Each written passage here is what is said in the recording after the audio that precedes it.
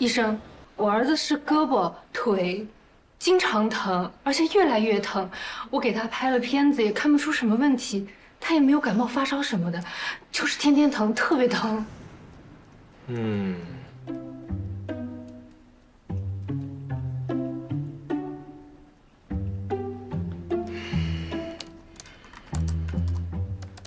小朋友，来，我帮你听一下。去风湿免疫科吧。风湿吗？是风湿免疫系统的问题吗？去吧，会有新的发现的。去吧。哦，好，谢谢医生啊。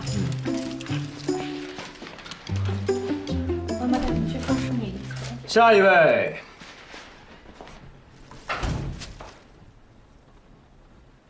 什么症状啊？医生啊，我这腰疼，疼了好几年了。都说是什么腰椎间盘突出，可是我拍了片子了，这腰没问题啊。去风湿免疫科吧。啊？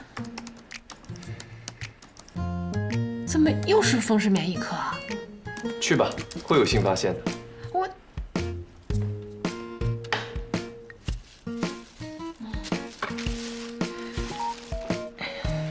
排队1小时，看病1分钟。风湿免疫科哪儿有？往前走，经过引导台左拐，看到扶梯上2楼，然后直行。第一个路口右转50米左右有个卫生间，卫生间的右手边就是。啊，好，谢谢啊。风湿免疫科这哪儿有啊？下一位。云哥，以你的看诊速度，早就看完了。你要不要去后面补个觉？风雨雷电日，急诊忙翻天呀！想补觉，做梦吧你！喂。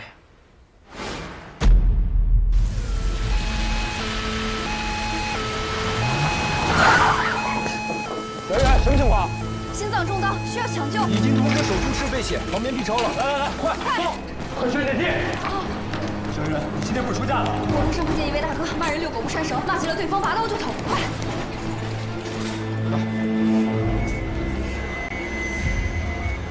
患者心跳缓慢，心音遥远，意识已经丧失。小医人，来，架开。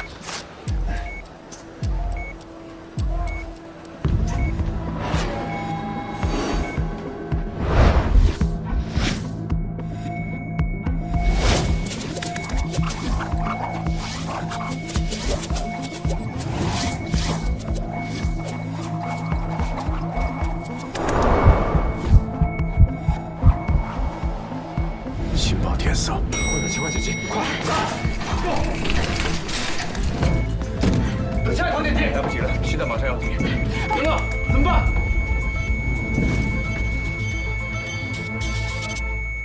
起。收到。我是海城医院马上入职的医生，来不及了，请相信我。手套，出弹。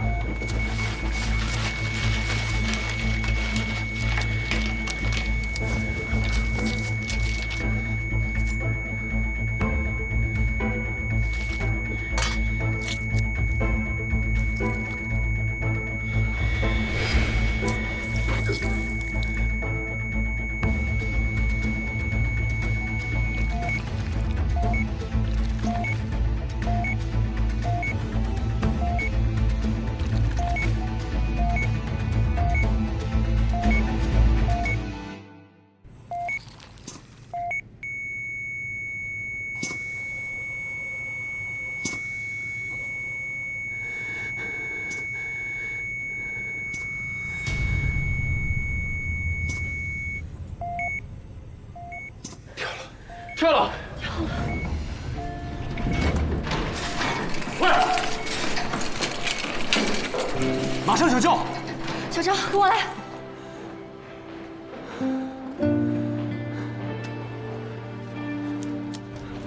哎，衣服、裤子、鞋，干洗费500，来付就算了，微信还支付宝啊？啊。喂，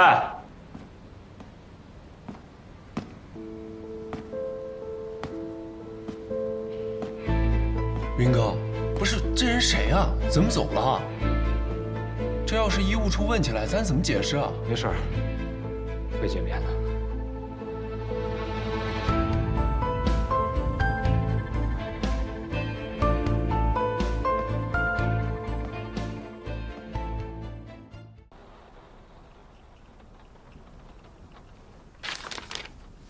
做过73台微波手术，死亡率0，遗漏并发率也才12%。普外出身，没结婚，没孩子，为什么转介入？创伤小，恢复快，没了。没了。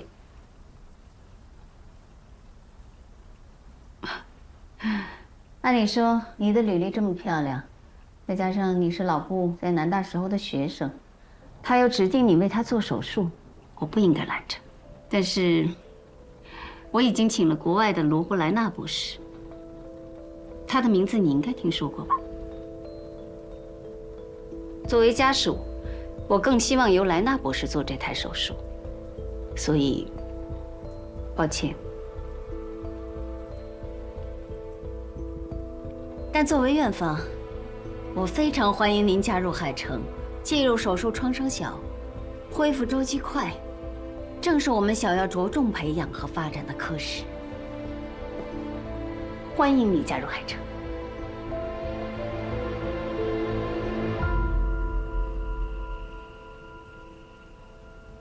我看了老师的 CT、MRI 片子，对比前2周差别不大。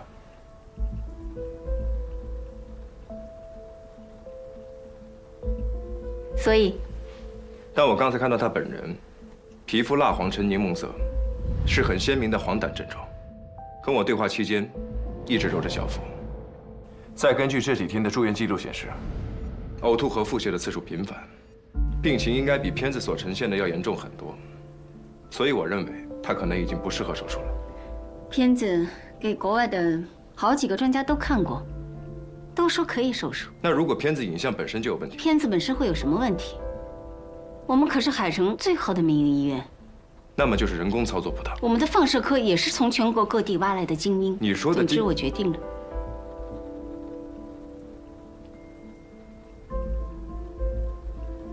老师知道换主刀吗？我会说服他。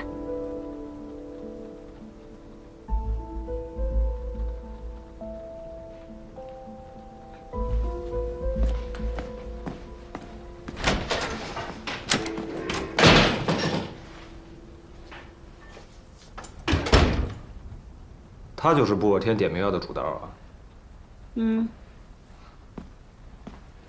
5年前，老布在南大授课的时候，他来培训。老布每次回来提起这个学生就赞不绝口。我说他这么好，为什么不挖来海城呢？他说不想耽误人家。结果到底还是来了。医术还行，急救时候挺冷静的。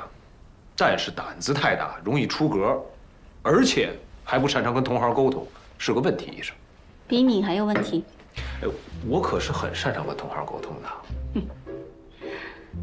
你帮我看着他，不要让他介入老布的手术。万一闹什么幺蛾子，也第一时间来告诉我。明天早上莱纳博士4点的飞机，你去接机。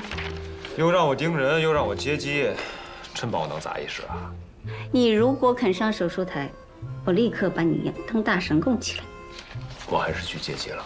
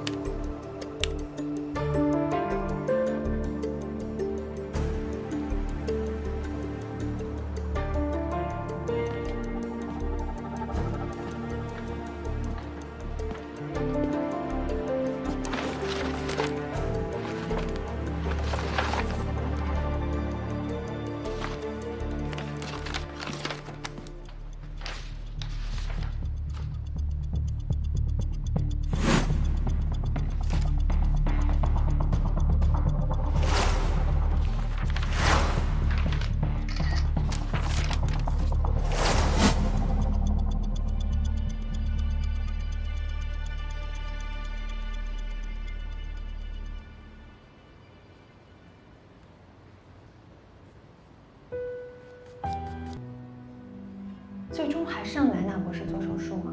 我听说院长想用另一名医生。一个是世界顶级名医，一个是初出茅庐的新人。你是院长夫人，你选谁？也是。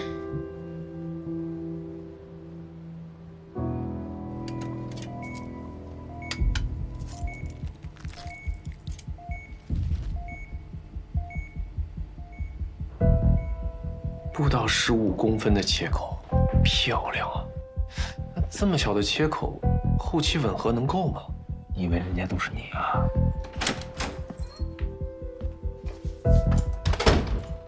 你来做什么？我说过，这个手术不需要你。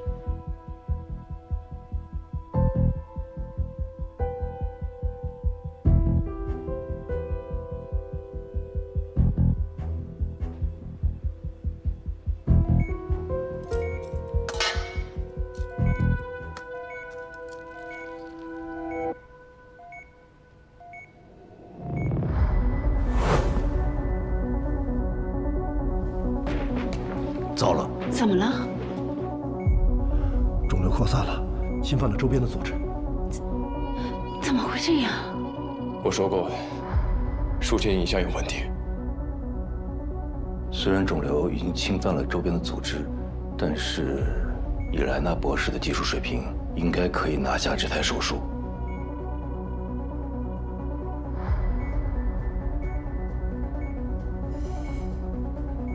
Surgical dissection can cause heavy bleeding and lead to patient's death. Doctor, what can we do? You shut up and be quiet.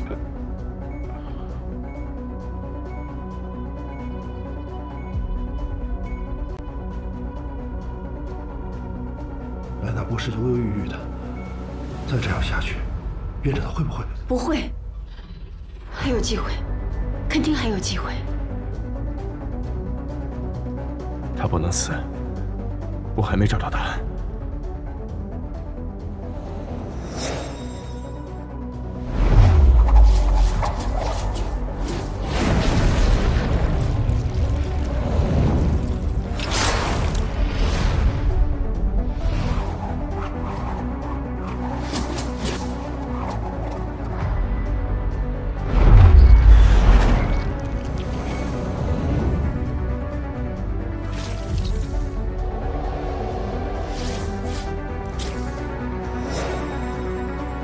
机会1%。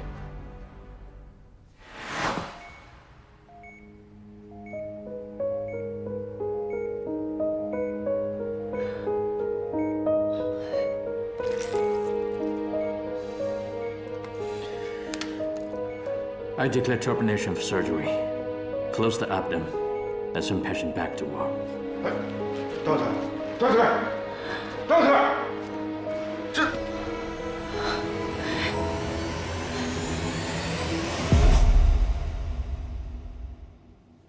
Mr. Rubber. I'm sorry.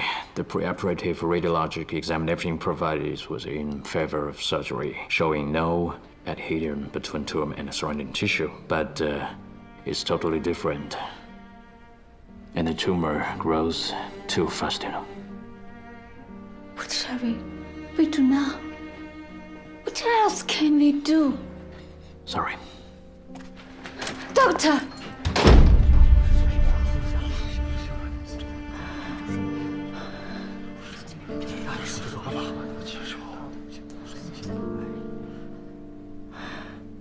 手术继续，转介入，立刻备弹。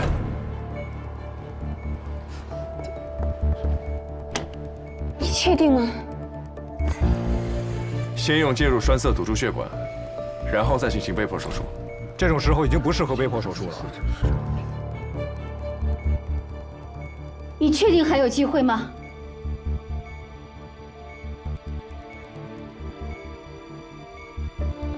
？1%，但起码不是0。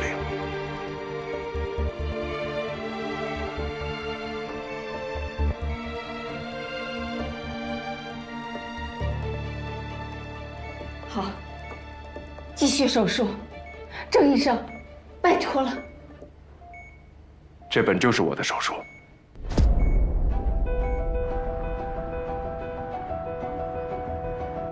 你们都出去吧。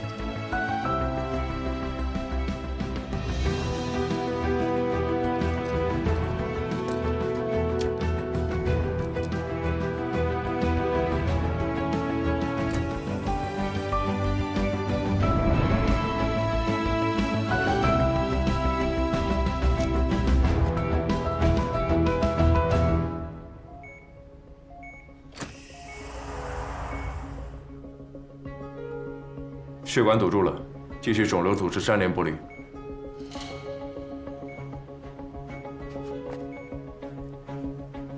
先歇会儿吧。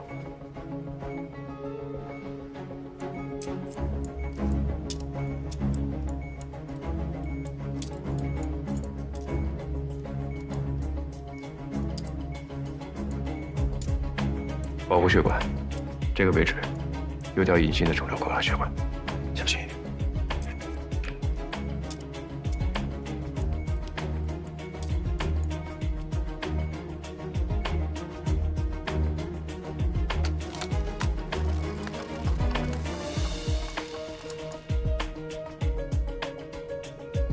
切除胰头和12指肠。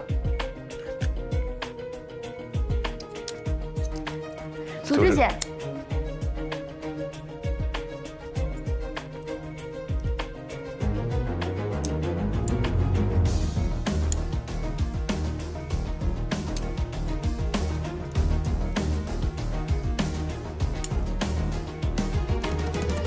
郑医生，手术还需要持续多久？2个小时左右，继续给药。好。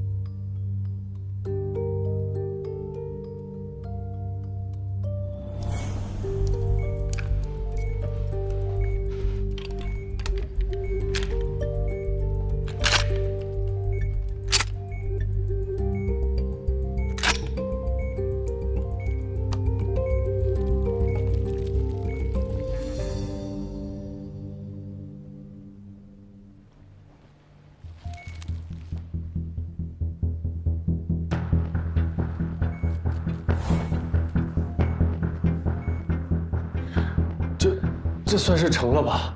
成了吗？成了，虽然后续很复杂，但已经问题不大了。真的？谢天谢地，谢天谢地。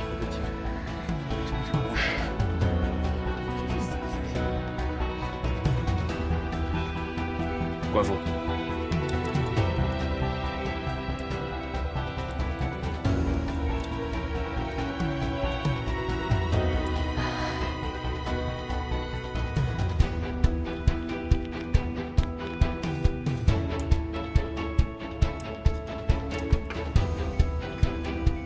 手术结束。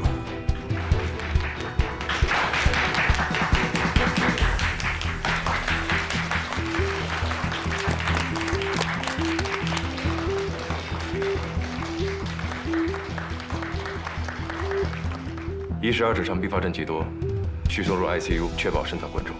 收到，辛苦了，郑医生。我叫谢依人，以后多多关照。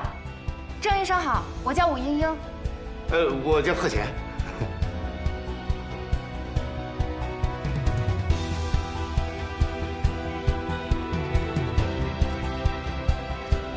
莱纳博士都做不了的手术，他居然做成了。这个人是谁啊？他叫郑人，介入科新来的主任。这么年轻就是主任了，那跟我们云哥一样聪明。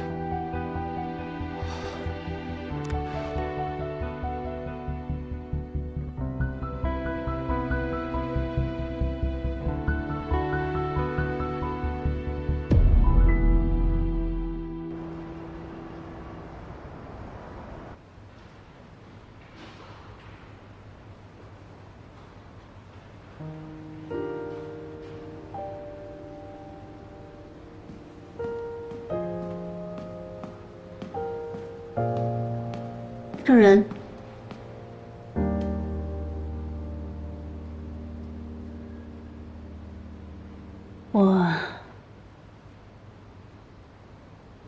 我向你道歉，谢谢你。我说过，错误的影像设备误导着医生的判断，盲目轻易的手术只会造成患者的死亡。这次能救回来是侥幸，那么下一次又会轮到谁？你真的不知道输检影像有问题？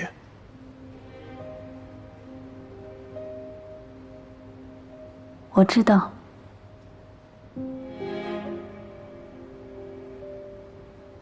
那是以前的片子。那你为什么这么做？就是因为侥幸，希望能够手术，希望手术能够成功。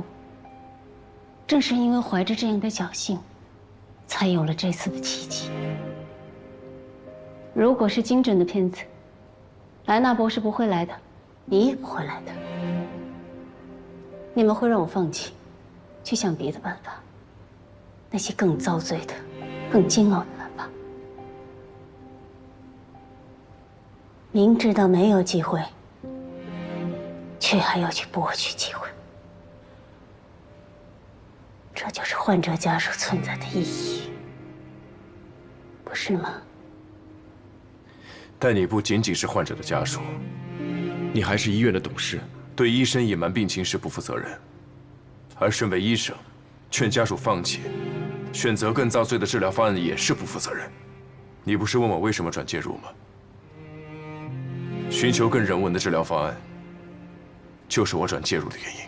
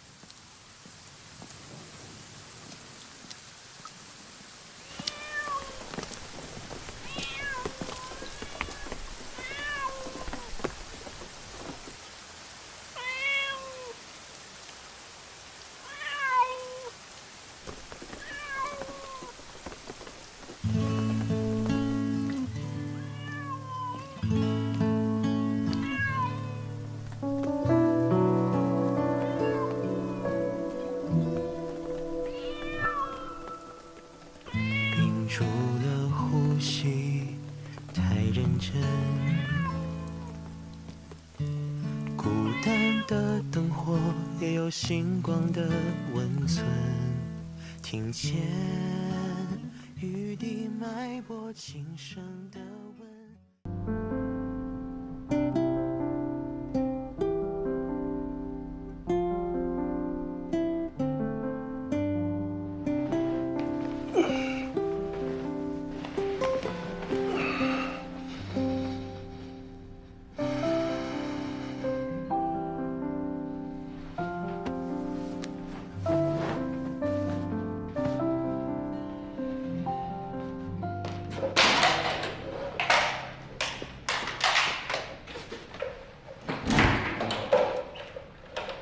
哎呦，霞姐，好不容易补个觉，能不能晚点收垃圾啊？不好意思啊，云哥，吵着你了。哎呀，我这不是一会儿要去拿那个复查报告吗？想着赶紧把手里的活给做完了。复查？啊。哎，对了，上次复查怎么样啊？上次挺好的，希望这次也没事儿，要不都对不起人家常医生的一番苦心呢。走了啊。拜拜啊，小姐。拜拜。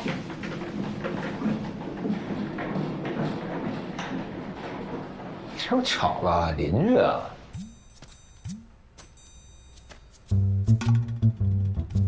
你还喜欢养花呢？养的还挺不错的。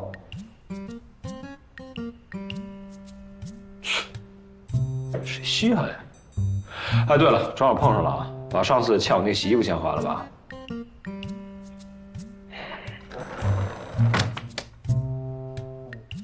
哎，500块呢，500。赶紧去那边拿药吧。堂堂介入科大主任，连500块都还不起啊？有病？什么？你有病，治好病再跟我说话。你居然敢嘲笑我有病！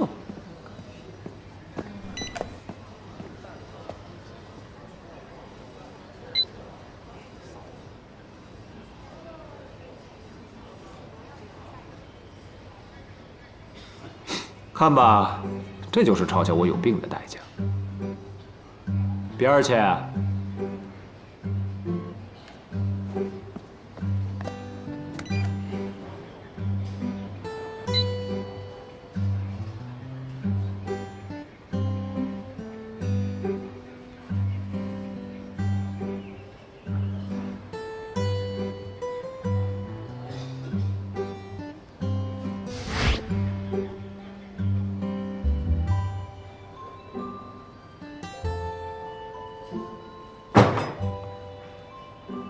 看来他也嫌弃你。哎，就是你，就是你，苏云，哎，苏云，哼，我可找到你了，我要投诉你。云哥，他一大早就跑来急诊找你，还不挂号？挂什么挂呀？啊，就是你们两个，把我忽悠到了什么风湿免疫科，我花了几千块钱呀做检查，什么都没查出来。哎，大妈，咱们有话好好说。什么眼神？你叫谁大妈呢？你们院长呢？我要投诉！大姐，大姐，哎，小姐姐，那个查不出病因是常有的事儿。啊呸！我儿子都上网查过了，腰间盘突出得看骨科。你让我上风湿免疫门诊，我能查出个什么？腰疼不疼？我这腰啊，这几年是越来越疼。疼痛有规律吗？啥叫规律啊？就是活动后越来越重，干活后疼痛会很剧烈。哎，是啊，我就拎几斤的菜，我到了家呢，我就感觉我这个屁股疼，典型的呀，腰间盘突出的症状呀。的确是。你看是吧？嘿，这俩医生什么玩意儿啊？让我去看什么风湿？胸疼不疼？干嘛？耍流氓啊你！我怀疑你得了 CEPO 综合症，是以滑膜炎、痤疮、脓包疮、骨肥厚骨髓炎为病症的综合体。一部分患者合并带状疱疹，就会出现胸部疼痛的症状。建议你去风湿免疫科拍个 PET CT 或者全身骨断层扫描，就可以确认。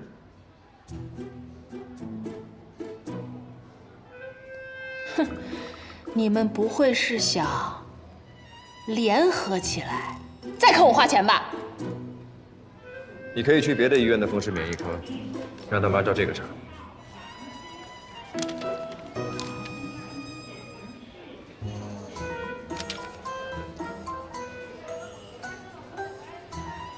行，如果不是，哼，你们都给我等着，尤其是你，还有你。郑哥，他真有 CEPO 综合症，你咋看出来的？脸部有痤疮，他的痤疮和寻常型不一样，也叫反常性痤疮、聚合性痤疮。 50岁左右突然长青春痘，就要小心是不是这个病。云哥，所以你一早就发现了，才让他去的风湿免疫科。郑主任，那个把自家的患者往别家医院推，这个不太合适吧？身为医生，对患者的病情不坦言相告，明知病因却含糊其辞，继续诱导他花大量的钱在繁琐的筛查上。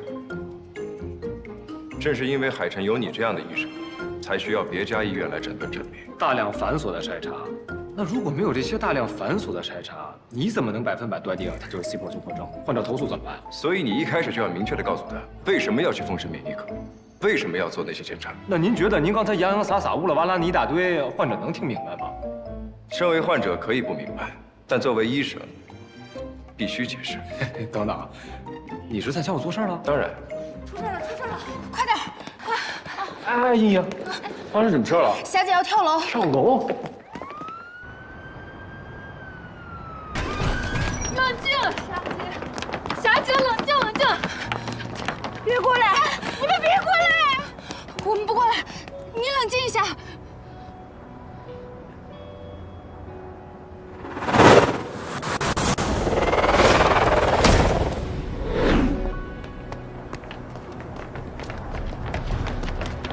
这是咱们医院的保洁吗？是，她叫云霞。为什么要跳楼？她去年在咱们医院确诊了肝癌，好不容易做了手术，前天复查又复发了，本来就欠了很多外债，再加上这次的手术费，她就更无力承担了。她没有医保吗？医保能报销大半部分，但剩下的部分她还是承担不起。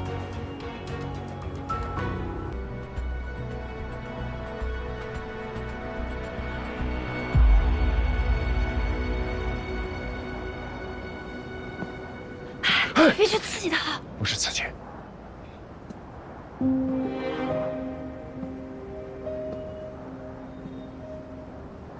别过来！你别过来！你别过来！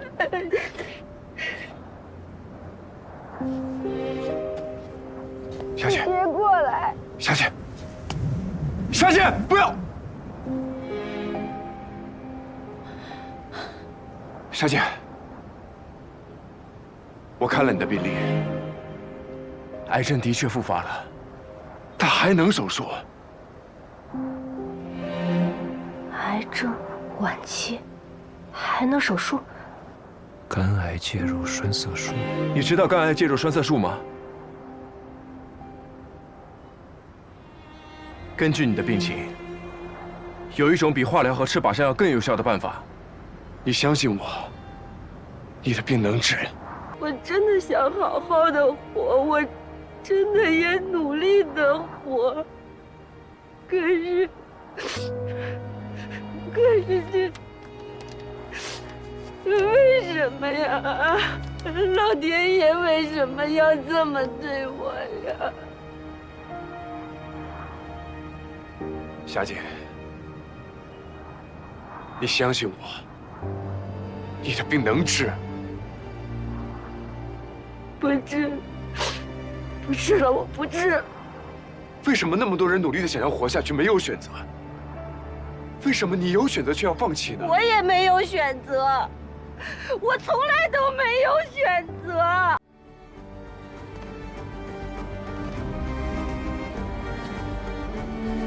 你这病能治，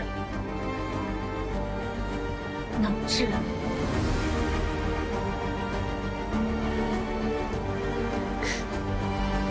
还能治，能治，真的能治。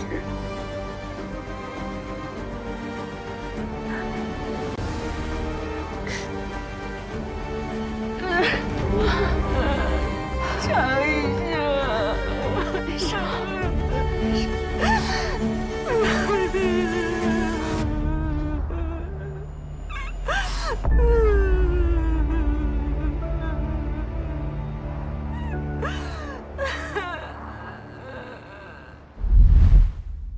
海城医院最初创办的理念是成为中国的蛮欧。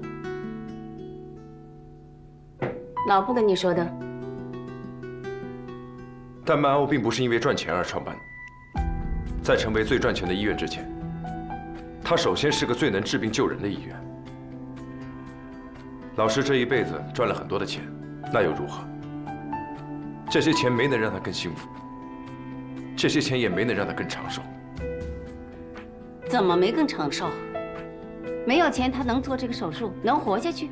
让他活下来的是越来越先进发达的医术，并不是钱。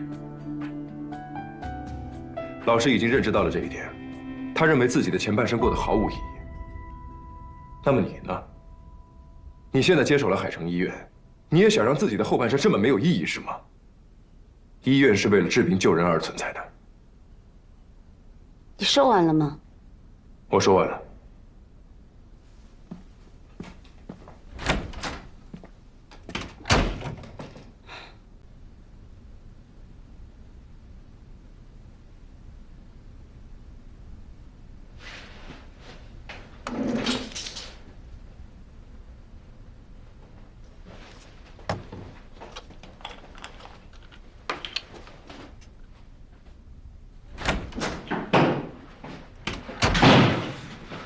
哎，下班了还不走啊？是。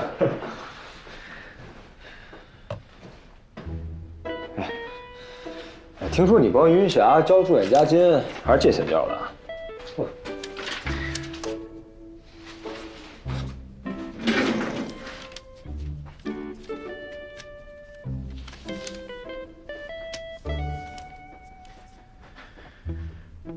你知道后续这个病还需要很多钱吗？我查了一下，海市目前还没有肝癌介入栓塞术。作为新项目，可以向市里申请报销，最高金额可达1半。那另一半呢？你继续出啊？你到底想说什么？我就是挺好奇你的想法的啊，所以想采访你一下。第一，肝癌晚期，就算是介入栓塞，也不一定能治好。第二，就算手术成功了，后续还要做好几次手术，那后续的开销每次都要1万左右，你能贴补几次啊？第三，就算全部没有问题，他也活不了几年，他的生存价值值这么多吗？生存价值？无父无母，无儿无女，老公也跑，他学历又不高，即使这样，你也要救啊？我不知道原来生存还需要价值。生存不考虑价值，但是有价值的人总可以生存得久一点。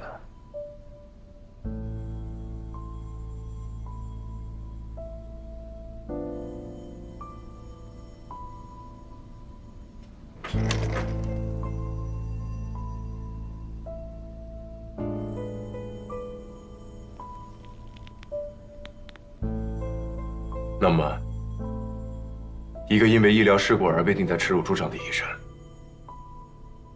一个无法再做手术的医生，一个失去价值的医生就该死吗？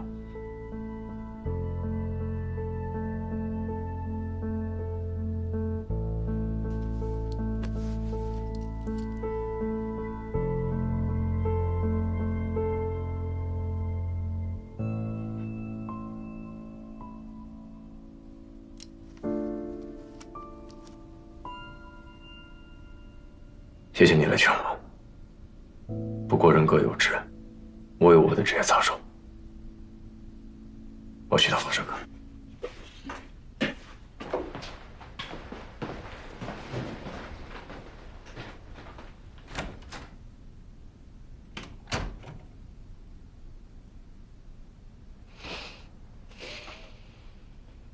这个点去放射科？不行，为什么？因为64排 CT 不是急诊项目，不值班。你把钥匙给我，我可以自己操作机器。郑医生啊，你刚来医院，可能对医院的规章制度不太了解。首先啊，放射科跟介入之前虽然是合并的，但那是部院长的关系。现在你们已经分出去成立独立的科室了。所以按照原则，放射科的机器只能放射科的人操作，其他科室是可以借用，但得打报告申请啊。然后按照放射科的规定，我已经下班了。我的患者明早需要手术，今晚我必须做这个3维重建。你什么意思啊？哎呦，罗主任怎么了？罗主任，来，小姐先坐啊。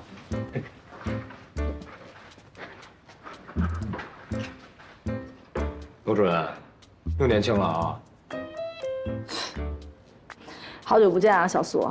是啊，急诊科24小时随时待命，哪像您啊，到点就下班，还有体检费，生活太滋润了。但是今天有人不让我下班了。小姐啊，什么时候开始？你先别说话行吗？罗姐姐，没办法，肝癌介入栓塞术海市第一例，这要做成了，咱们院可就牛了。您别跟新来的一般见识啊！来，辛苦。不是，你知道我们不……哎呦，姐，您知道的，介入科医生很苦的。那当年我在介入科实习那会儿，有一个手术，患者的肿瘤供氧血管有一根是从膈动脉分支下来的。当时我跟老师披着几十斤的铅衣，足足在手术室里面站了4个小时才找着。您说当时要能先3维重建找着了，得省多少事儿啊？啊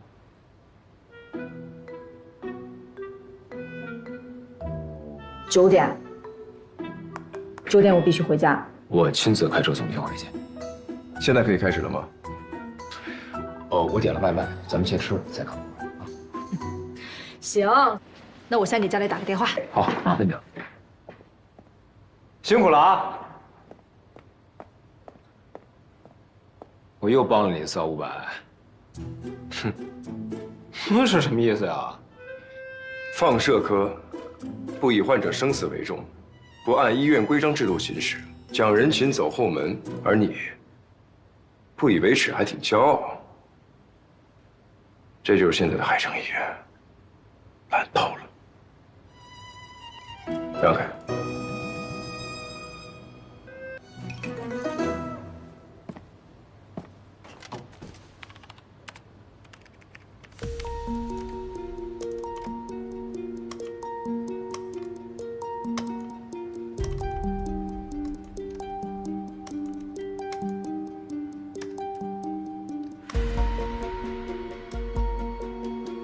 又吃包子了。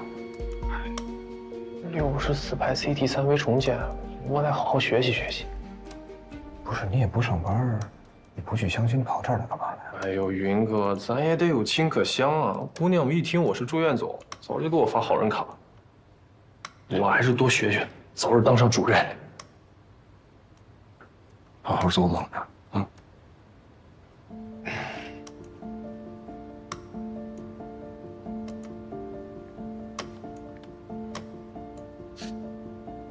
罗姐，郑哥操作的还行吗？现在技术水平发展真快呀，术者都能自己重建。这再过2年，我们辅助科室的人都该下岗了。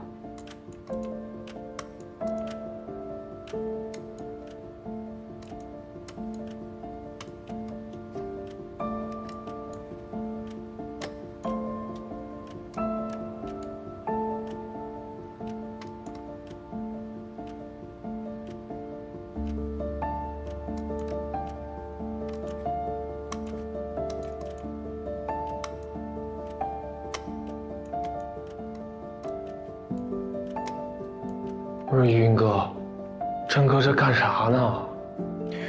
寻找肝脏边缘异常的信号阴影，看看是不是肿瘤的供氧动脉。这么麻烦，那这要每个病人来这么一趟，那得费多少功夫啊？磨刀不误砍柴工嘛。这里，什么？新增生的动脉。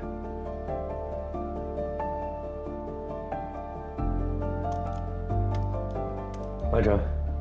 血管出自肝动脉支，具体到手术时验证。哎，那彩色图纸得明天才能做出来。那我明天来取。不，我明天亲自给你送过去啊。哎，那个郑医生，我还有点事儿问问你啊。哎，罗主任，我开车送您啊。不用，你先回去吧。您别摔着。云哥，原来你也有不好使的一天。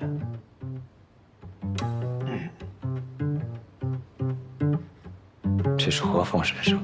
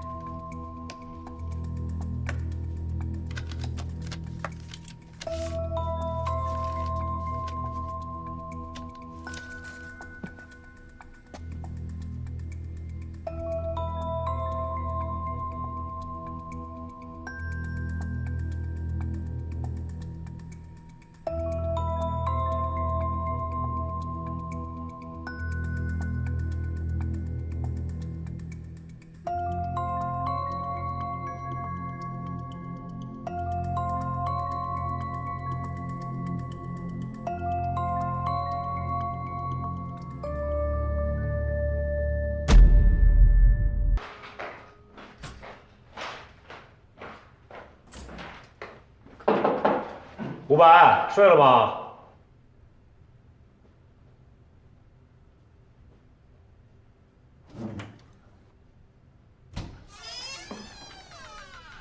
？500，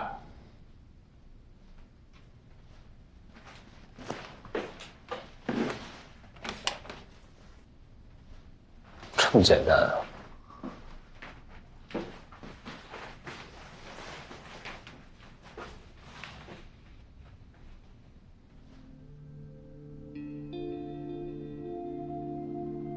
哼，便签条贴的跟 Excel 似的。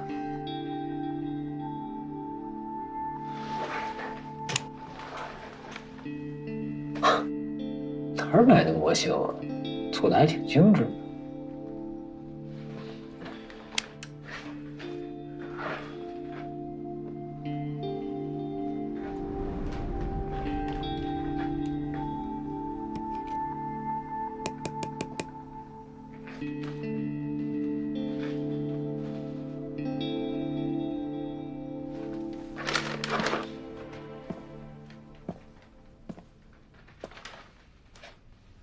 仙人掌不让碰，偏碰就碰。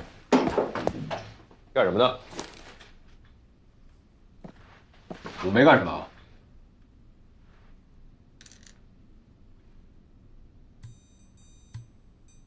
给个合理的解释。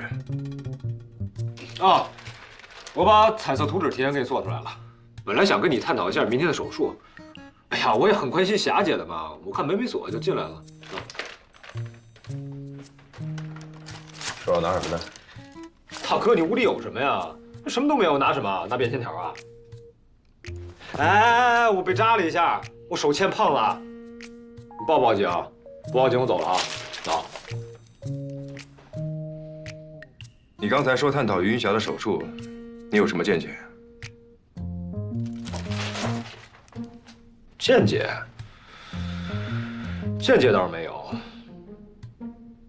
倒是有一颗练习的地方，想去看看吗？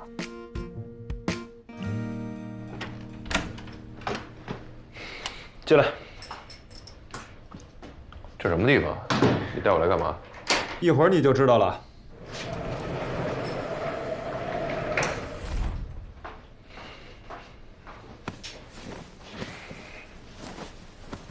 你平时在这儿练习啊？你看这么多灰，像经常练习的样子吗？这以前是我的秘密基地，现在便宜你了。带上。虽然系统已经过时了，但勉强还能用。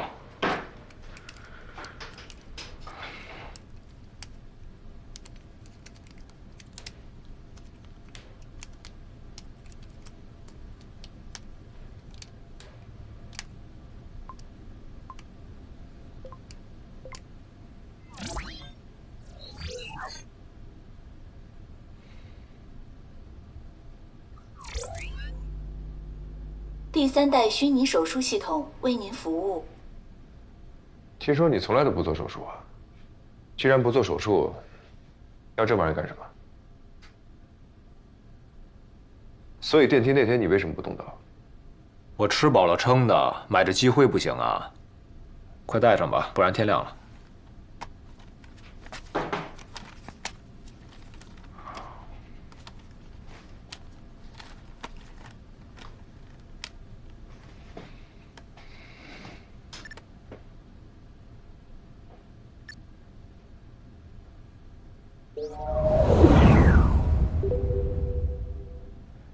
肝癌介入栓塞术，对吧？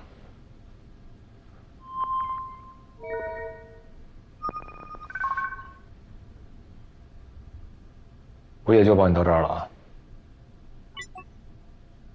来吧。肝癌介入栓塞术，准备就绪。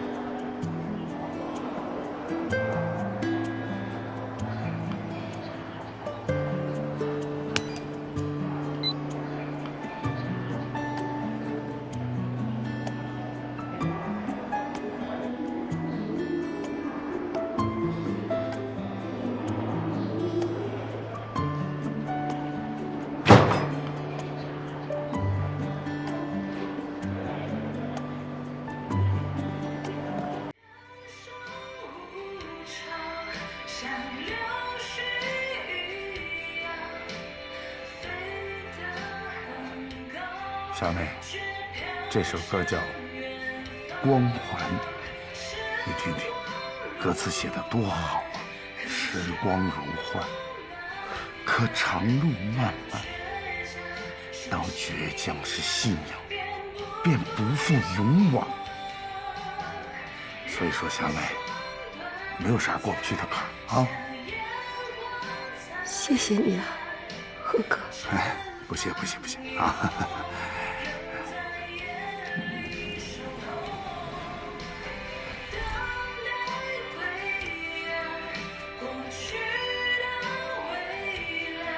真是啊，麻烦你了。把噪音关了。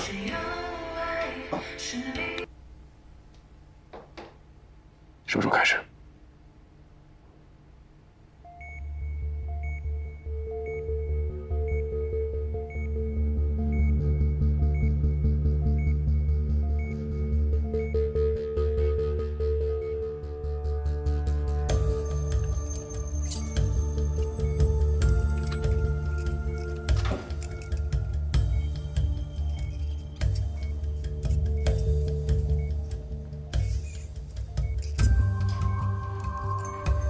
背道馆。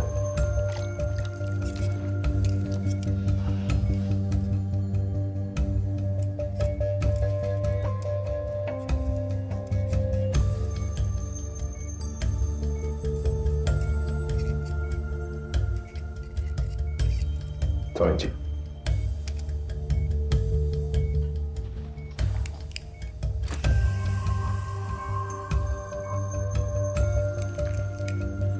点油。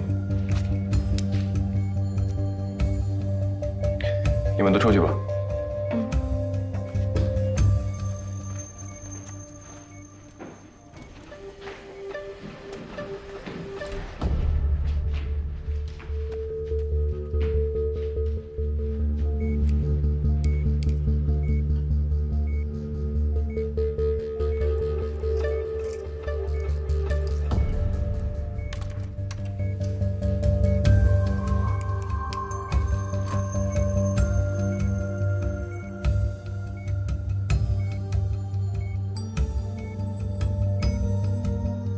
怎么回事？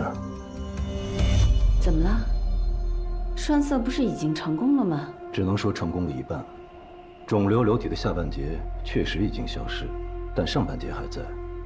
这里，肿瘤瘤体的下半截供氧血管已经成功栓塞，可是问题是，它的上半截依然还会有来自于肝脏以外的血液供给。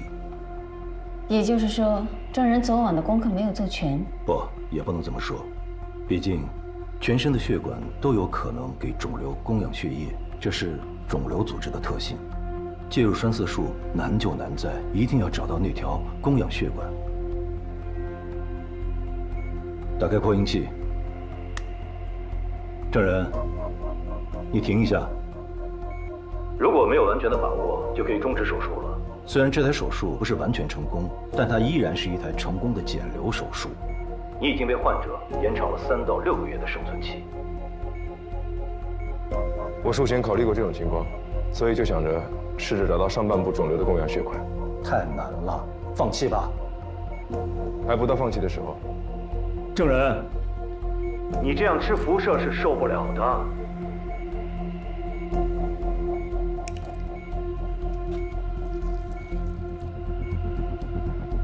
他这是要干什么呢？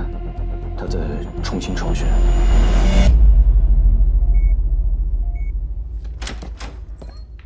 哟，都在呢。早上好，各位。这500不行啊，我这一觉睡醒了还没做完呢。岳飞，多长时间了？2小时。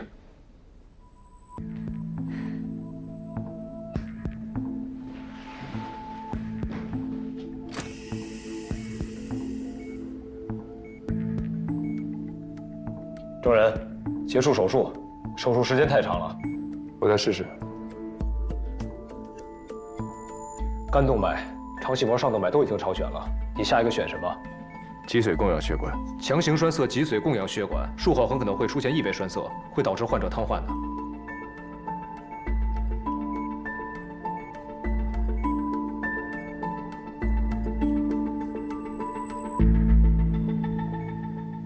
程医生，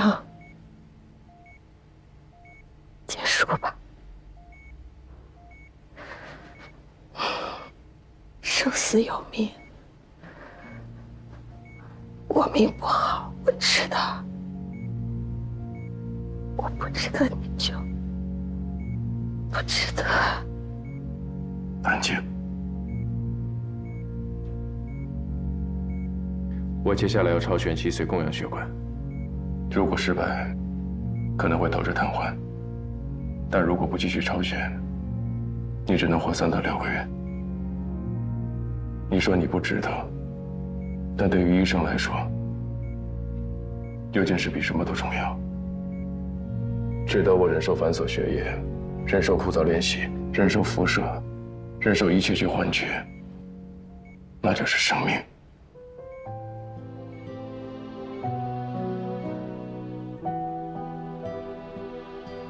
生命是这个世界上最宝贵的东西。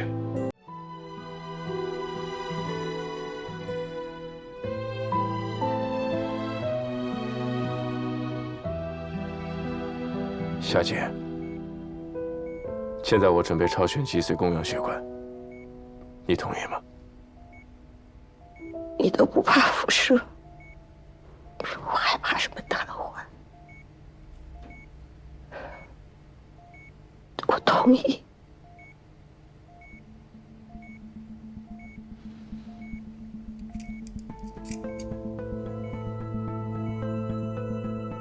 脊髓供氧血管，每个人从结构上说差异非常大。如果由我来主刀这台手术，我是绝对不会去选择脊髓供氧动脉的。毕竟还年轻，做事情还是有点激进了。不，是因为手术时间过于长了，身体吃不消，他的技术动作会产生变形。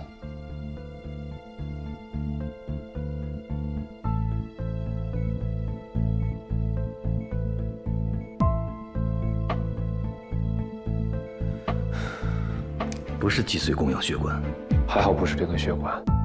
要是这根血管的话，手术可能就没法继续了。证人，已经很久了，你还要试几次？不多了，能想到的超选动脉只剩下胃走动脉、主动脉这些，很快就结束了。你最多再超选3次，因为手术时间太长了，你们吃辐射的时间也太长了。造氧剂剂量过多，就算你受得了，霞姐也受不了啊。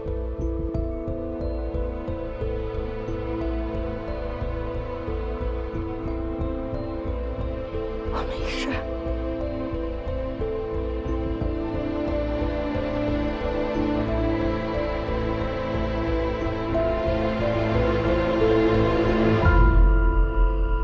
好，就3次。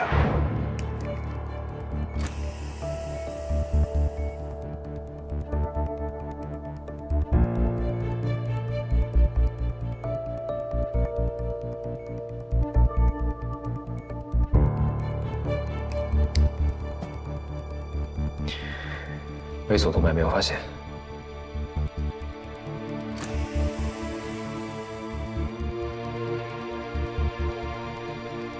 第1肋间动脉也没有发现。他只有最后一次机会了。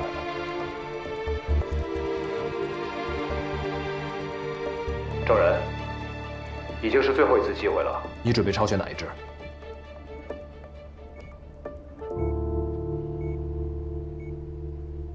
膈动脉。膈动脉，几率太小了。证人，你要考虑清楚，这是你最后一次机会。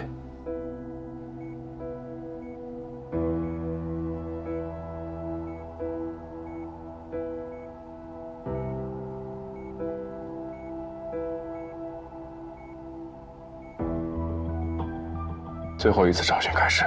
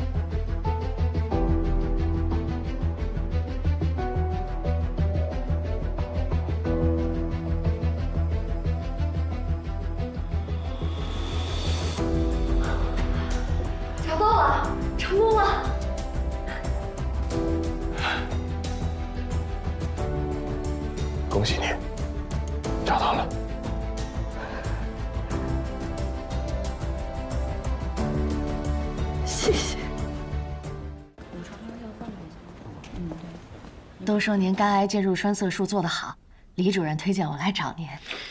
台周一手术可以吗？可以可以。去缴费吧。哎，谢谢啊，谢谢郑医生啊。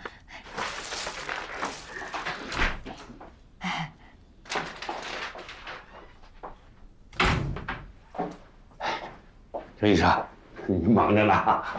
哎呀，这号都挂爆了，外面老多人了。说重点。哦，我呢是为了云霞的事来的。您这次给她做的手术非常成功，然后呢，说重点。您知道，有个做医疗器械的长丰公司一直在找咱们。他们现在在推广自己的介入手术耗材，所以呢？所以啊，他们对这个肝癌介入栓塞术啊非常感兴趣，想找您聊一聊。这可是国内首屈一指的耗材公司啊，想在咱们海市拓展业务。人呢，想托我来问一下，您以后再做肝癌介入栓塞术的时候，能不能优先考虑长丰的耗材啊？你先忙着哈。哎，云哥，跟郑医生闲聊，说他的手保养慢呀，疼，还知道疼啊？知道。再让我知道你给医药厂商搞推销，我让你这辈子麻醉不了，你信吗？我信，松开，不是我错了，行吗，云哥？哎呦，你这不至于吧，云哥？这个老贺，技术不错，心弯。你想也别想啊，明白吗？你来做什么？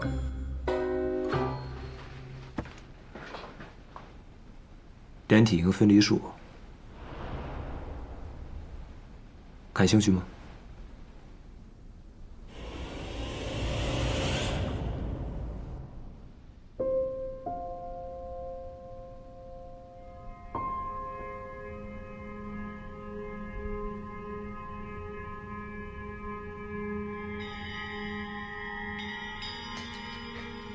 怎么样？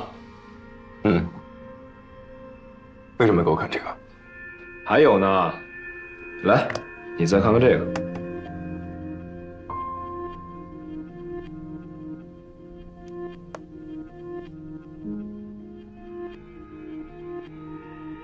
在咱们医院，我还说3点啊。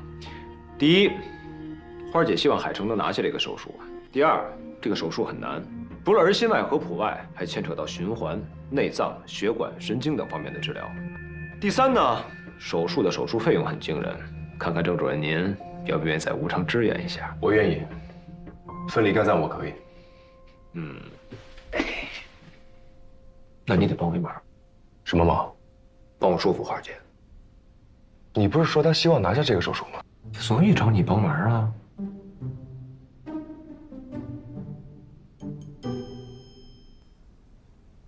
苏院长，我想做连体婴分离术。花姐。你不是希望海城能拿下这个手术，好扬名立万吗？那还不赶紧凑人建立团队啊！我已经放弃了。为什么？前期投资太大，回收利润太低。我请教过潘姥姥，这种难度的手术，光手术虚拟导航设备就需要7位数，买来了可能只用这么1次，还需要耗费大量的时间在术前模拟上。一个团队大概要小20个人吧。有这功夫，我们做肝癌介入栓塞术不好吗？目前我已经接收到来自全国各地几10位肝癌晚期患者的申请。郑人，你觉得你一天能做几台？要不要专门给你开一个手术室？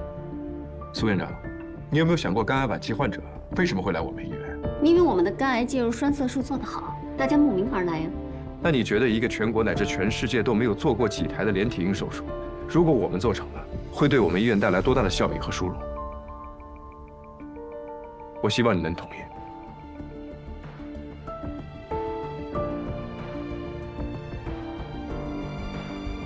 哎，来，那个坐进来说，来，坐。花姐，你先看看这个。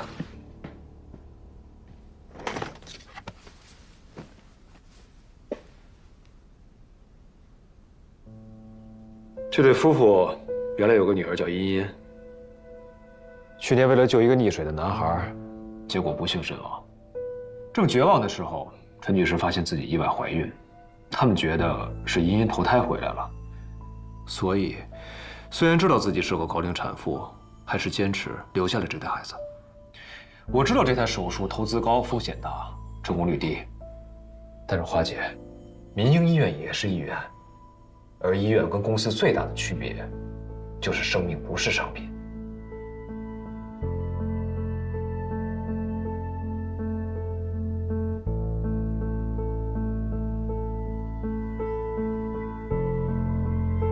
我想配合二位，做好这台手术。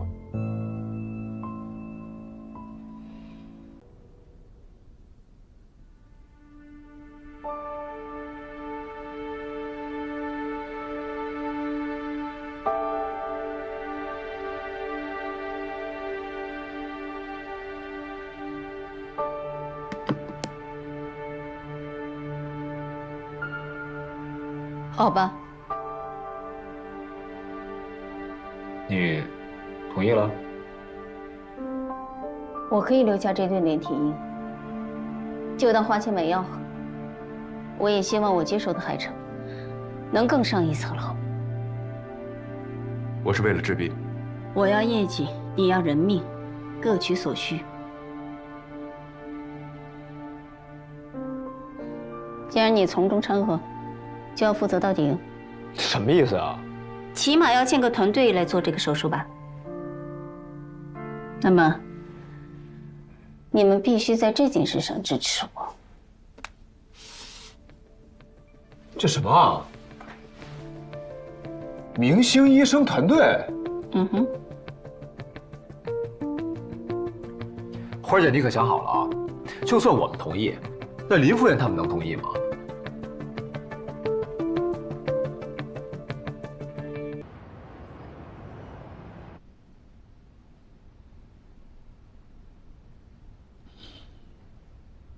郑人，听说你要组建团队了。真好。每次看到你啊，都让我想起一个人。他跟你一样，也是不善于社交，但他有个好老师，有个好朋友，他们可以帮他。郑人，你也需要帮手。那你的那位朋友，现在过得如何？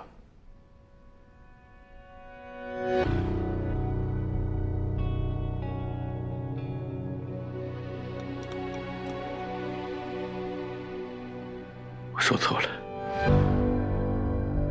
他没什么好朋友，也没有好老师。我们都不配。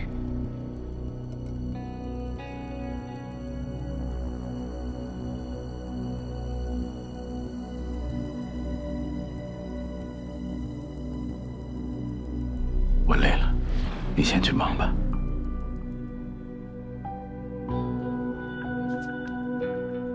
老师，你好好休息。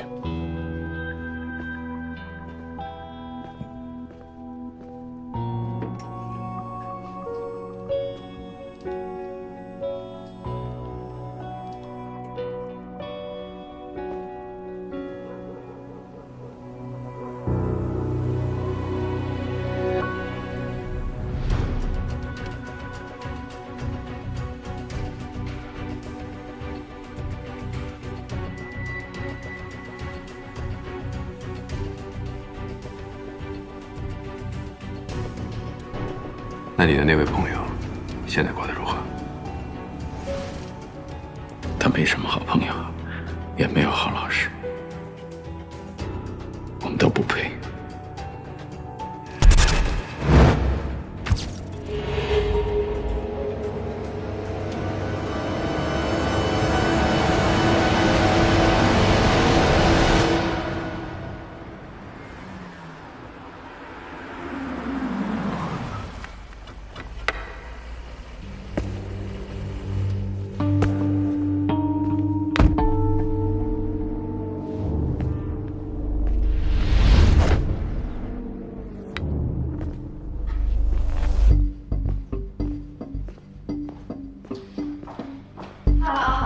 们好。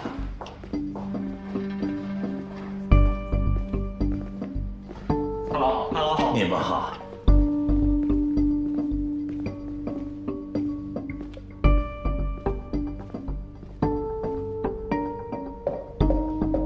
进。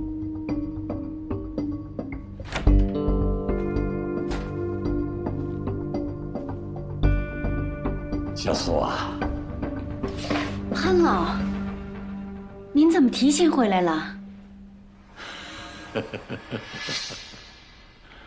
您可得常回来看看。你们搞得很好，我不能老来捣乱。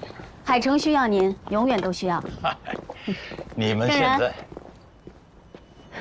我介绍一下，这位是潘老，潘石海教授啊，是我们海城的第一任院长，也是海城的创办者。潘老，这是我们介入科新来的主任，叫郑仁。哦，脑部的手术就是他做的，普外出身，后转的介入，尤其是肝癌介入栓塞术，做得非常好。好啊，来了多长时间了？对我们海城印象如何呀？挺好的。啊，一定是发现了很多不足，对吧？但是有一点你要记住，年轻人，其他医院无法和海城相比，那就是机会。我们尽一切可能为年轻人提供机会，让他们实现自己的抱负，一展所长。潘老是个特别愿意提携后辈的长者，桃李满天下。我个人不算什么，这是我们海城的光荣传统。相信我，年轻人，好好干。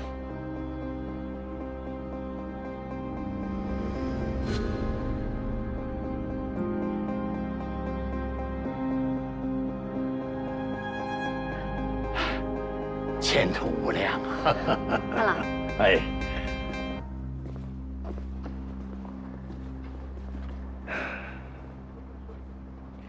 要我说，这位才是海城真正的明星医生啊！是啊，骨科大拿，当年就是有他老人家坐镇，无数患者慕名而来，海城才一下发展起来的。他年轻的时候可是拼命三郎，天天手术，从不休息。后来累出了一身病，做不了手术，就专心做院长了。是啊，没问题，送到急诊科吧。好的。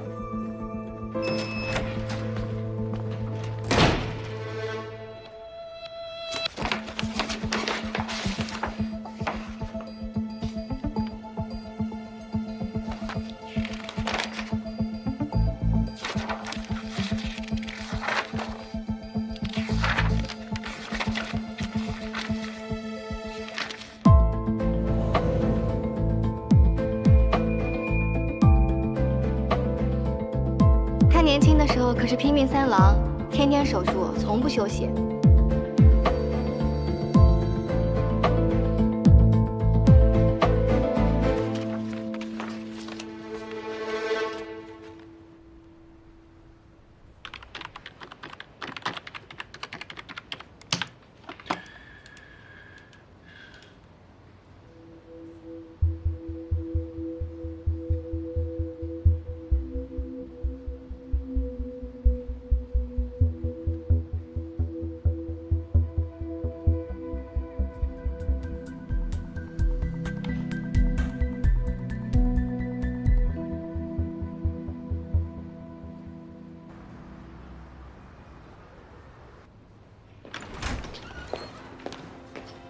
怎么又是你啊？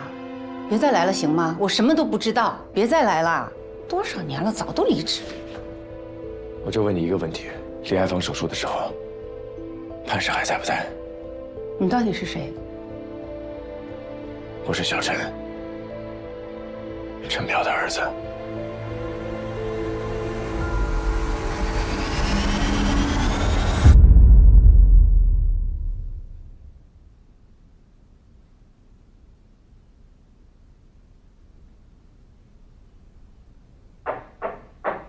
请进。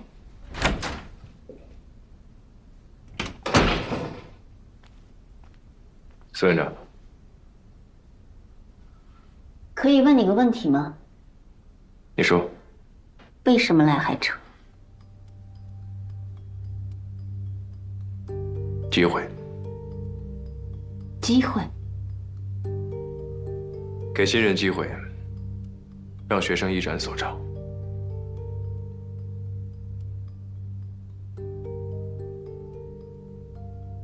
这是潘老的名言，也是海城创办时的宗旨。好，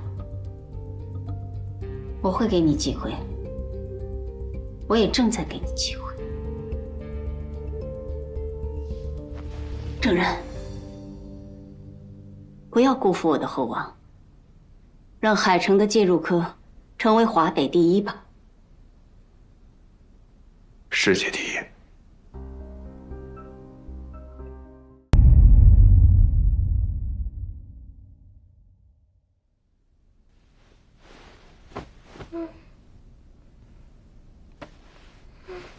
妈妈，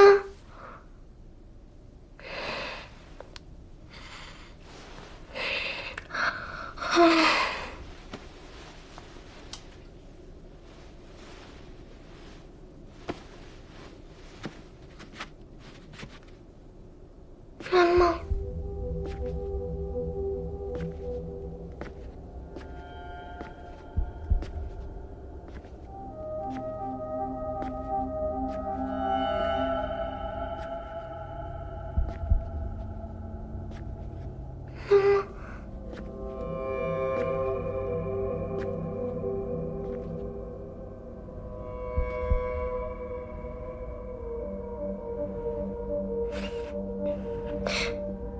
妈妈你在哪儿？妈妈，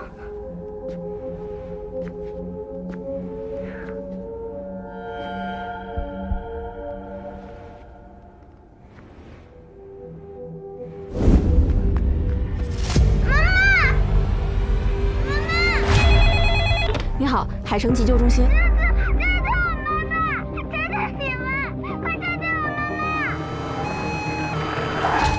什么情况？患者肚子疼，半夜吐了，晕倒在厕所里。他女儿很害怕，打的急救电话。小妹妹，别着急啊！啊，你不能进去，姐姐在这陪着你。我会的。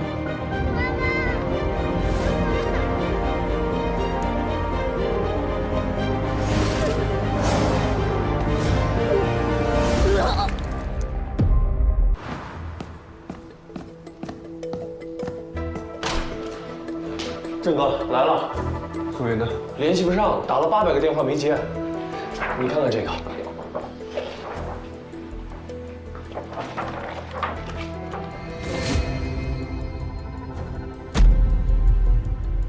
还有别的资料吗？他女儿带来了这些。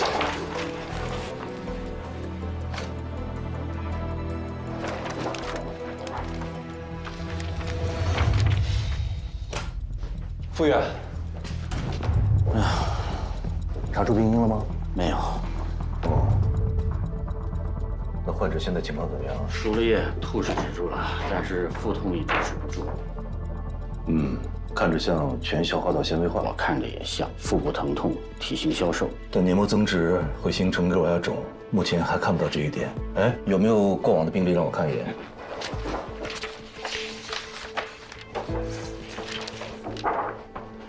林秀英，怎么了？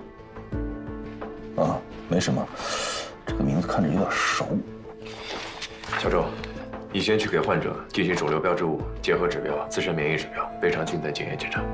患者在别家医院已经做过了，再走一次。好的。哦，我想起来了，她是彭家的夫人。谁？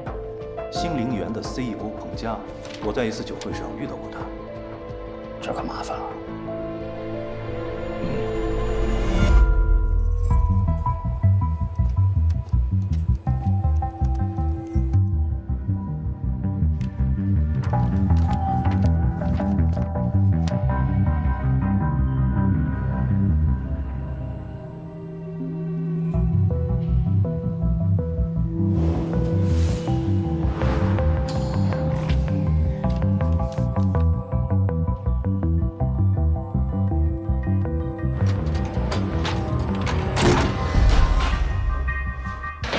检测报告出来了，全部阴性。猜都不用猜，我就知道是这个结果。要能查得出病因，不就早查出来了？他都去了多少家医院了？院长，哎，彭家的老婆送来我们医院了吗？对，已经讨论了一圈了，还是查不出病因。那就赶紧转送到上级医院吧，不要延误治疗。哦，开腹吧。开腹？我认为是复检症。复检症看上去不会是白花花的，未必，这种病很少见，病因不明，表现也不尽相同。那你是如何做出确定的？这里，根据患者2016年4月9日的病历，他曾去人民医院妇科做过检查，发现月经逆行导致妇科感染，而这片子里的卵巢和盆腔部分，仔细看是会发现异常的。所以我认为就是这种感染引发了原发性复检症，或者说特发性复检症。这个复检症难吗？这是罕见病中的罕见病，如果确诊的话，他得的应该是最严重的那一种。如果做手术，你有几成把握？这个手术我没做过，要开腹后才能知道。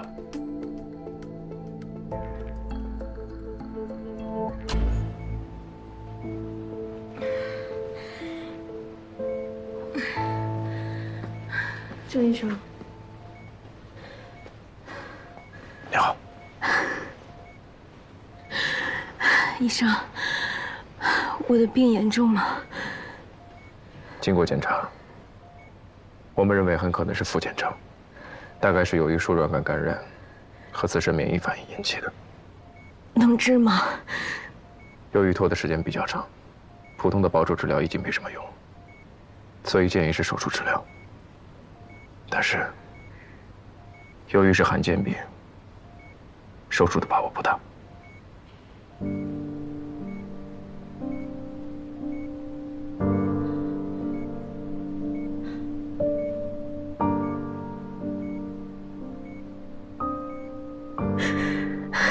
这几个月，我一直保守治疗，一方面我看病不能离家太远，照顾孩子不方便；另一方面，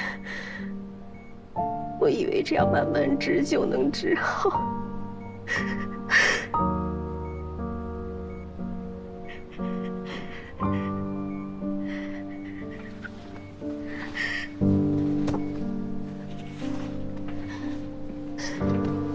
医生，我就一个愿望，让我再坚持坚持，半年也行。我想看着我的女儿上小学，求你了，拜托了，拜托了。我尽力。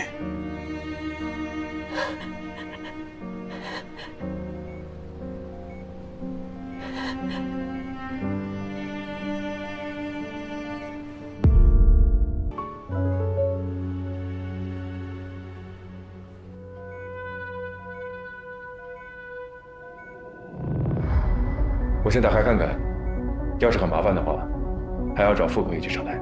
已经通知妇科了，马上到。手术刀。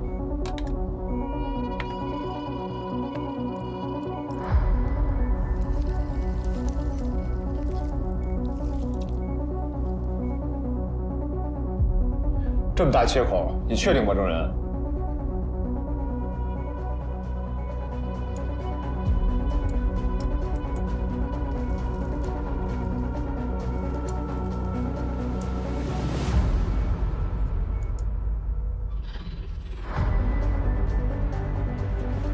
哇，这什么鬼啊？比想象的还要早啊！术区的肠道完全被包裹住了。普通的复检症啊，白色的结缔组织就像是一个鸡蛋壳，包裹着部分的肠道或是肠道的周围。可它这个不属于这两种情况，它这个太特殊了，都可以拿出来作为一个个案了。这个手术太难做了。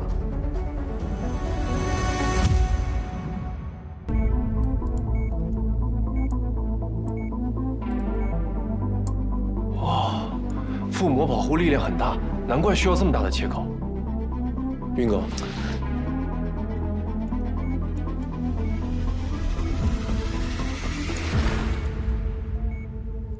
麻烦了，嫩豆腐恐怕是要关服了。为什么要关服？嫩豆腐你见过吧？它现在这个肠道壁啊，就是一块嫩豆腐，一碰哗啦就破掉了，还没有办法缝合。因为我说的为什么，是指为什么会破。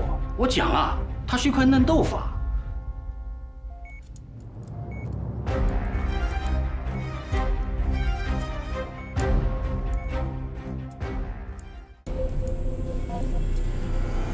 陈医生，怎么办？别着急，一点点来。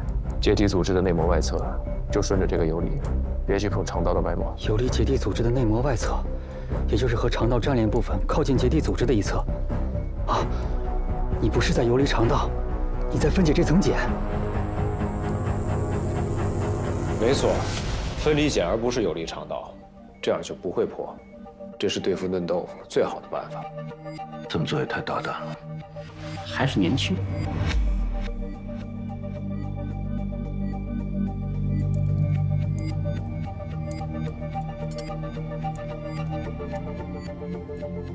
郑医生，你估计还需要多久？4个小时左右，继续给药吧。好。我们这边做完后，要妇科上来清染肠。妇科已经准备好了，随时可以上台。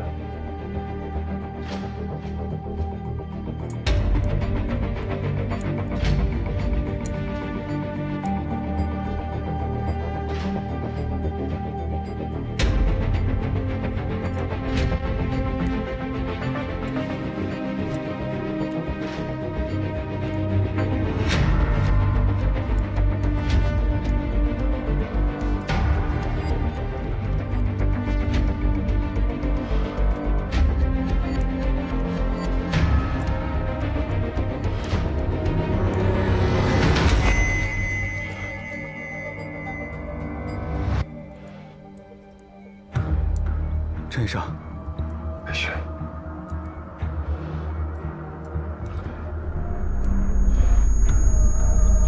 郑医生，要不要休息一下？不用，肠道很快就溶解出来了。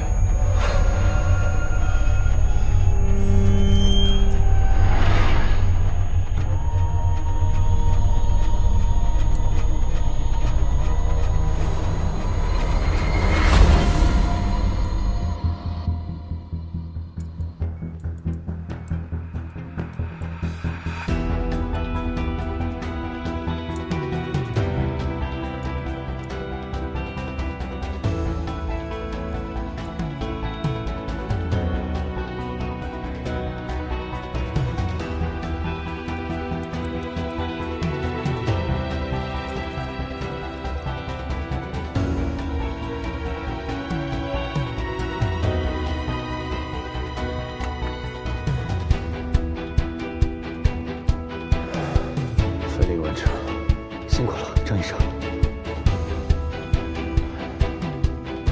可以让妇科上台了。好。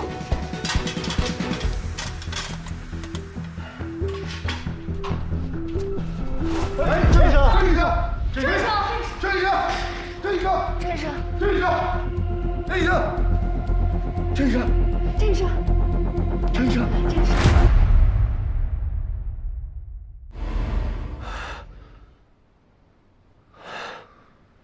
没事吧？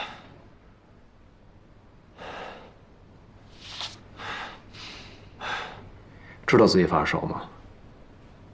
你可真行啊！怕患者死，你不怕自己死啊？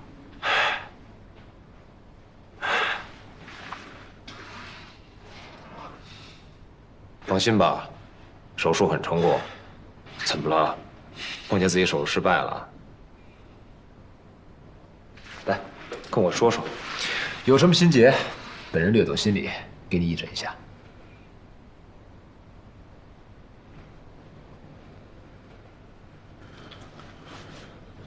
狗咬吕洞宾，不识好人心。我跟你说，学医的生命是很短的，5年本科，3年硕士，4年博士，再读个博士后。就算本科出来开始工作，也要实习3年，从封批开始慢慢熬。真正起步的时候都已经30好几了。随着时间的增长，身体就开始下降。医生的黄金时间也就短短10几年，我们的职业生涯就这么点儿。况且你还走介入，穿着几10斤的铅一尺辐射，你有想过未来吗？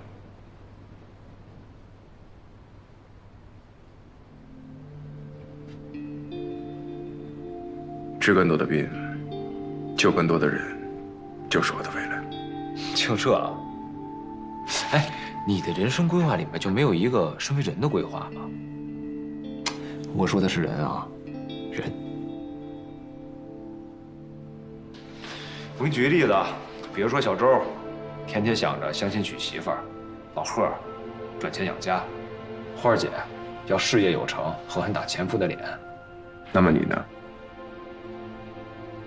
为什么不再做手术？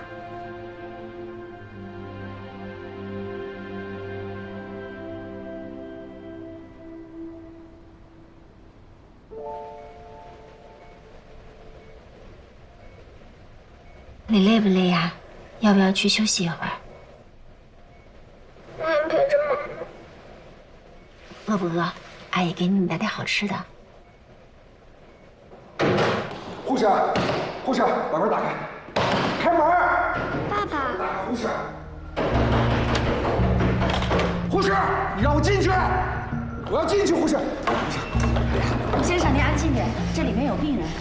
喂，何先生，何先生，先生，先生，妈妈，何先生，你为什么不去医院？有病要立刻治。他为什么不去医院？他为什么不去医院？啊！不去医院！你跟我出去！打电话叫保安。好，彭总，彭总，活该！彭总，妈妈没有做是去看病了，但是要照顾我，只能就地看病。找我呀？你怎么不找我呀？彭总，你为什么不找我？先生，你竟然会回家了？我找得到你吗？我给你打电话，你一直说你忙，你不是我的好爸爸了，你坏爸爸！哎，彭总，松手！我是好爸爸。不敢动！你冷静点。冷静。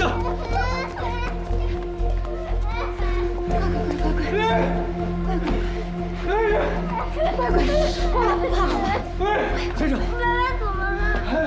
让我吃吗？是不是？爸爸生病了，你看哥哥正在跟他检查身体呢。不哭不哭。妈妈。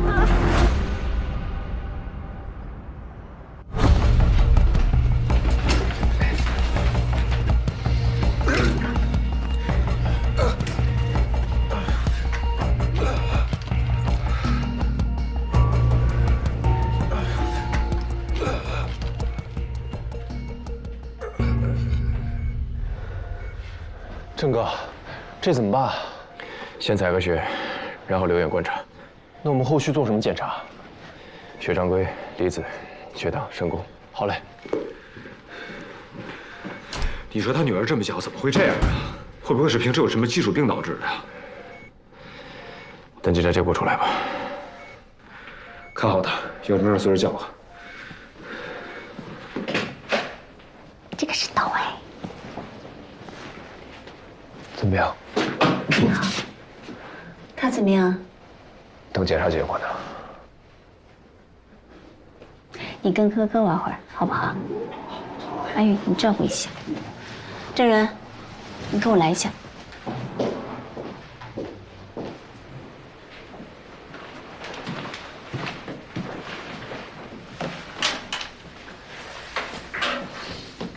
爸爸没事，再等检查结果。知道自己做错了吗？错？什么错？这次的手术本就成功率不高，你还隐瞒自己发烧的事情，强行手术。我不知道自己发烧。看别人的病一套一套的，轮到自己呢？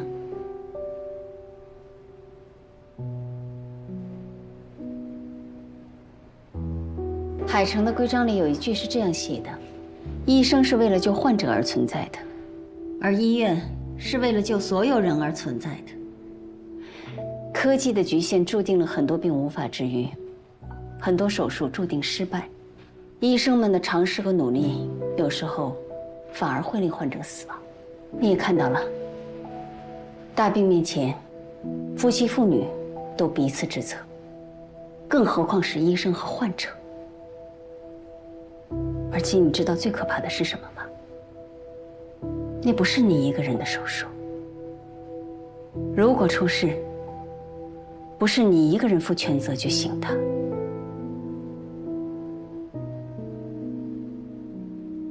那些陪同你一起做手术的医护人员们，都会受到牵连。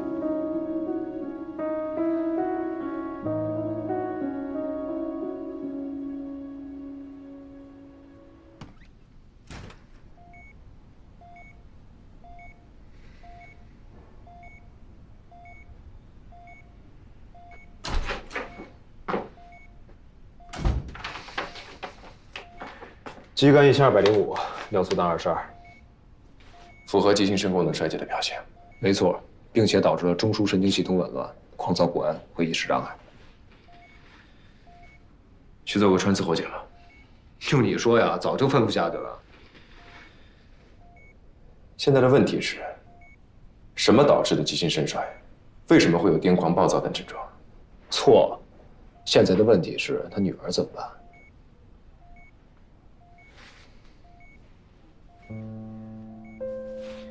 既然找到了病症，对症下药就是了。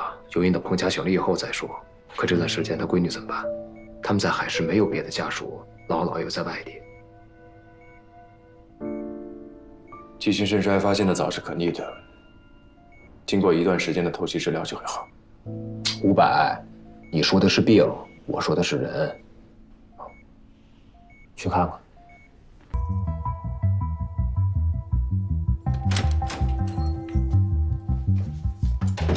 孙院长，烧退了没有？能手术。OK。林副院，让郑医生来替你吧。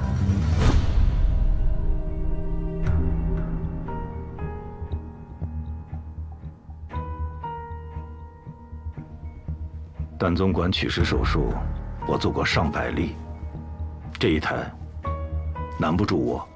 取石前，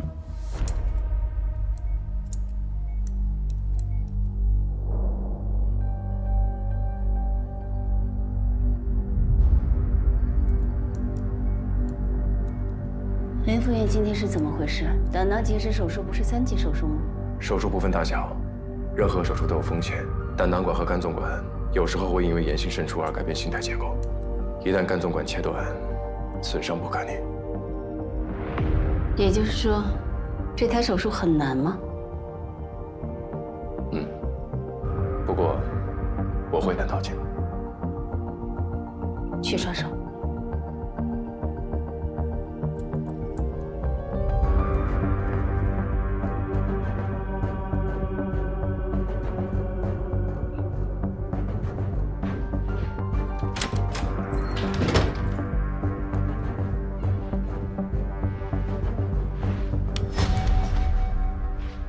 林副院，张老爷子已经90多岁了，万一有个什么闪失，我们医院交代不了，对您的名誉也不好。副院，院长说的也有道理。老爷子年纪这么大了，最主要的是我们不会胆道镜啊。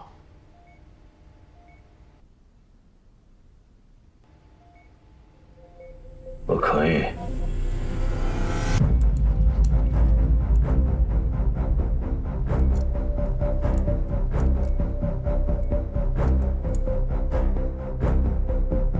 赵主任，去告诉患者家属，林副院身体不舒服，要换主刀。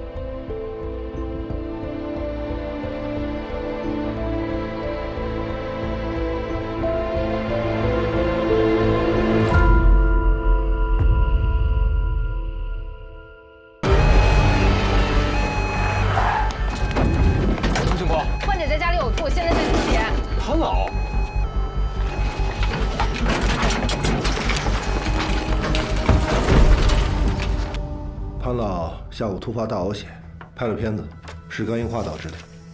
我怕看错了，所以请你们过来。失血性休克乙肝后肝硬化时代长期。是的。还有顽固性腹水、胸水、电解质代谢紊乱。我看他之前做过皮切除和门隙静脉断流术。对，在救护车上采取的是保守治疗，3组静脉止血药物，再加上口服正肾冰盐水。3组止血药物，剂量了。他们也没敢再加，怕没效果不说，脑梗、心梗等并发症一旦出现，更加棘手。现在还有什么办法？只有2种治疗办法，一种是皮切除，潘老已经做过了。另一种呢 ？TIPS。是一种介入手术。给证人打电话。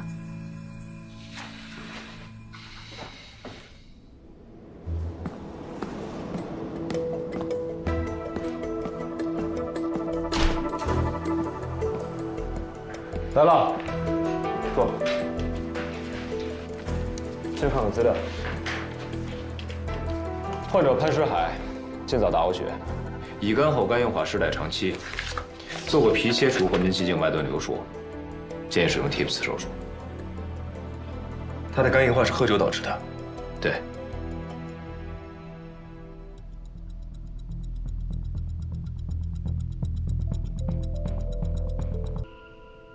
怎么样，证人？这个手术你能做吗？这个手术，你给我做助手。我？为什么？我知道你，你学习。什么？你不是一直在练习介入吗？谁说的？虚拟手术室里的电脑记录说的。怎么，只敢挑战电脑，不敢实战？有什么不敢的？就让你看看什么叫做苏萨林嘎，任何手术看1遍就会晕。好，我们准备手术吧。嗯哼。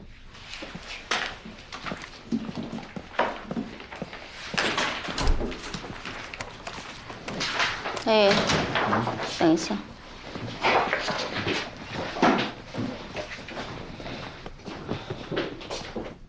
怎么了？你真的要上手术台？嗯。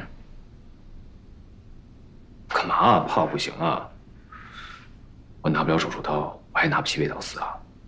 你也要转介入？我只是想做手术，你知道的，我一直很想做手术。好，那就放心大胆的去做，有证人在。花儿姐，怪不得林哥生你气呢。你知不知道这句话对于医生来说有多屈辱啊？他觉得屈辱是因为他并不在乎患者。当被证人救回来的患者换成潘老的时候，你还会觉得屈辱吗？你只会感激，幸好有他在。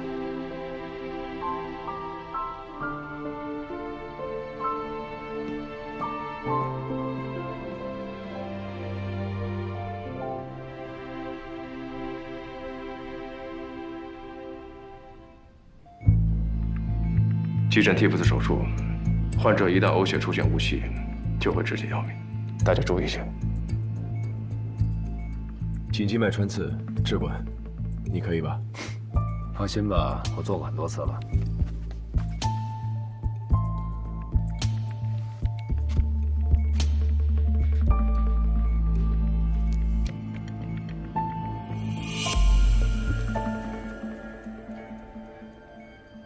他的肝硬化是喝酒导致的。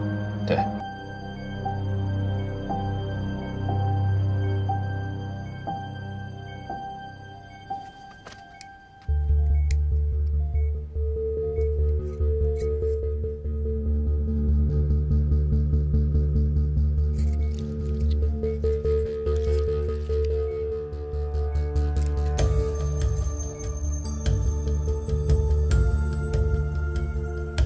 过来，站在这。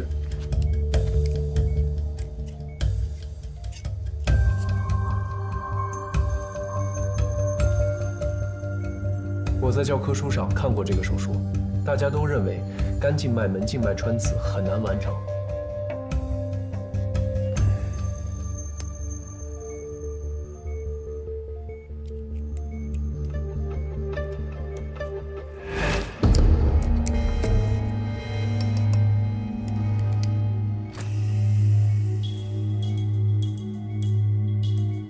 偏了一点。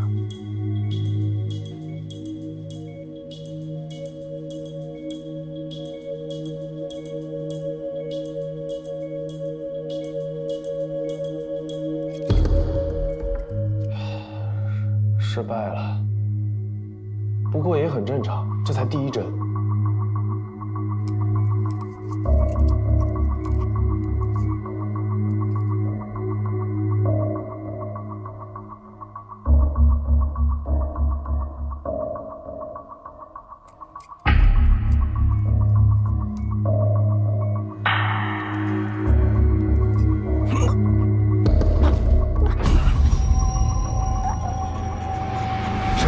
协助我，避免误信。他脑还造物血啊！这种生物性质的刺激，人为无法避免，我们只能趁着患者呕吐的间隙，快速操作。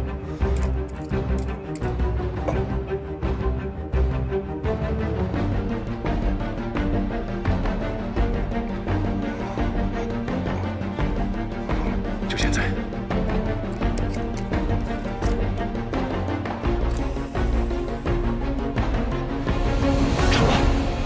准备留着指甲，带膜还是不带膜？带膜。为什么？因为这样就可以避免短期栓堵。那对你的要求不就是更高了吗？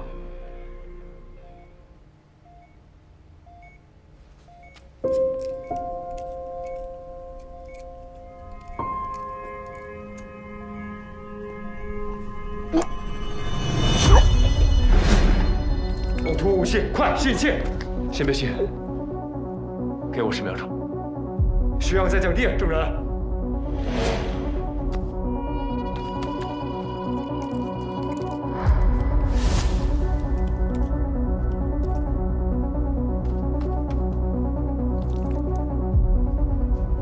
要不先吸呕吐物吧？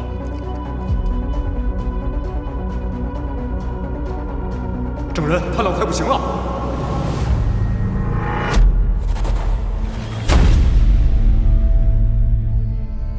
我就问一个问题：李爱芳手术的时候，潘世海到底在不在？他在。证人，快！证人！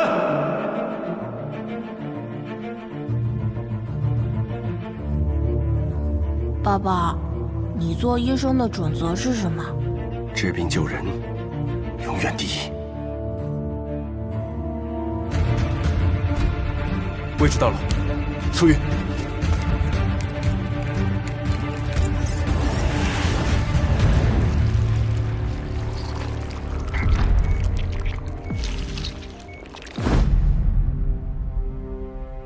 成了，快吸呕吐。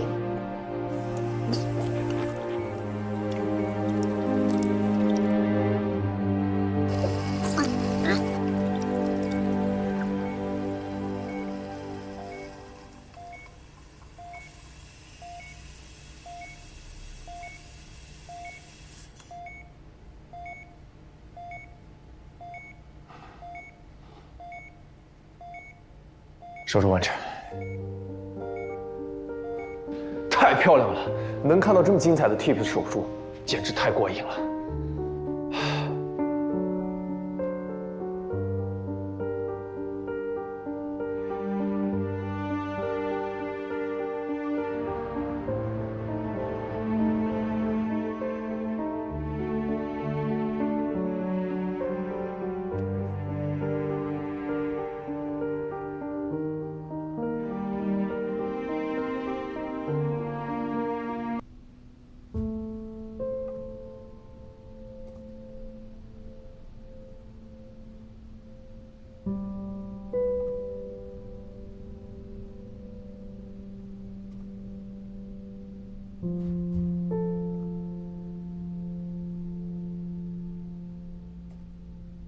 我们海城现在有1000 200张床位，我想请你们猜一猜，海城刚开始的时候有几张床位啊？200张。1张床位。不可能啊！我刚认识老布的时候，他给我看过医院的配置，就只有200张。他说的呀，是海城已经成立之后。我说的是最开始。1个帐篷，1个床位，3个医生。小布、陈妙和我，他们俩是我的学生。98年特大洪灾，我们3个在海城相遇，奔波在各个洪灾现场。帐篷就是医院，担架就是手术台。那个时候啊，我们就想创建一所医院，所以医院的标志啊，就是一顶帐篷。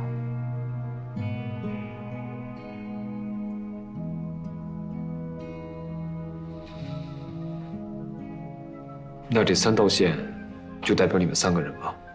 不是，第1条线是医术。医术是医学之本呐，医术进步了，社会这个大机器才能更好的运转，推动人类的发展。第2道线是医德，医生无德的危害要大于疾病本身呐。就像刚刚，如果患者失去了生命，那不是他们疾病造成的，而是故意延迟不上手术台的医生啊。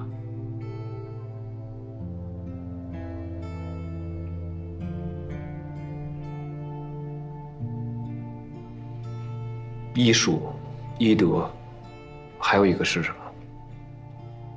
医患。医患，听听这个词，医在前，患在后。哼，不符合逻辑。先有患，才有医嘛。以我个人的观点呀，应该叫做患医。看不见患者的医生，不是一个真正的医生。医生不但会看病，还要会看人。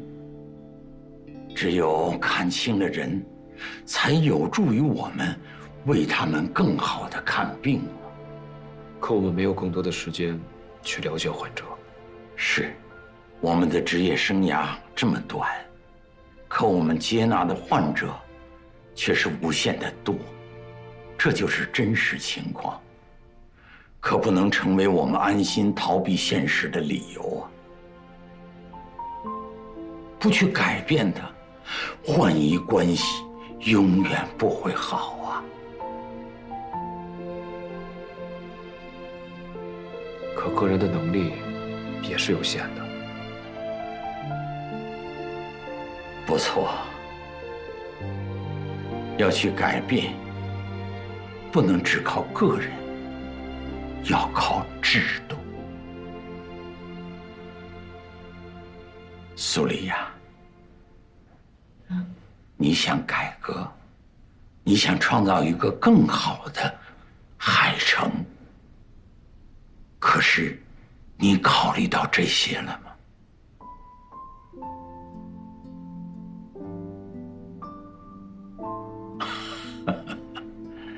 你看，你照搬了曼欧的经营医院的赚钱模式，可是你却忽略了他管理医院的核心理念。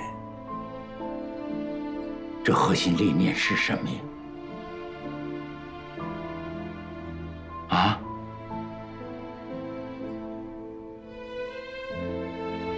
患者至上啊！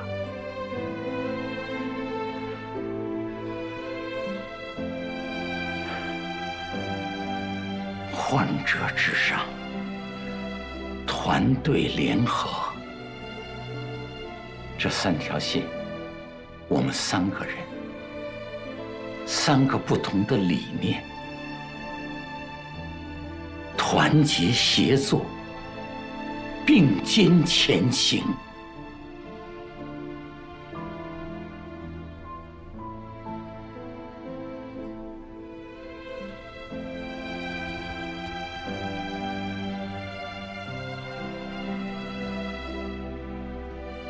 是，我们这一代人的海城医院已经成为历史了。现在海城医院交接到你们的手里，你们更要团结呀。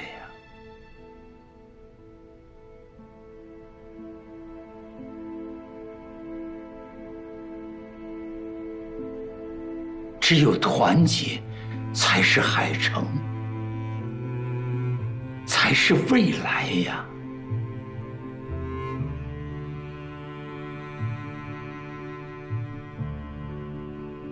小莲，你是我看着来咱们海城的，那时候你多年轻，多帅气呀！现在也白发满头了。你做副院长是我推荐的，我今天不是要特意指责批评你。我只是想提醒你，这么多年，你是咱们海城医院患者满意度最高的医生啊！你看，你的很多患者都成了我们海城的 VIP 了。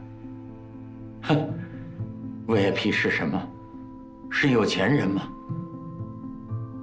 不是。是指来我们海城看病的人，是指来我们海城找你林格医生看病的人呢。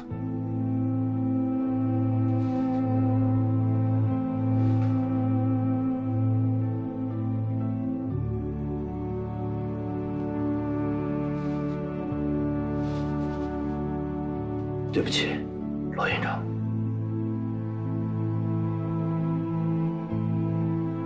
我们不能忘了初心呢，小莲。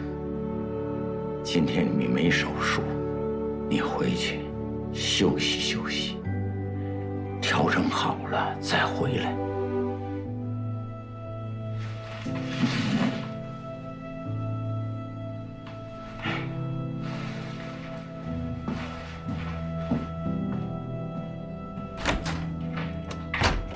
好了。大家都休息吧，啊！苏叶啊，你推我回病房吧。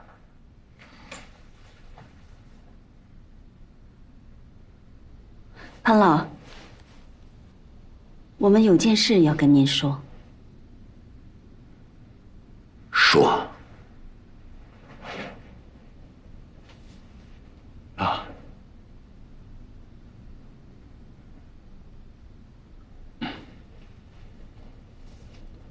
证人，你为什么一直不告诉我们你跟陈妙的关系？你说什么？陈妙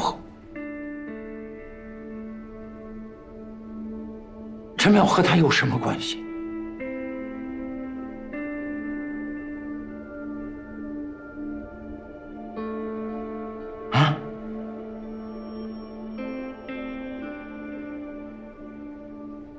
我是陈淼的儿子。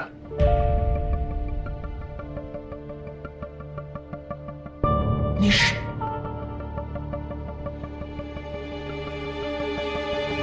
那天我到医院去安慰我爸，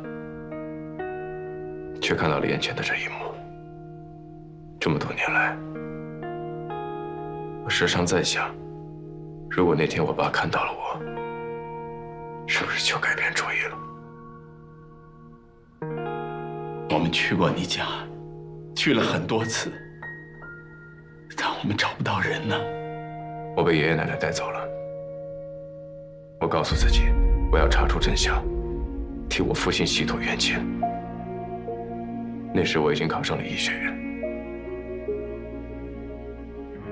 5年前我奶奶去世了，我觉得是时候查清这件事情了。你当时被调去了南大，我就去报名南大进修介入。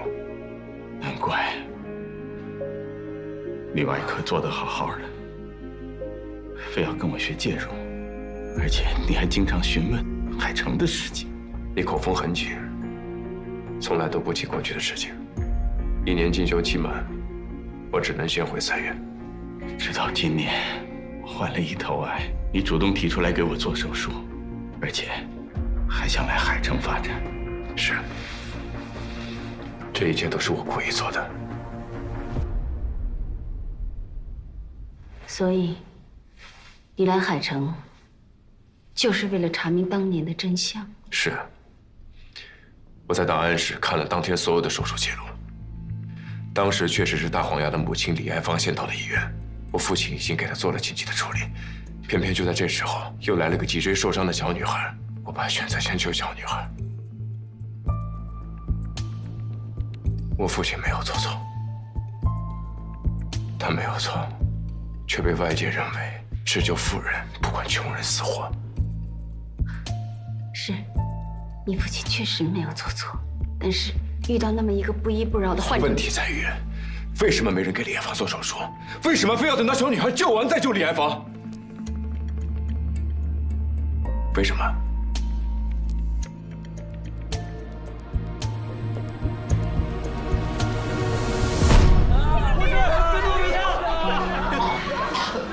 马上就好了。还有多少患者？大概40-50位。这么多。联系到潘乐、陈妙没有？陈主任正在往这边赶，看我没接电话。老布，现在情况怎么样？情况非常复杂，赶紧去帮忙吧。啊，好。16年前，高速连环车祸，海城因为距离最近，成为了第一救助点。我们当时只是个小医院，哪儿见过这么大的阵仗？全都弄得措手不及。医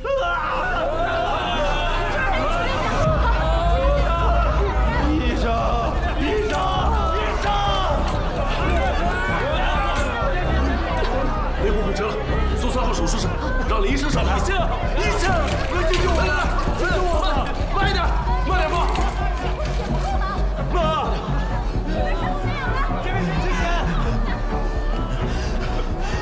小腿已经坏死了，将手术室准备开位，我给他做手术。陈医生，快！陈医生，这儿有个小患者。医生，你不是说要给我妈先治病的吗？手术室那边正在准备啊。往里走！支持枪！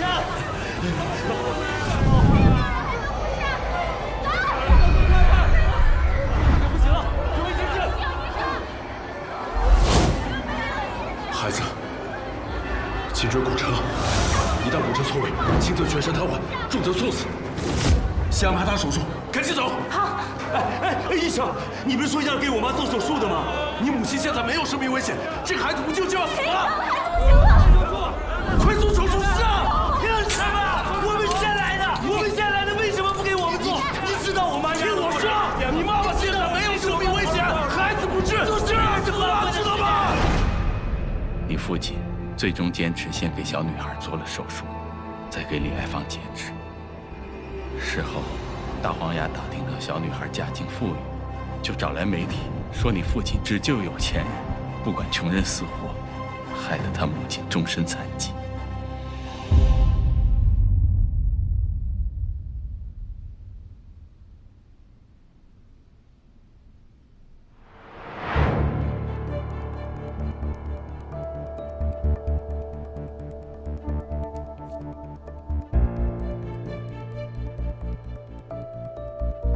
那么你呢？你在哪里？你当时在海城医院里，对吧？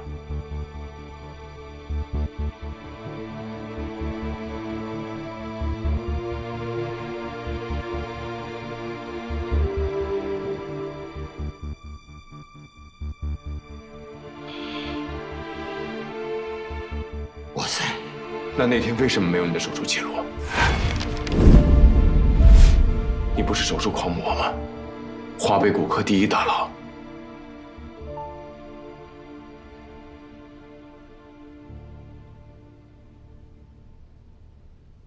我就直说了，你来了，李爱芳的手术是你给她做的，但是你失败了，你把罪名推给我父亲，是不是？不，没有这样的事。没有，他是海神的金字招牌，你们为了保全他，让我的父亲背锅。他是你的学生，他不敢违抗。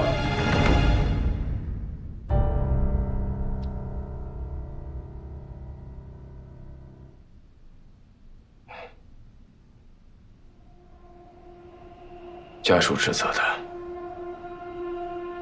舆论攻击的，你们栽赃的。他是因为承受不了压力，才选择轻生。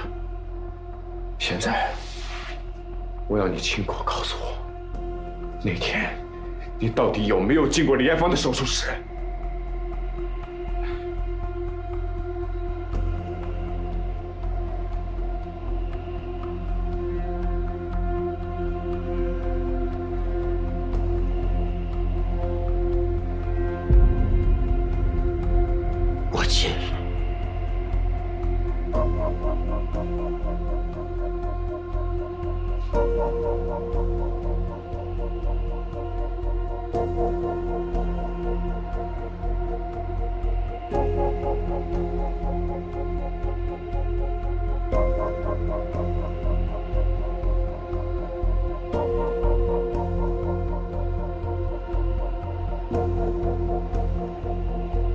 他说你是他最敬爱的恩师，你是他最好的朋友。最敬爱的恩师和最好的朋友，最终逼死了他。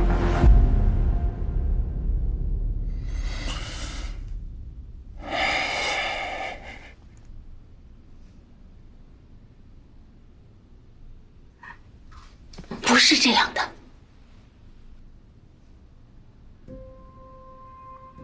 潘老当时确实进了手术室，但是他没能做那台手术。为什么没做？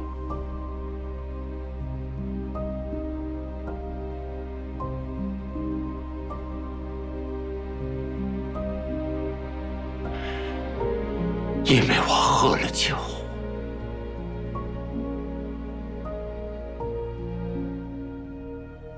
当天战友们聚会，潘老总还没来。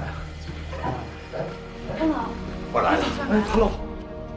虽然我接到医院的通知，赶回了医院，也进了手术室，可是当我站在手术台前，哎呀！我做不了手术了，我喝酒了啊，潘老，我的手抖得厉害，我眼前的患者全都模糊了，我知道我做不了手术。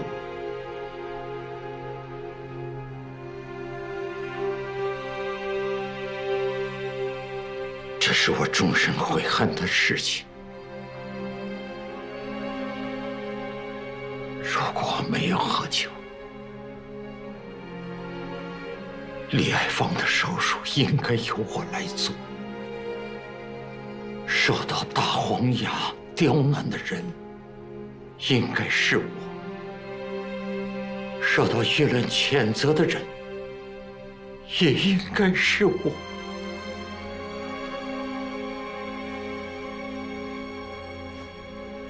是的，你说的没错。你父亲是为我背了锅。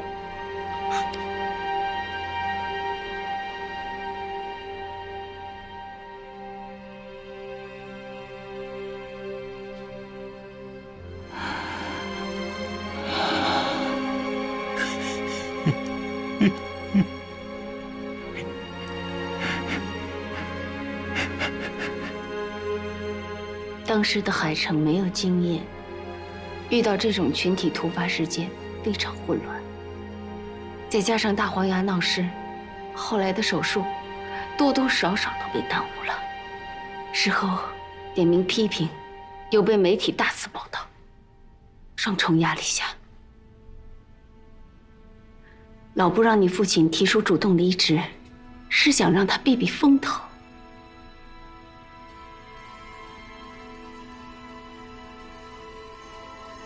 潘老爷一直自责，觉得都是他的错，亲自上省里去向领导陈情。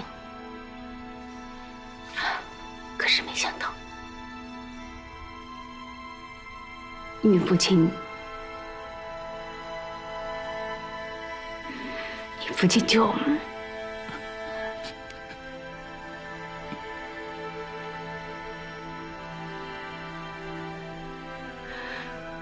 那也是老布这辈子最后悔的事。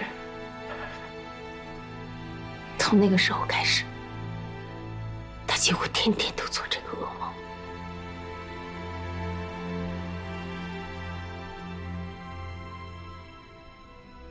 你父亲是我一生都值得骄傲的学生，他非常有才华，非常有职业道德。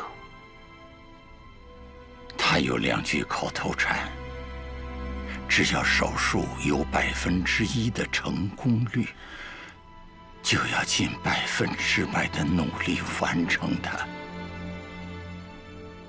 还有一句是：治病救人。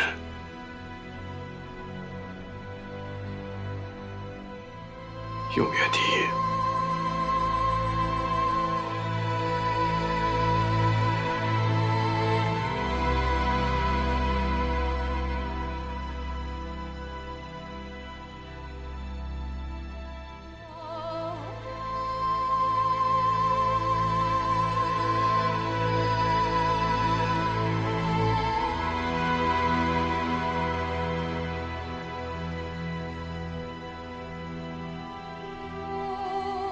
我一直想对你父亲说一句：对不起。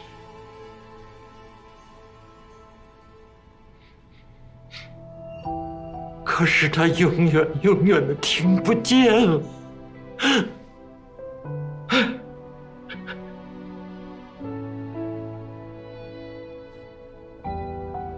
你是他的儿子。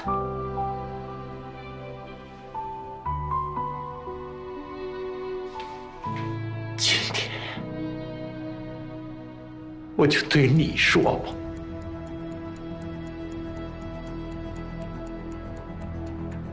对不起。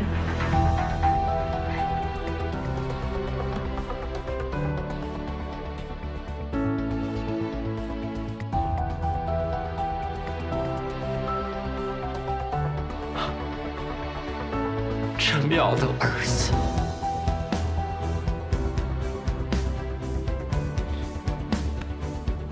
也成了医生。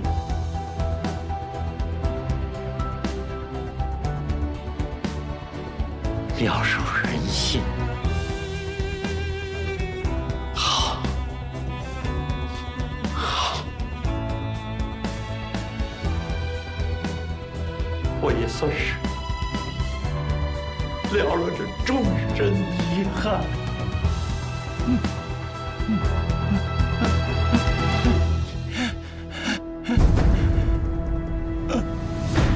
老师，潘老，老师，潘老。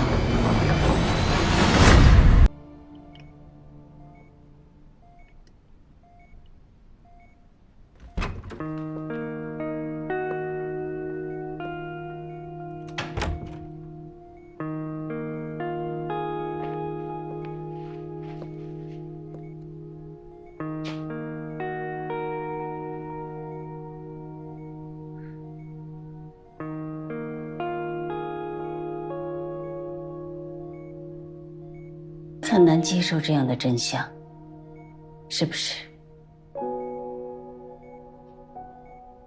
总觉得应该另有隐情，应该有人为那起悲剧负责，应该让那个人反省后悔，说其实都是我的错。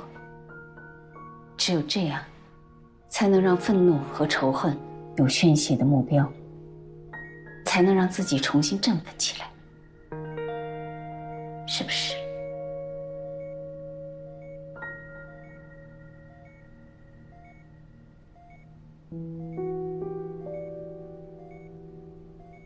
我很理解你，因为老婆要跟我离婚的时候，我就是这么想的。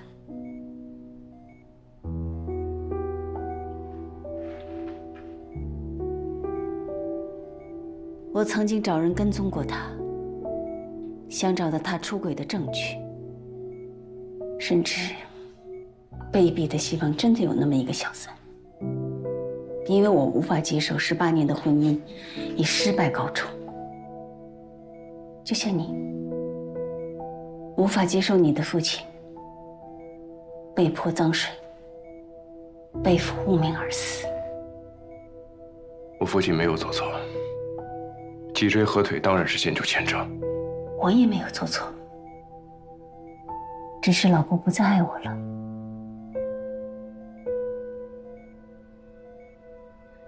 老婆他们当年真的不知道，原来你母亲也是在那天晚上。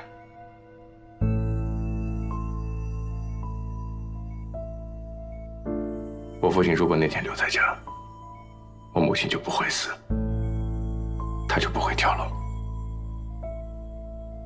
这也许就是命吧。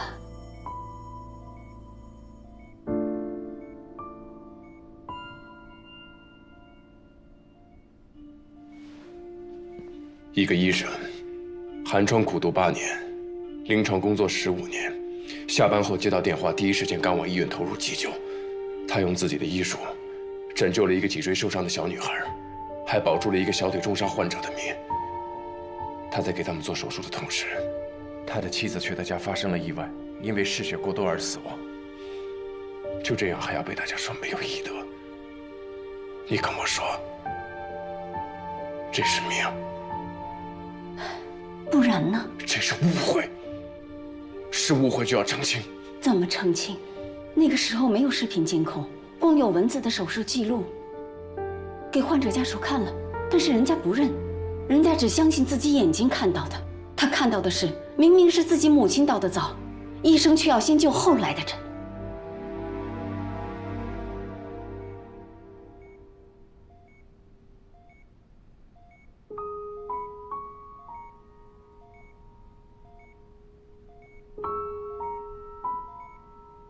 对于医生来说，很简单的道理，但对于患者而言，却无法理解。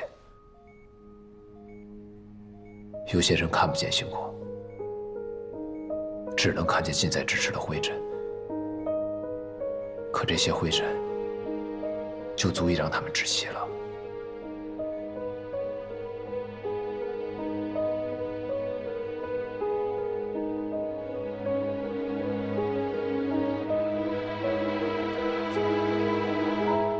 证人，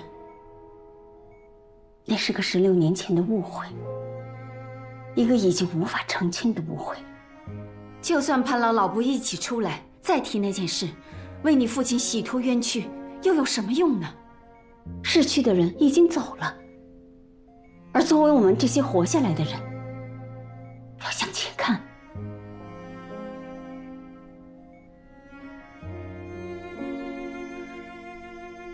潘老因为你父亲的事情大病一场，后来身体就垮了，只能从1线退到2线，连环车祸，30几个家庭，42名患者，都遭遇到了不同程度的打击。而我们海城骨科专科医院也损失了2名顶级医生，还赔了一大笔钱，差点关门。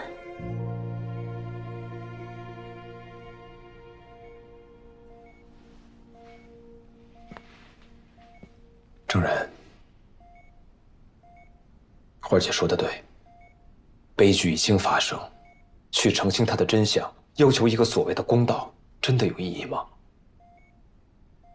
还是活下来的人继续往前看，不让那样的悲剧再次发生更有意义？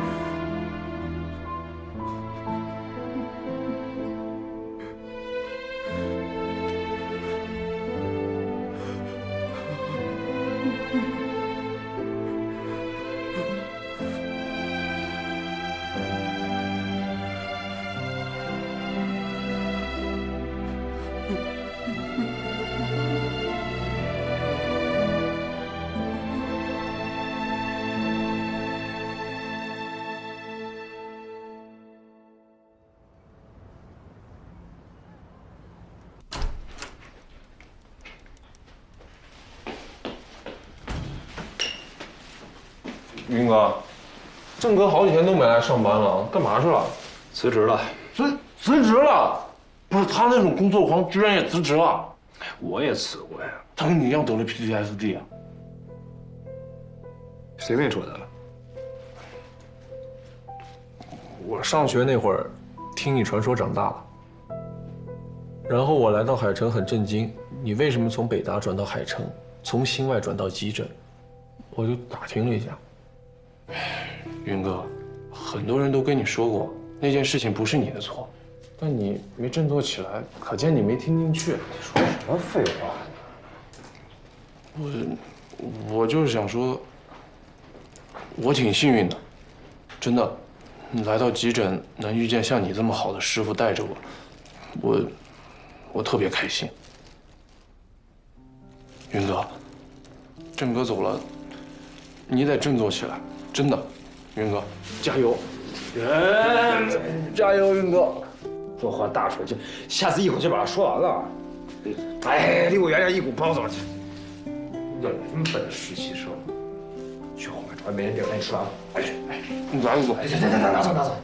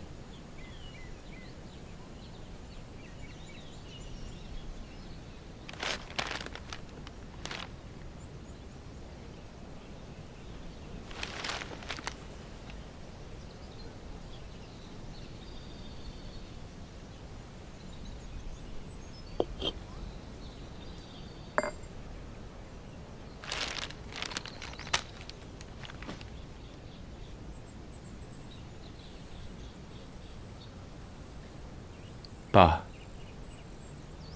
我辞职了。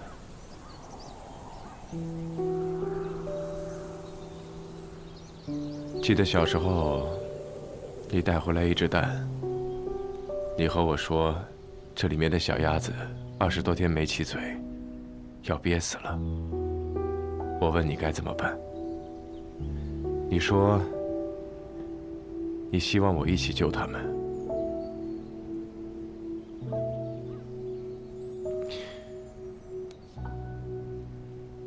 你教我找气势空位，开壳，给膜喷水。神奇的是，一喷完水，那白色的膜上就出现了很多的血管。我们找了好久的嘴巴，好不容易才找到。等膜上的血丝被充分的吸收之后，撕开薄膜，就看到了蛋里面的情形。我们把那只丑丑的。 小小的、虚弱的小鸭子放入孵化箱之后，奇迹就发生了。第3天，它的羽毛蓬松柔软，有着一双乌黑发亮的大眼睛。它只要看见我，就会走到我的手边。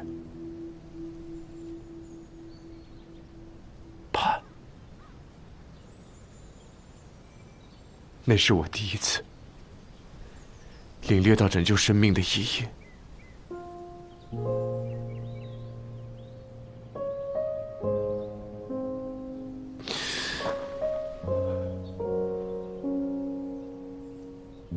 我一直以为是我选择了医学，但其实是你引导我选择了医学。 而引导我走上这条路的你，却选择放弃这条路。我记得小时候你跟我说过，你说生命是世界上最宝贵的东西。为什么？为什么你却不珍惜自己呢？你这个骗子！你这个说话不算数的骗子！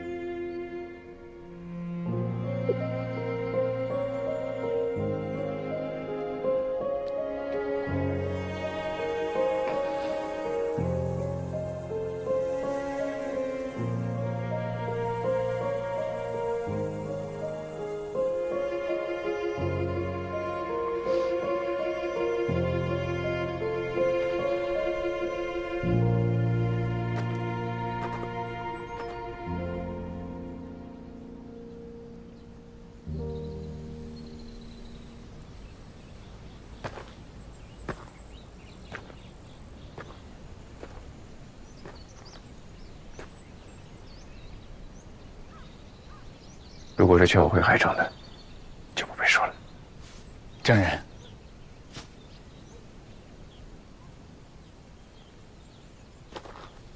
我知道，这些年你受了不少委屈，这些都不是能用1、2句话就能让你释然的。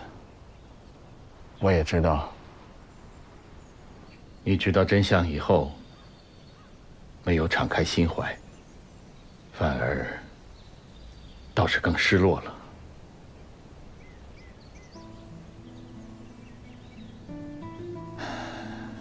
可这就是人生啊！你还记得你小的时候，你爸爸教你救的那只小鸭子吗？对你而言，你只是对生命进行了一次领悟，但对那只小鸭子来说，你就是神。神给了它生命。你给我手术，可能也许只是为了敲开海城这座大门，但对我而言，我遇到了神，神让我继续活着。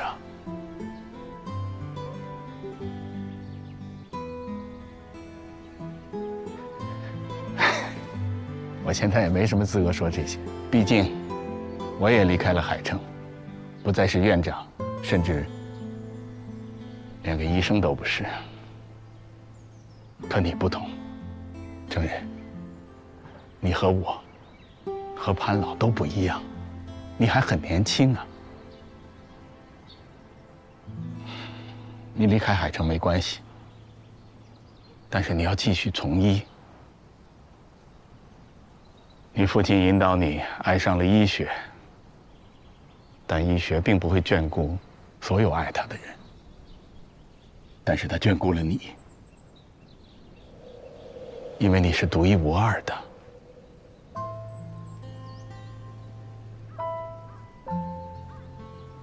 这一点，你心里很清楚啊。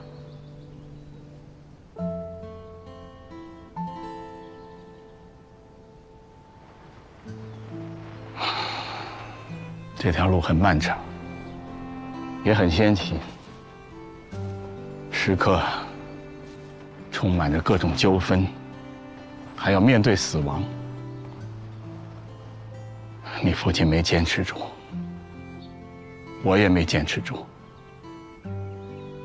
我们的结局，你都看到了。不要像我们这样。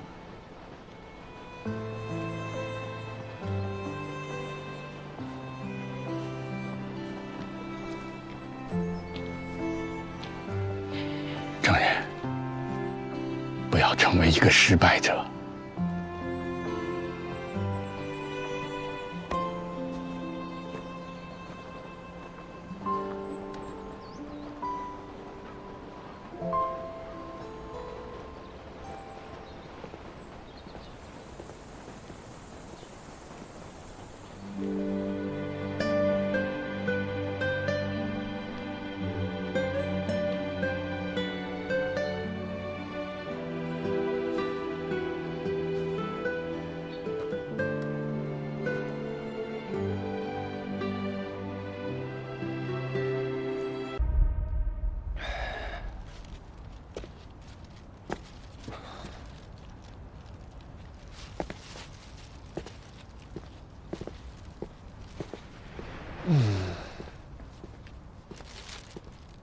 哎呦，你可算回来了，我等的花儿都谢了。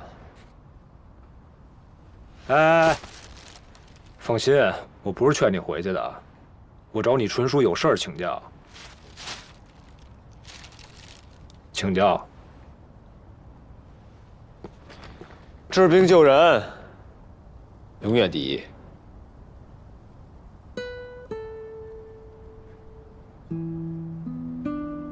上来吧。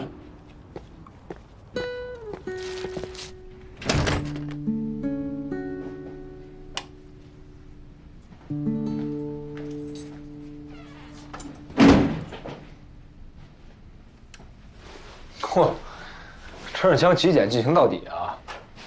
请教什么？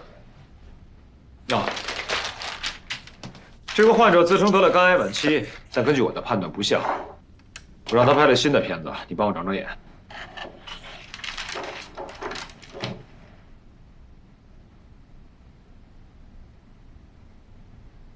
你的结论是什么？肝包生病。蛇蚁，还有下面的纱布蚁，是对肝包囊破裂起伏疹具有确诊意义的蛇样疹和纺纱疹，确实是肝包成病，扩散得很厉害，通知患者尽快手术吧。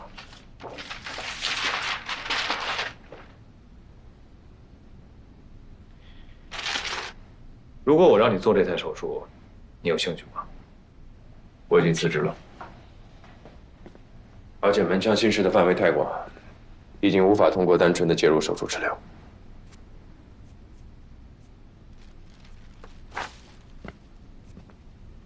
我问你的是，要不要做这台手术？不要。如果我告诉你，患者的名字叫黄阿国，外号大黄牙，他的母亲叫李爱芳，你做不做？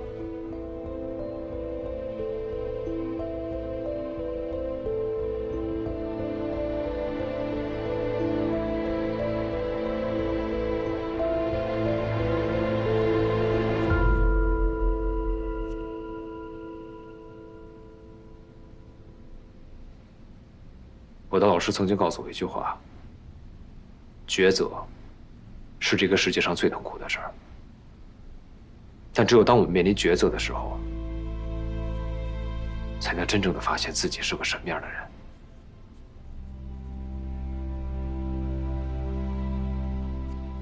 片子我放这儿了，你自己考虑吧。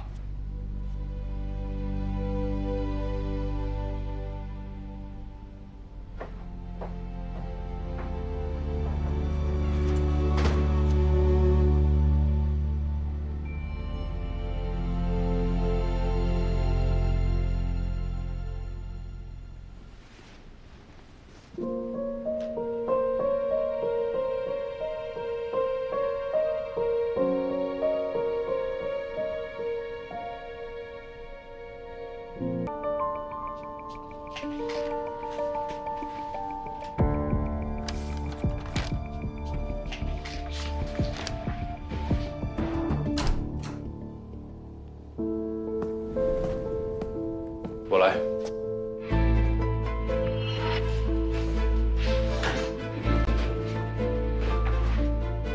你还能来得再慢点吗？主角都是最后登场的。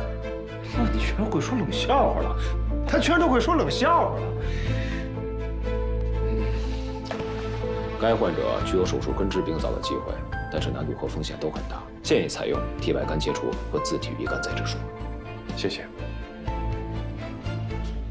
手术共分3个阶段：载体手术、体外肝脏切除、下腔静脉重建和自体肝移植。这其中，载体手术最简单，下腔静脉重建和体外肝移植难度较大。所以手术顺序是：泌尿外科、血管外科，在胸外介入，最后自体肝移植。自体鱼肝再植术难度很大，你会吗？我只做过1次。手术全程录像，术后鱼形监控，准备手术。收到，收到，收到。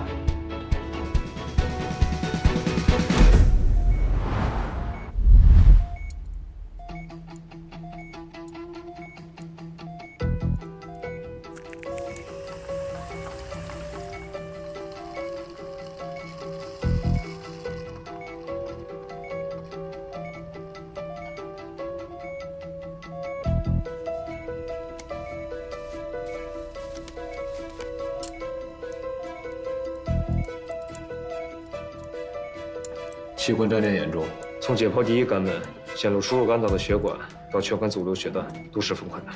是啊，受侵害的第一肝门、第二肝门是重要血管纵横交错的机要部位，稍有不慎啊，会致命性大出血。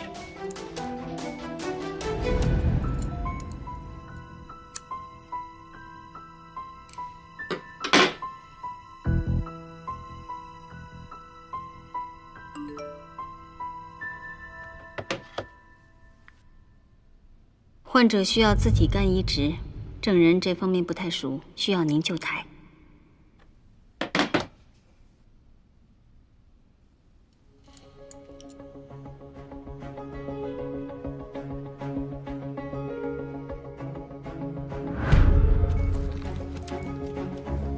没有树野啊！这第二肝门在什么位置啊？局部解剖结构混乱的一塌糊涂，什么也看不清楚。牵引线。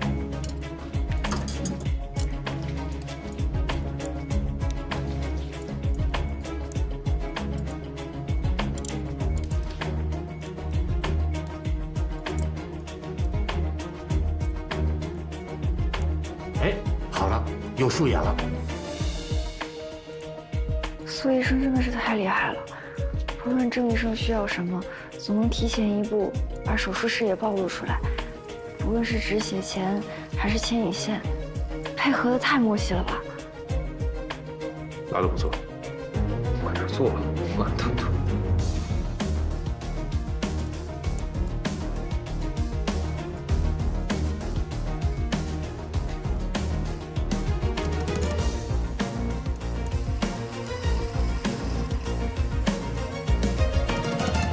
肝脏切除完毕。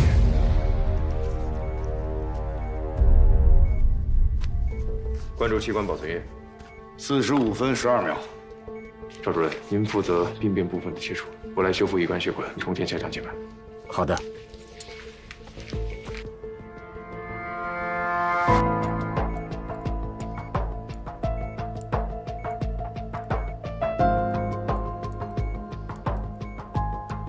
对普通人来说，都受不了切掉这么大体积的肝脏组织，更何况是这个患者，创伤打击太巨大了。所以说，做这台手术有啥意义啊？当然有意义，而且对于我们术者来说，每一台手术都有它的意义。每一台手术都是在积累成功率。病变部分切除完毕，下腔静脉重建完毕。接下来手术还要很久，还能坚持吗？我可以。我没问题。我也没问题。可以。好，准备自体鱼肝再植。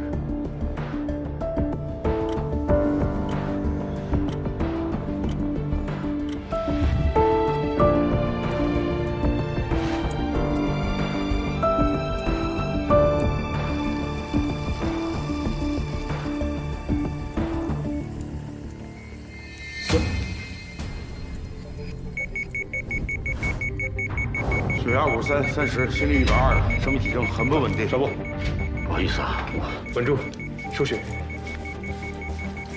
谁啊？输血科6号手术室，患者黄阿果需要4个单位红细胞血液。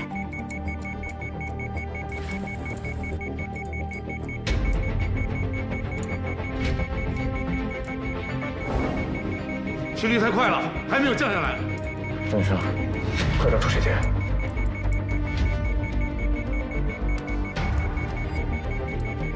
出血点到底在哪里？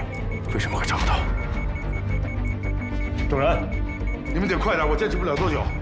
郑医生，郑医生，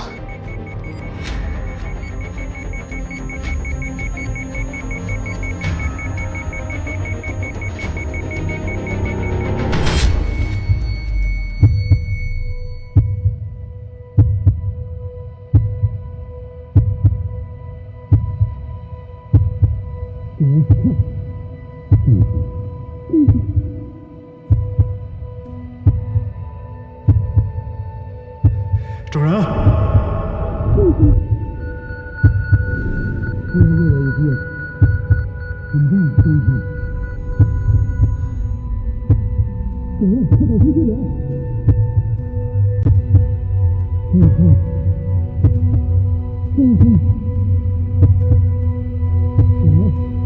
整人快啊！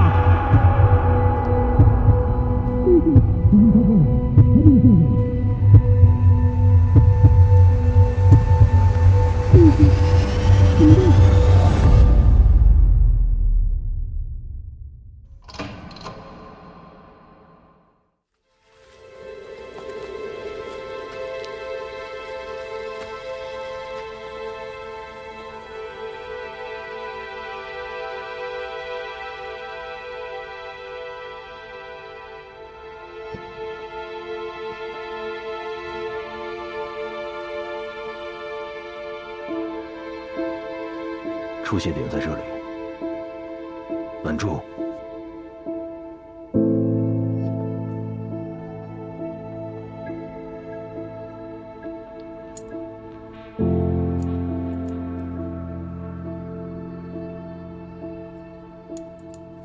一体干移植就好比给停驶状态下的车更换发动机，四体干移植就好比给行驶状态下的车更换发动机。在这同时，一定要确保车还能平稳驾驶。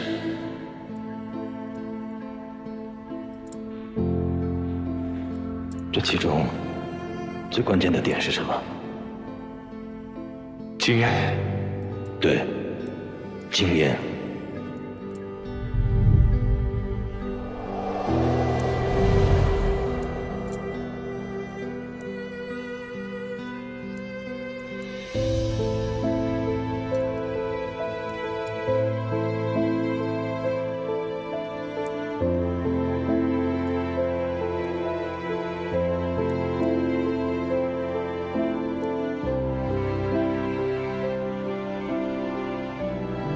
手稳住了。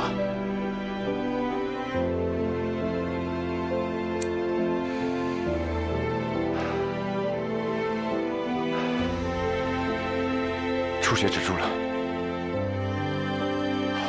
林峰越牛，郑哥更牛。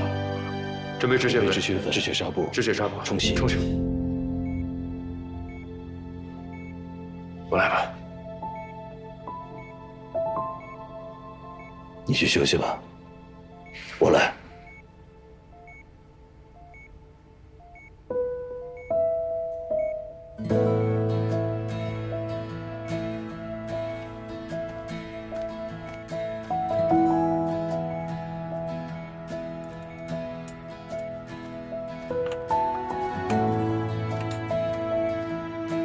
腹腔中洗。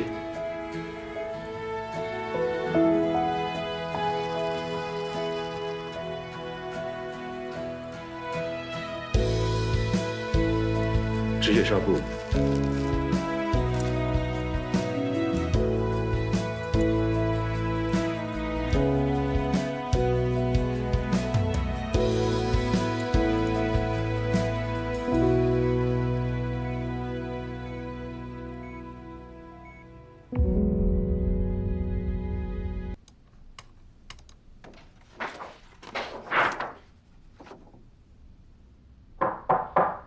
请进。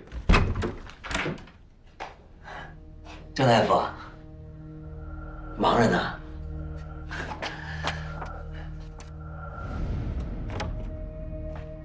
有事啊？没啥事儿。我就想问一下，你看我在医院里面住了这么长时间了，我啥时候能回去啊？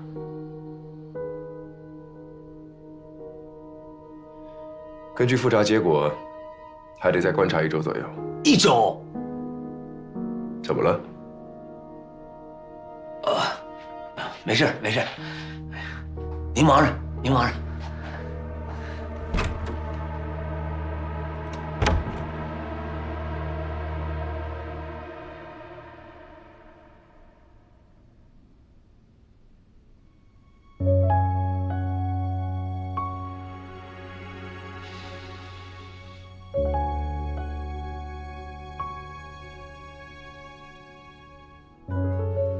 我下午来送药的时候没看见人，也没在意。这晚上过来吧，还没看见人。一看他柜子都空了，再去调监控才发现，他趁中午人多的时候偷偷离开了医院。郑主任，他还欠住院费呢。嗨，这回肯定又得扣工资了呀。真是的，怎么能这样？他差多少钱？从我这扣。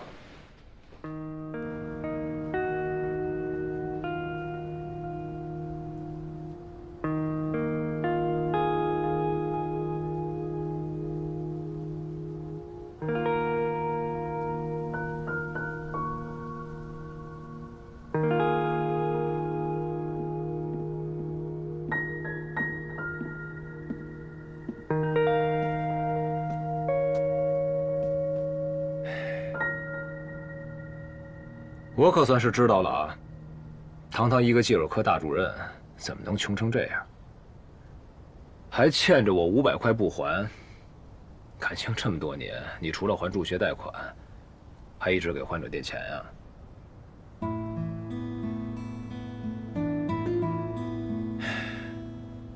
别的患者就算了，给他点，你的抱怨啊？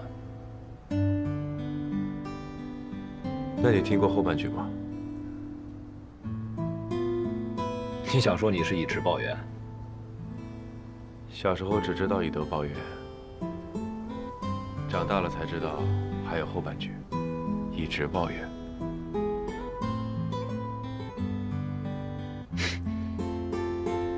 选择从医，希波克拉底誓言就是我们的职，我已经准备好了。你呢？我早就准备好了。你想说什么呀？你的手。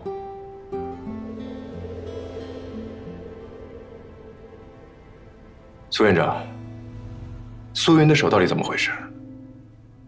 为什么拿不了手术刀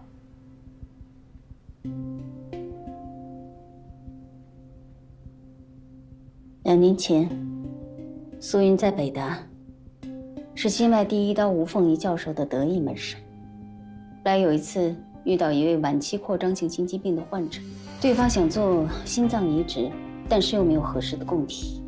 研究后决定做左心室减容手术。巴蒂斯塔手术？对，整整11个小时。一开始吴教授做的手术，后来教授体力不支，苏云接的手，切下来302颗心肌。手术成功了，但患者没度过危险期。巴蒂斯塔手术的死亡率确实高达20%。你理解，但患者家属不理解。找他们问责，沮丧中，旁边的消防栓玻璃被打破了。教授摔倒的时候，右手按在了地面的玻璃上。不是苏云的手？不是，是教授的手术上。再也做不了手术了。从那以后，苏云也做不了手术。也就是说，苏云的手本身是没有问题的。对，心理上。您好，海城急救中心。求求你们快来！您好，请问您在什么地方？韩宁他第232号，你们快来！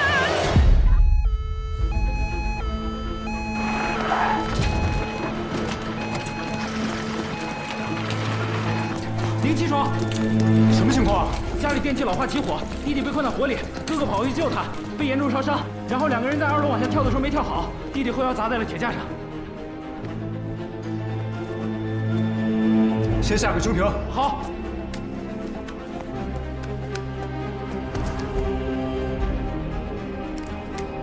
通知烧伤科切开气管，再通知外科系统全员会诊。快去！是。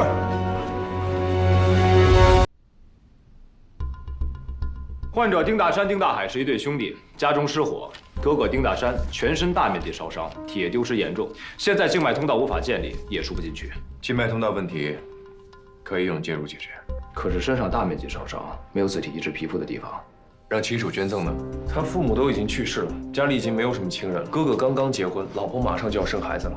如果亲属不能捐，后续植皮的费用会很贵，而且恢复的过程会很复杂，就怕感染导致多重并发症。弟弟丁大海其他地方没有事儿，但是片子显示双肾都受伤了。双肾？双肾。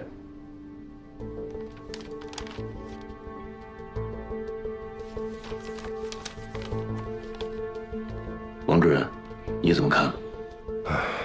从片子上看，双肾破损严重，究竟到什么程度，还得打开来看。那就直接开台，一起上，切大口，打开再看。苏远，你马上跟患者家属打声招呼，我们准备手术。好的。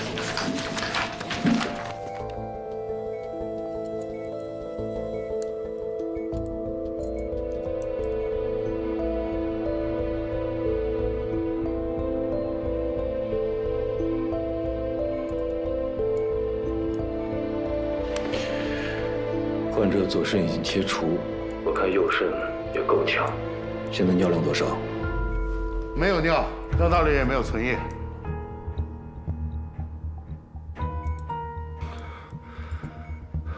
林院，尽力了，实在是分不起来了。要是现在立刻做换肾手术的话，还来得及。这一时半会儿上哪去找肾源？即便是有，也有个时间匹配的问题，根本来不及。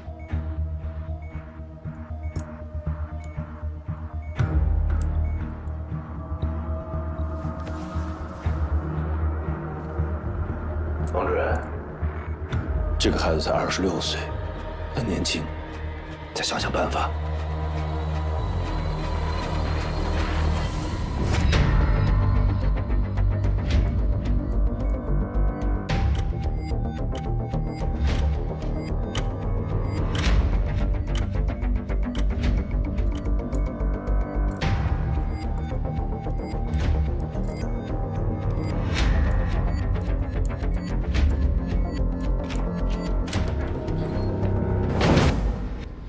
我这边已经结束了，就等着肾移植了。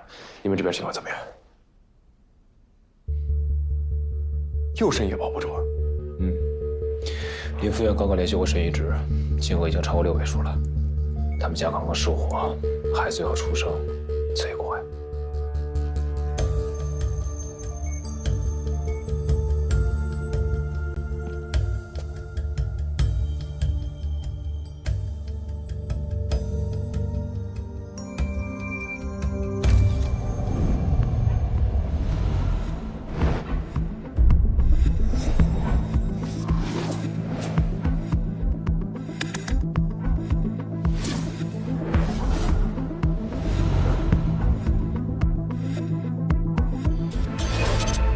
他们是双胞胎，对，他们是同卵双胞胎。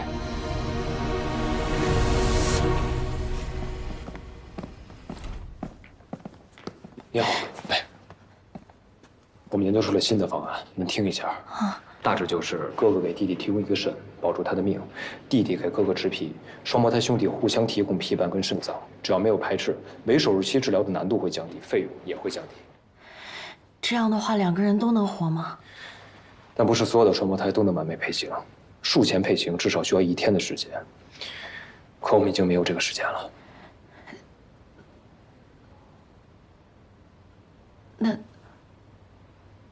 那如果配不上呢？弟弟会死亡。那我老公呢？他会少一个肾，但不影响正常生活。可是他的免疫力会有所降低。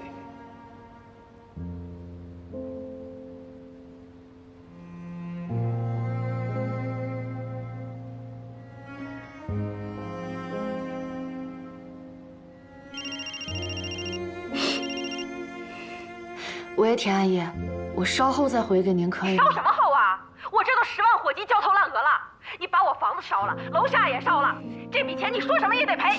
对不起，对不起。对不起有用吗？啊，你倒是快点，这会儿楼下邻居都堵我这儿来了。我跟你说啊，这就是你们的责任，不注意用电，那电瓶车就不能在房间里充电，不知道吗？先别管这些了，别让这些电话影响你的情绪。你考虑的怎么样？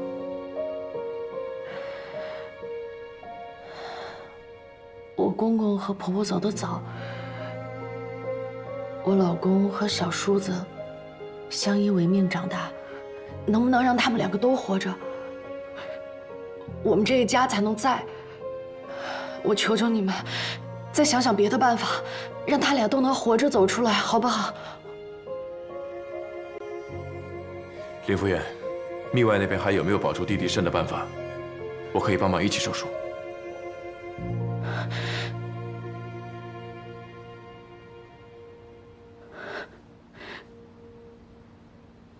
让我试试。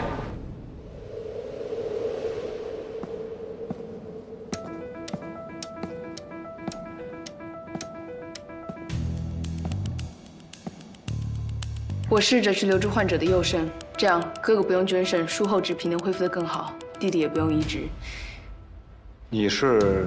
他叫林渊，哈佛毕业，曼欧实习，擅长普外、泌尿外科等常见病的诊治和手术。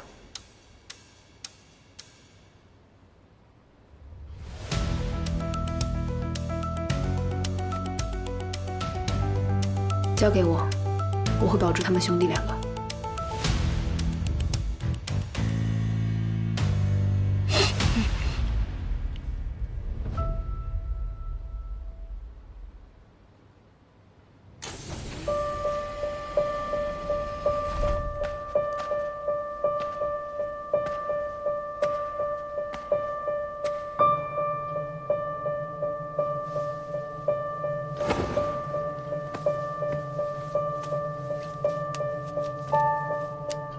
我来。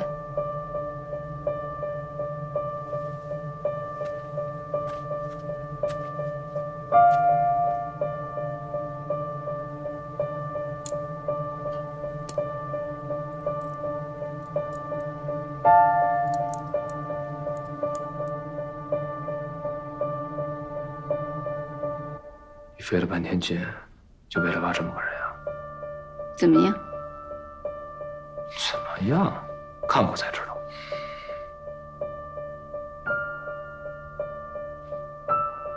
院长，可不可以出去一下？我想和你谈一谈。就在这儿谈吧。你为什么这么做？林医生说他能保住患者的右肾。我想问的是，你为什么要挖他来海城？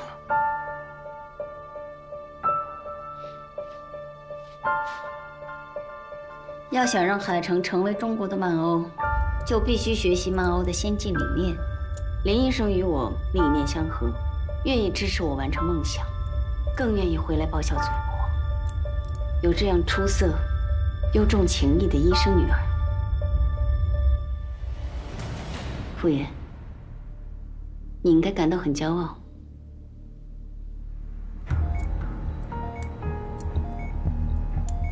不是吗？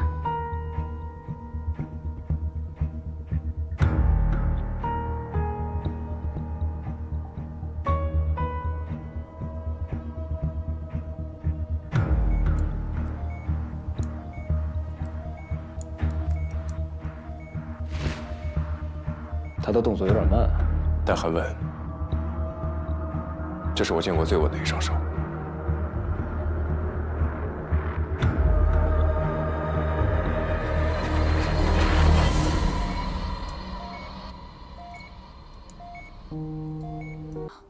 那我以后还能做手术吗？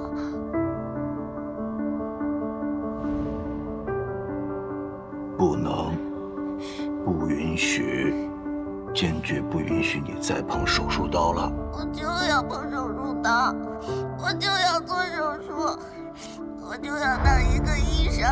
爸爸，我就要做手术。姐。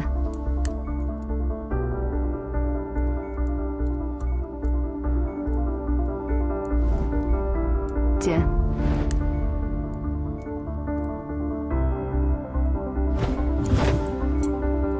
姐。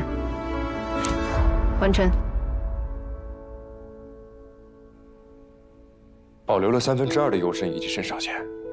后期只要血清肌酐值不超过600，连透析都不用做，吃药就能维持。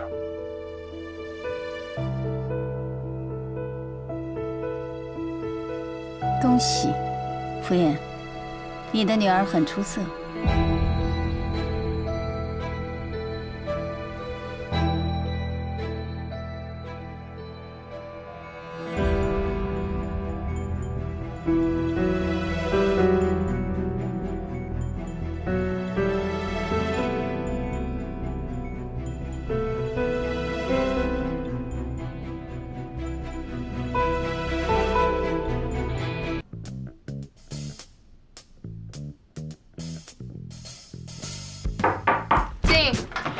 今天有手术要做吗？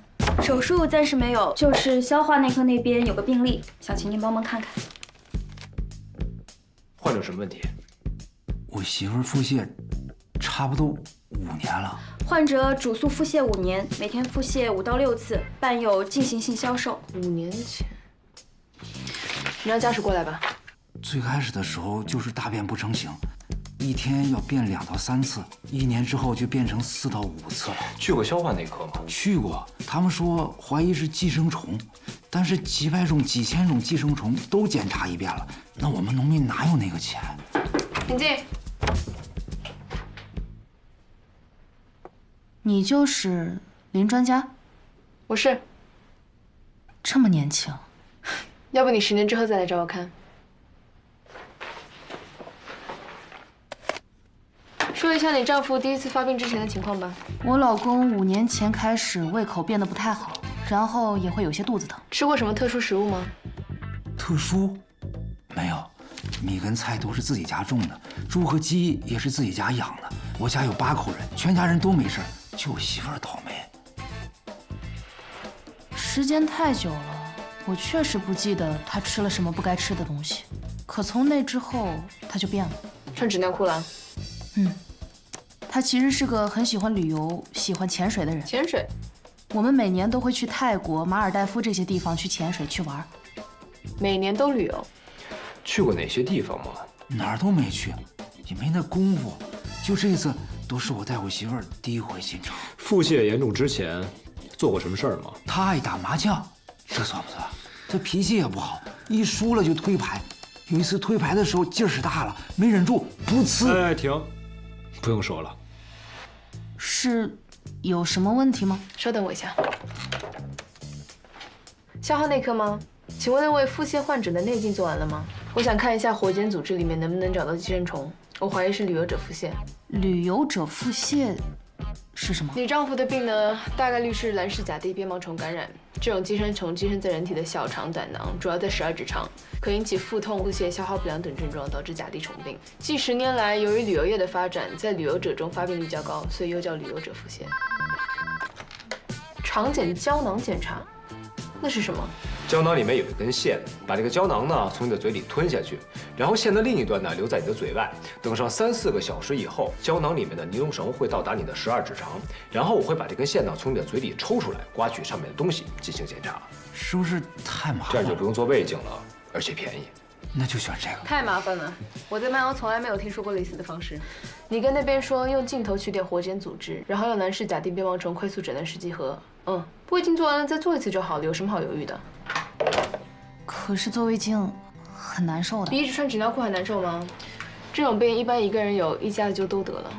但我没有事情啊。很多药物对甲地虫有作用，比如你吃的利特林，如果确诊的话，口服甲硝唑有效率可以达到98%以上。您的意思是说，困扰我老公这么久的这个病，吃个甲硝唑就行了？对不起，医生，我不是质疑你的意思，我的意思是说，好，我知道了，谢谢。结果出来了，蓝氏甲地鞭毛虫感染，我给你开甲硝唑。这么长时间，我看了这么多家医院，你5分钟就检验出来了。抱歉，我再也不说你年轻了。重新跟你自我介绍，我是海事天天看的记者。如果甲硝唑真的有效的话，我给你做报道。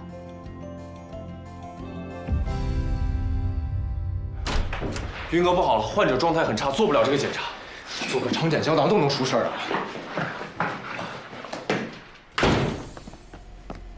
医生，你给看看是啥情况？我先查个体。小周收枕头，把腿蜷起来，慢点，慢点啊！衣服给他解开，露出腹部。这够吗？手打开。疼了说啊。这儿呢？这不行，大夫疼。这儿疼啊？我看看手，手上有皮疹，双脚肿胀，我怀疑是13性粒细胞肠炎，先做个肠镜吧。不遭那罪了，真的，以前去过所有的医院啊，肠镜、胃镜一样没查过，该花的钱我们都花了。我是听说你们这儿不强求人家做检查，我才敢来的。我们不遭那罪了，真的，不做。我。他平时喜欢吃什么呀？猪肉炖粉条。会不会是绦虫？不会，绦虫很少引发腹泻的。不是大夫，你就帮我们看看，就说能不能看出来，检查出什么毛病。要真的看不出来，或者是怎么样，我就带我媳妇儿回家，该吃点啥吃点啥。真的，就自从得这个病，我跟我媳妇儿已经好几年没在一块儿喝酒吃田螺了。你们喜欢吃田螺？还真喜欢。他就着酒一晚上自己能吃一盆。那还是寄生虫啊？很有可能是旋毛虫。但现在最关键的问题不是这个，而是2个月为什么不好起床？不是拉肚子导致的电解质紊乱吗？看状态不像，先不做肠镜了。我怀疑是13性粒细胞增高并发的劳弗勒心内膜炎，去拿超声机过来。是。来，凑过来，帮个忙。头慢点。哎，大夫，这花多少钱？别人做要钱，我做不要钱。为啥？我的人工不值钱。有点凉啊。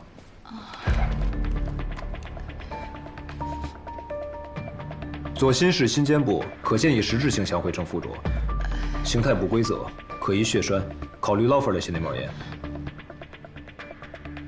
左心室收缩功能降低，2尖瓣、3尖瓣中度反流。这儿，给患者擦擦。哦，查出来了吗？不是嗜酸性粒细胞增多并发的肉芽肿，是左心室血栓诱发的左心功能衰竭。最近一次吃饭喝水什么时候？刚才。左心功能衰竭，要用抗凝药物消融血栓吗？不行，5年腹泻拖的时间太久了，开刀取栓是最优项的治疗方法，但是费用多少钱？15万。多少钱？15万。放心，按照新兴农村合作医保政策和惠民保报销之后，差不多5万。5万。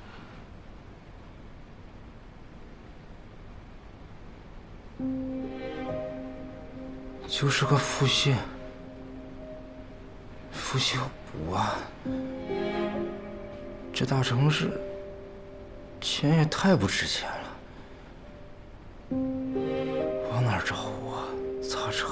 阿强，5万，5万的话，这都不好凑。咱不治了啊，不治了，回家给我做猪肉炖粉条去，我饿了。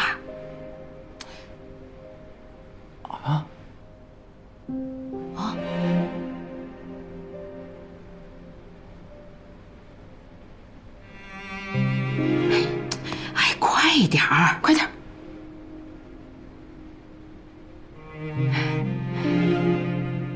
阿珍啊，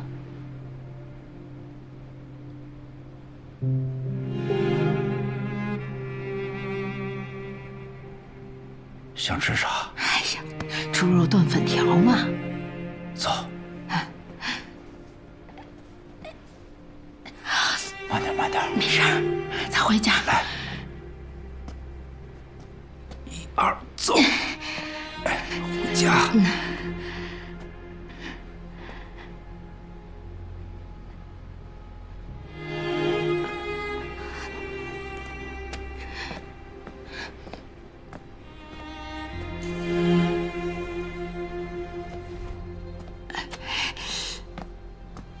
回家啊！啊。做盐煎肉。好。片切的薄薄的。就用你的蒜苗，明明？其实半个月之后那才好吃，咱今天就做。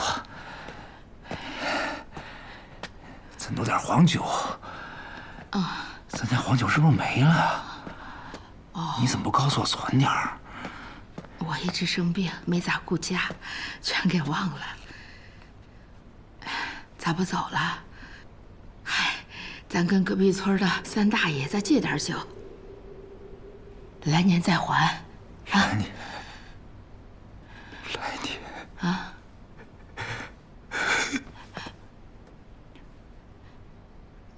哎呀，你咋？哎呀，干嘛？哎呀，你干啥呀你？你干啥呀？对不起。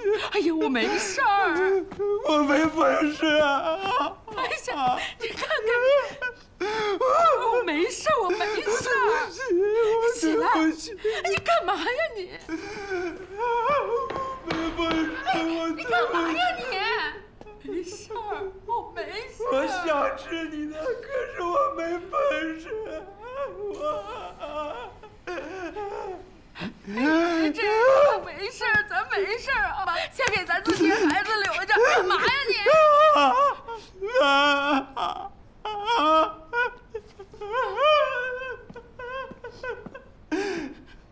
阿珍，我对不起你，我对不起你。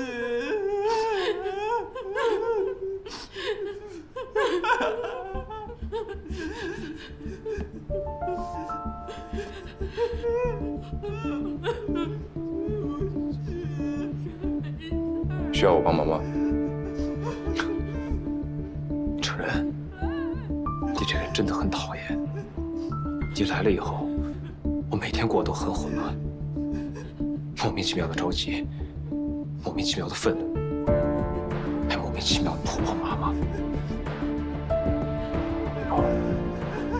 你的存在好像一直在提醒我，祖云，你不行，不但医术不行，医德也不行。很不甘心是吧？因为你内心很清楚，你自己本该是我这样。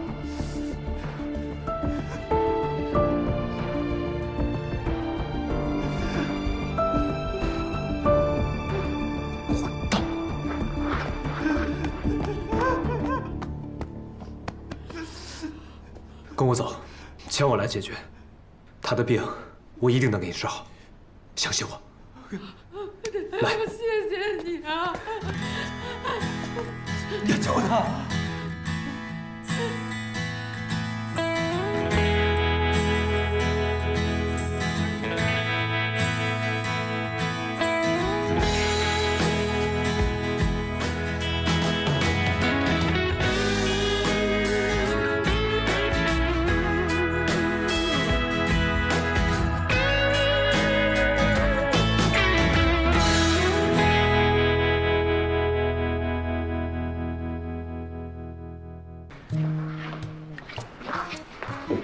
钱的问题解决了，有赞助。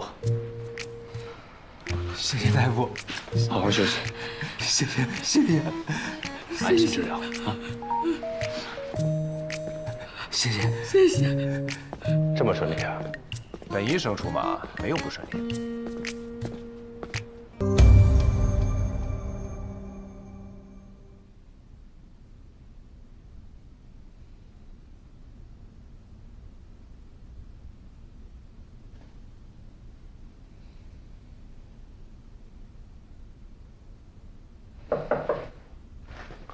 进。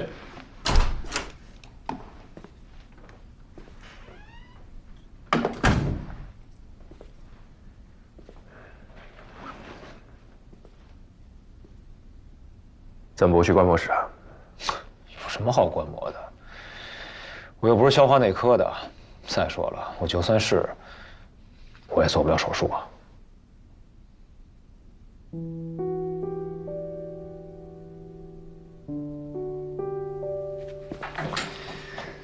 我听说你的手心理上的，看过心理医生吗？看过，怎么说？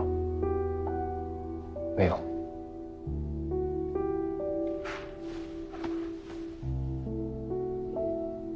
其实我挺羡慕你的，虽然大黄牙把你爸害得很惨，但他起码还活着，你还有机会给他做手术。要是我那边活着就好了。不管什么病，什么样的手术，只要让我试一次，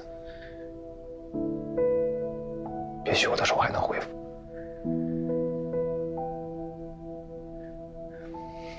我偶尔忍不住会这么想。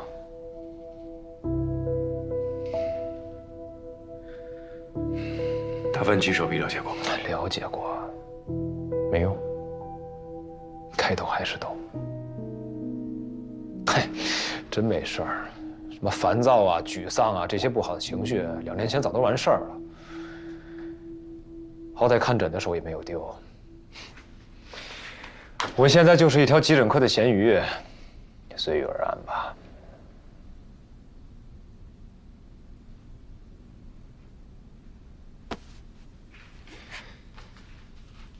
咸鱼是不会背着患者跑的。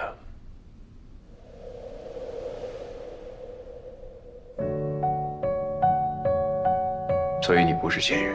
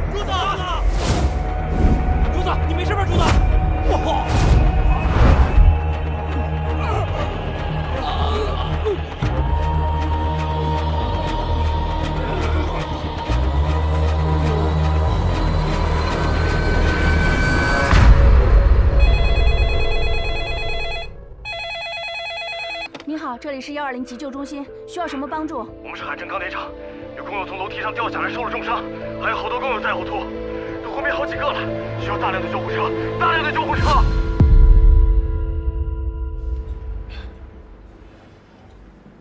其实我的爱好跟你很相似，我也喜欢看电影、旅游。你好，您的牛排。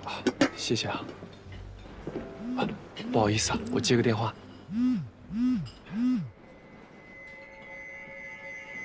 知道了，不好意思啊，我有急事，下次再约。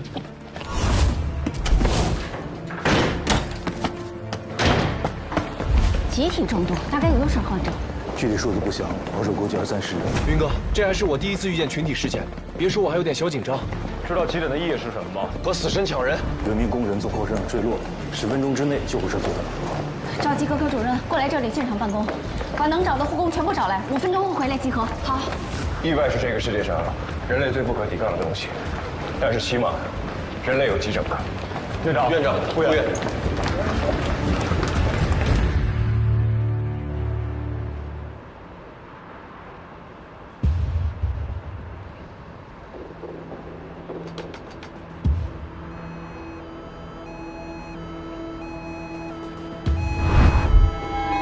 怎么只来了一辆车呀？什么情况？他从4米高处落了下来，被钢筋贯穿了。通知急诊 B 超出现，送输血靠快。是。通知家属了吗？通知了，半个小时能到。让工厂负责人签字。病情危重，准备手术。知道了。站这李帅，跟我来。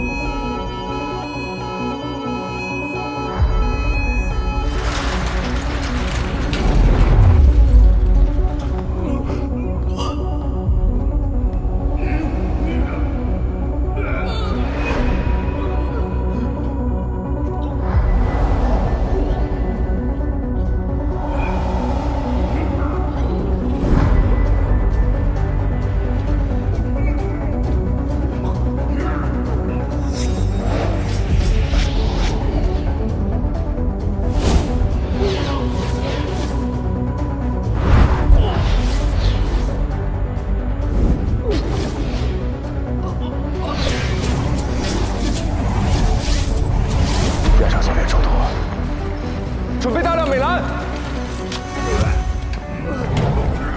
我们需要建立基本通道，250毫克10%的葡萄糖，外加140毫克美兰，全速进点，同时用高锰酸钾洗胃。主任，来。美兰在急诊科有常规用药存货，这么用下去肯定不够，那怎么办？陈哥，美兰。通知院长，需要大量的美兰，实在不行去别的医院调，快去。收到。什么情况？拍呀！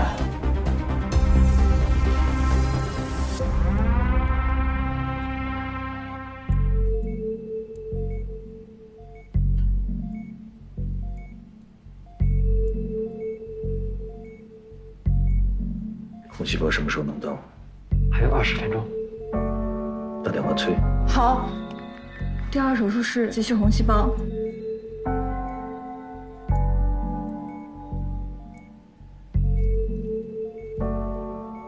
符文钢筋。是。我去，郑医生，病人这边状况不好了，来看一下。什么情况？血氧50、20，心率40，血氧饱和度查不到。073需要美兰，快！静脉通道无法接力。陈医生，静脉通道无法接力，这个也是，静脉动脉都不行。这人怎么办？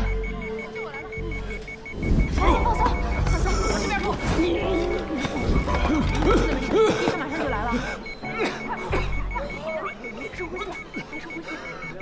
申请本栓刺包，准备上动。是。林渊、苏玉，你们过来一下。我现在有个新的想法，你想要这个杆，可以试试。林渊，帮我一下。好。取平卧，头地足高位，脚抬高20度，体提高静脉压，使静脉充盈。这是为了保证静脉内的气压为大气压，这样穿刺时就不会发生空气栓塞的危险。用软皮的。好。大家看好了，把其他患者摆成这个体位，脚高头低，快！绕一下。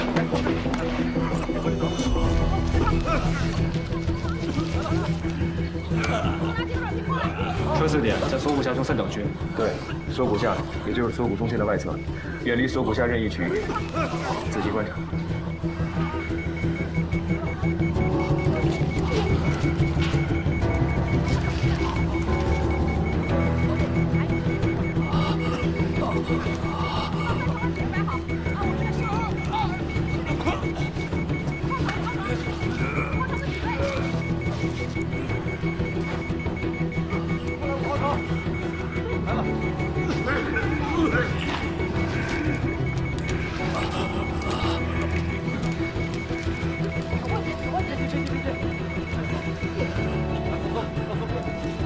老师，除去白体位时间一共45秒。这点地，配美兰。好。大家在输液的时候开最大量，输液完毕后继续给糖水洗胃。能做到吗？应该没有。可以。那就用这种办法，抓紧时间。好。你们2个去帮忙配药。药来了。来了。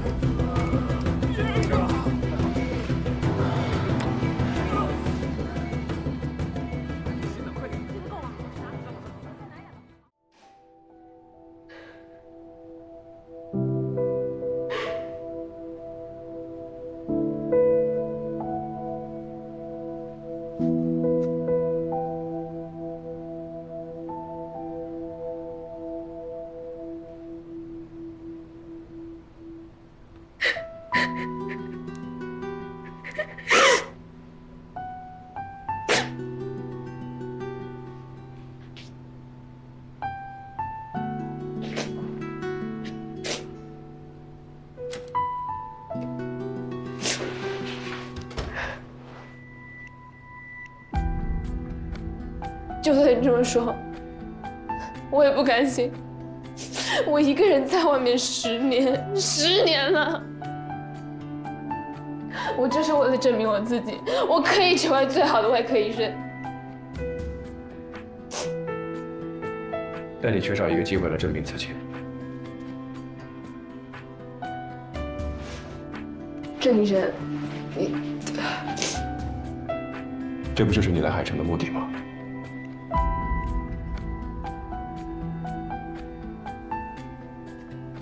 林渊，海医大普外科毕业后考入哈佛医学院，读博期间因为成绩优秀，被邀请进入曼欧实习，拥有丰富的肝移植、肾移植手术经验。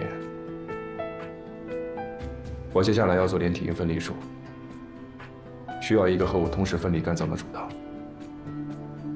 这台手术非常困难，但我觉得你能胜任，所以。要不要加入我的团队？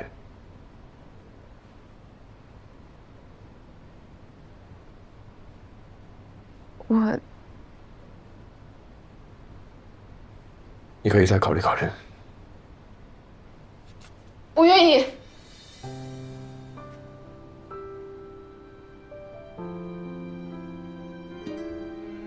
我要参加连体婴分离术，我还要参加以后很多的手术，我要证明。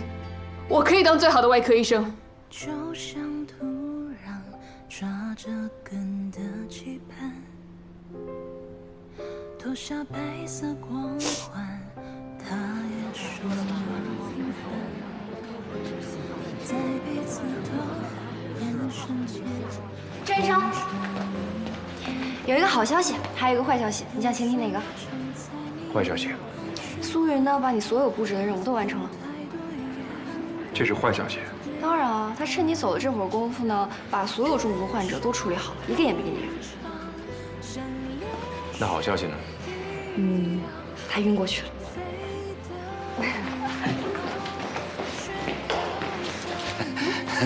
谢小姐，您看我这活都已经干完了，那我现在是不是可以回家了？抢救呢虽然已经结束了，但是还有后续的治疗啊，你得留下来照顾。我得回去照顾我老娘了。你放心，我早就拜托你的邻居替你看着了。那咋能行了呢？我也是个病人呢，我的身体还没有恢复。那不正好吗？万一要是你有什么意外，及时抢救。走吧，走吧。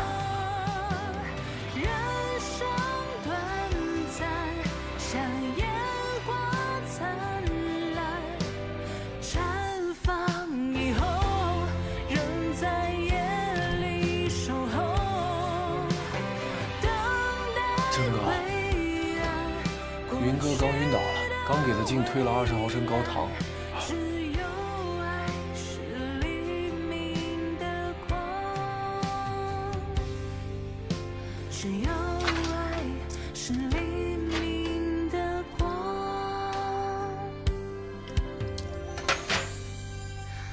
穿破艰难。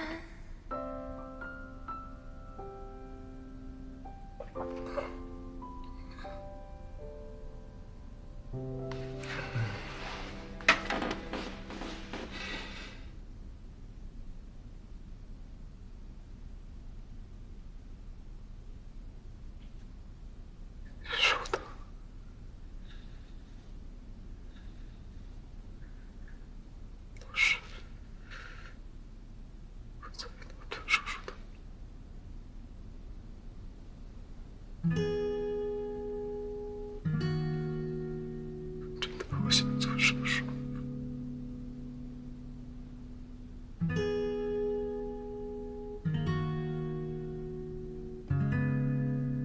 但是，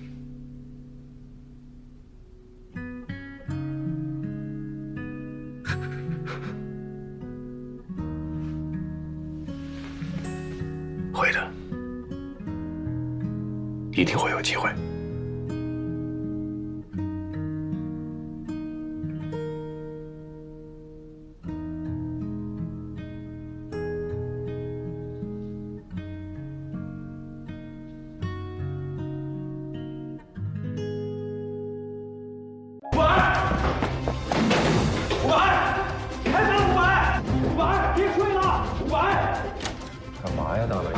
快醒醒！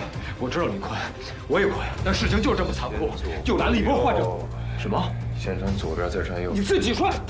我说又来了一波患者，而且人数翻了1倍。这次不是亚硝酸盐中毒，10分钟以后就到。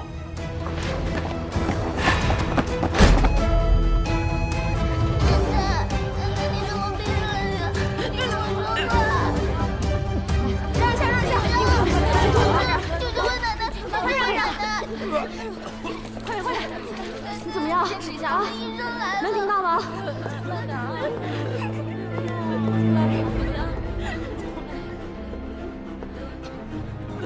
周礼涛，院长，什么情况？这些都是中毒工人的家属，陆陆续续出现了呕吐现象。第一位是一位老太太，呕吐的很严重，而且工厂那边来电话说呕吐的家属越来越多。艾云呢？跟郑哥正在看片。哎，是，慢点。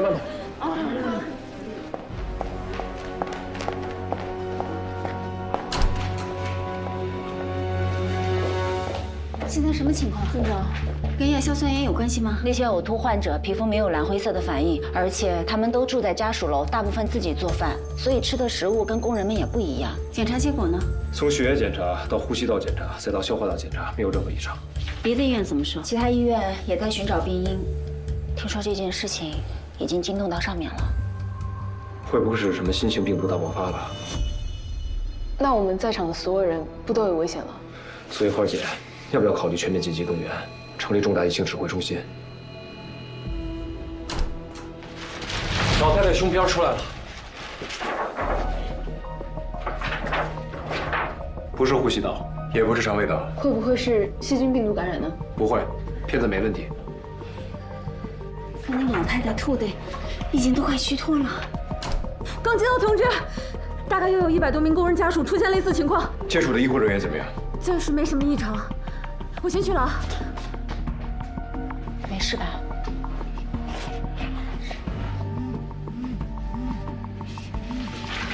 喂，潘老，我们已经在做准备了。好，知道。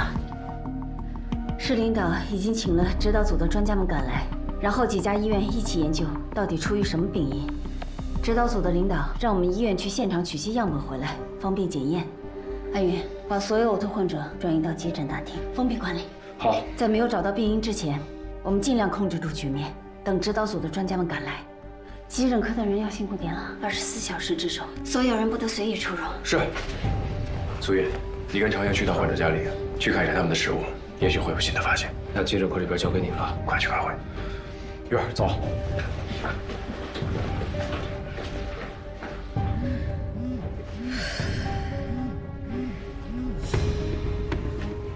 喂，阿离，我听潘老说具体事件又严重了。正在查找原因呢，别忘了5天后回来复诊啊。我记得了，那么5天后见。5天后见。哎呀，哎呀，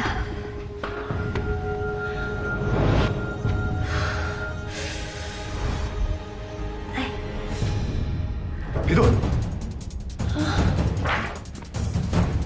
苏院长，你现在千万别动，准备灵车送抢救室。抢救？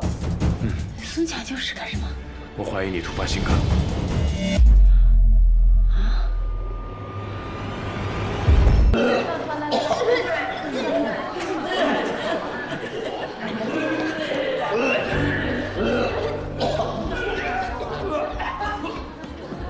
管了好点了吧？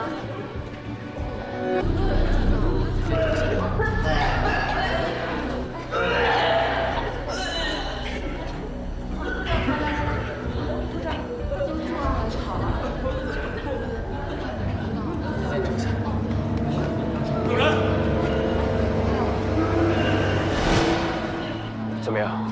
有何发现？带回了一些食材，让常燕送到疾控中心去检验了。我听说指导组的人都提前到了，他们讨论怎么样？我没去听。不愧是你。我这边没有别的发现，接下来怎么办？那么，我们只能用最后一招了。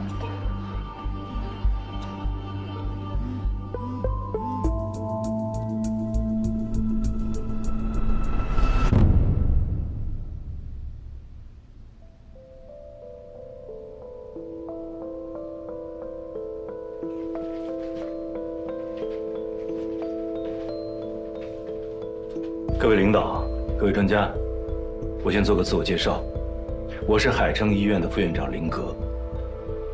现在看来，我们大家的意见基本上是统一了。如果不是食材出现了问题，那极有可能出现了大规模传染性疫病。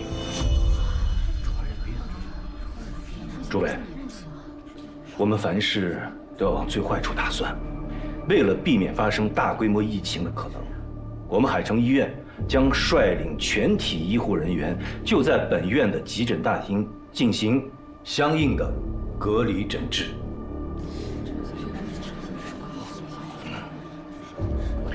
在这期间，我们可以通过网络传输，每天及时的把患者的症状向大家进行通报，具体的药物还有更新的诊断方式，我们可以通过视频会议进行交流。在排除了大规模传染性疫病的前提下，我作为本院的副院长，会在前线亲自主持工作，把好关，避免不可控的事件发生。我想问一下，万一是不知名的传染病，怎么办？防护装备我们已经准备完毕。到目前为止，本院已经接收了52名呕吐患者。海城医院作为本次疫情的隔离区，我们会力争就将疫情锁死在本院。请上级领导批准。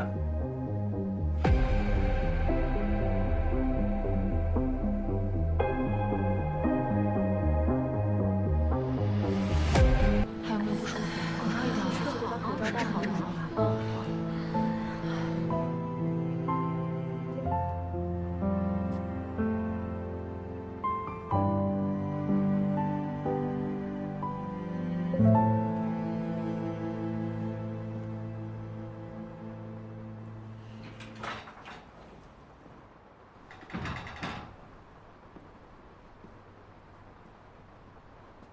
证人，你不该出来，回去养病吧。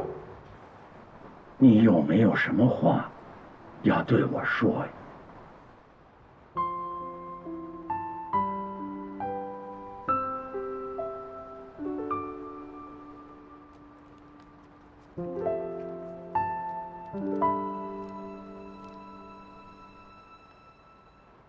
我志愿献身医学，尊师守纪，恪守医德。我将竭尽全力消除人类之病痛，助健康之完美，潜修医术，永不停歇，治病救人，永远第一。16年前的海蛇没能妥善处理好群体事件，但这次不一样，请您亲自见证这一点。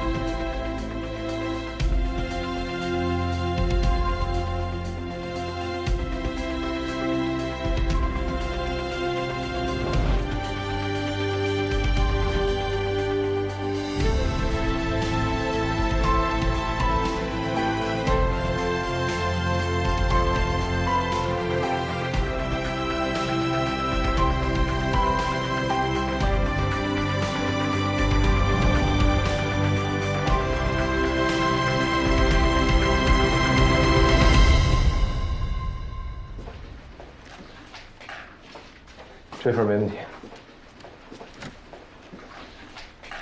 怎么样，同志们，有什么新发现吗？什么问题都没有，带有恶心呕吐，我认为很可能是癔症。癔症？你们讨论一整天，就这结果？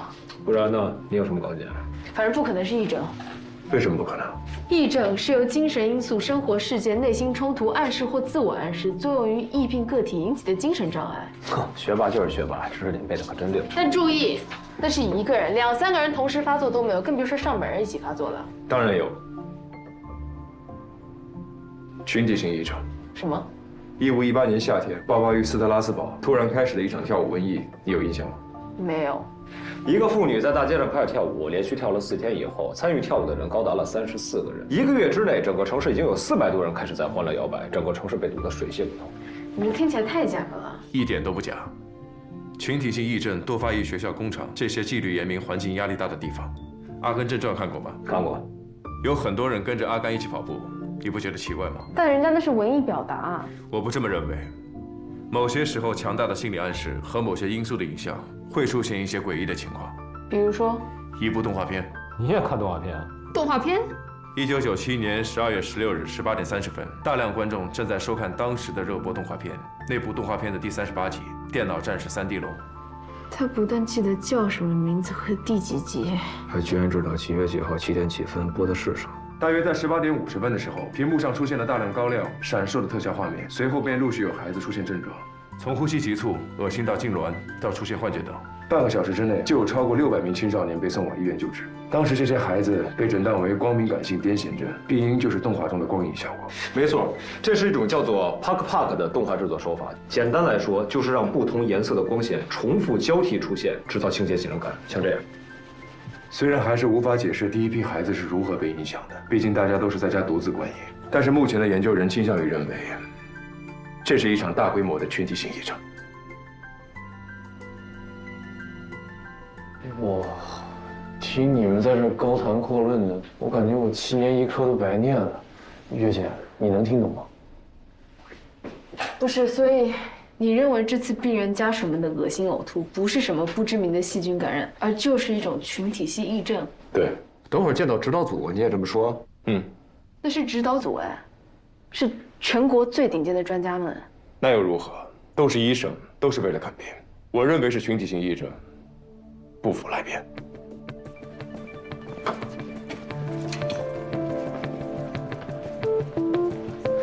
等等，我突然想到一个证据。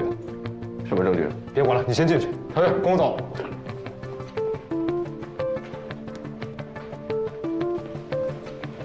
目前呢，已经排除食物中毒，那么只剩下传染性疫病。截止到目前，仍然没有查出什么病毒。不是病毒。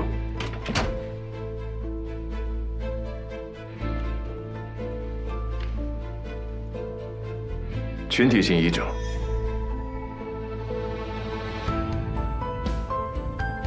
你是？哦，他的证人是我们海城介入科的主任。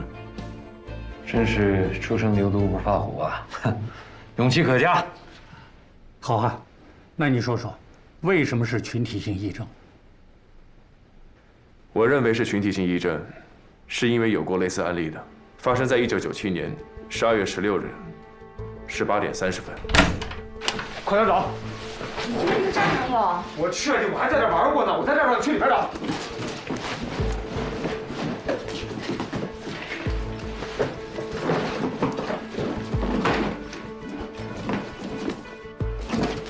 群体性癔症是一个迄今为止没有合理解释的疾病。研究该现象的人，医生、人文学家、社会学家都没能明确地表现群体性癔症具有传染性的可能。但是这并不意味着群体性癔症都是患者幻想出来的，更不是装病，也不意味着这群体性癔症不存在。是啊，根据现代神经影像技术，癔症患者的大脑的确存在着异常活动，这与那些故意装病的患者是不同的。在整个20世纪中，这种情况一般都发生在纪律严明的团队，病人们会出现恶心、头晕、头痛等运动性病症，跟这次工厂的亲属们情况非常的类似。我的话说完了。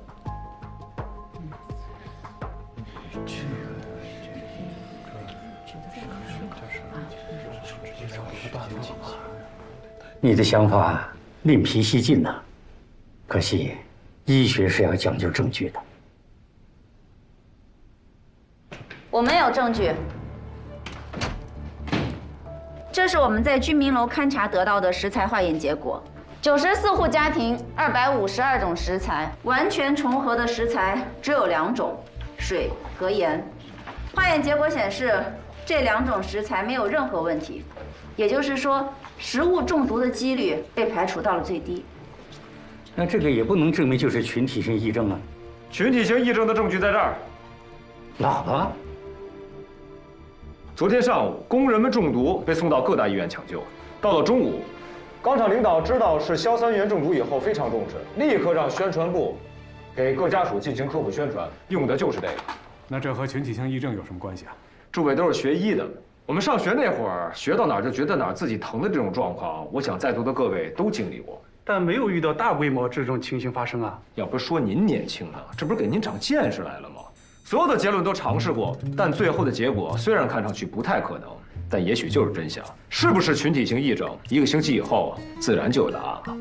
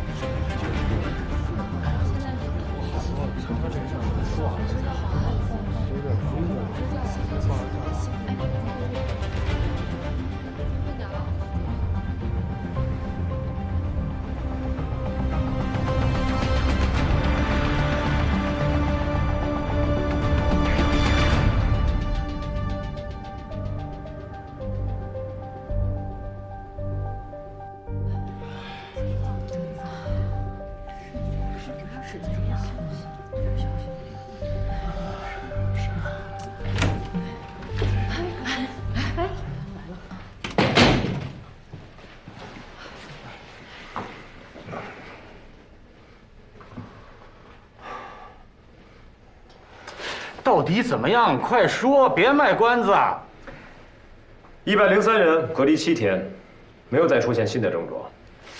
新的验血结果也出来了，没有任何问题。根据防疫要求，我代表指导组宣布全体出院。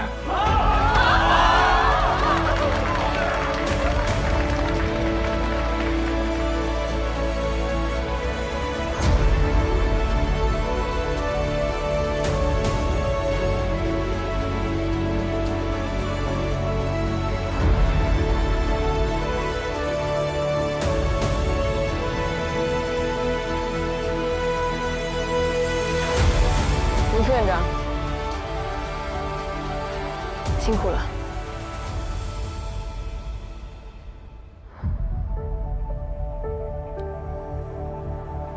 你也辛苦了，林博士。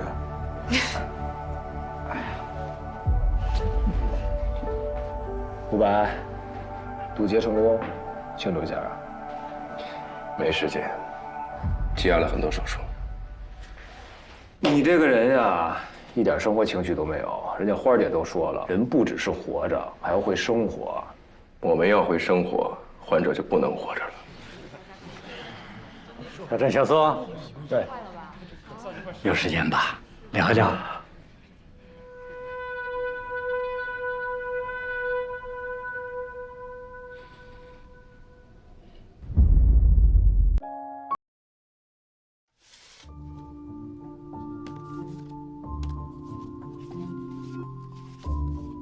前列腺介入，这还能介入呢？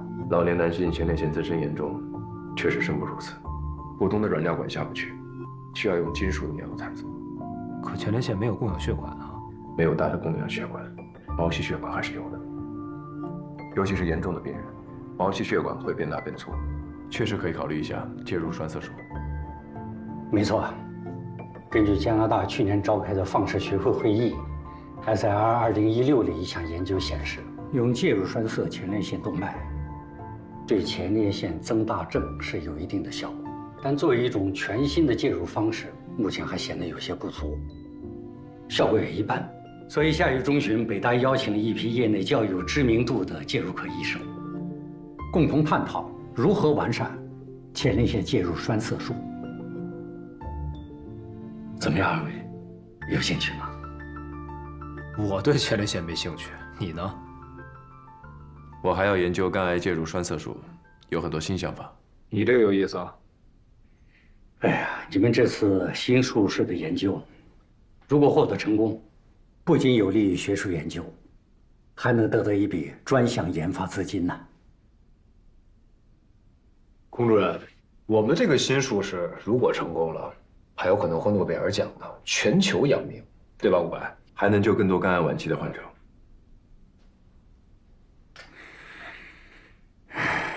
你们真不参加？不，参加。他们参加。花姐，你还没好利索呢。好了，所以我已经回到工作岗位了。你们两个给我听好了，给我去参加北大的研讨会，听见没有？这是院长的命令。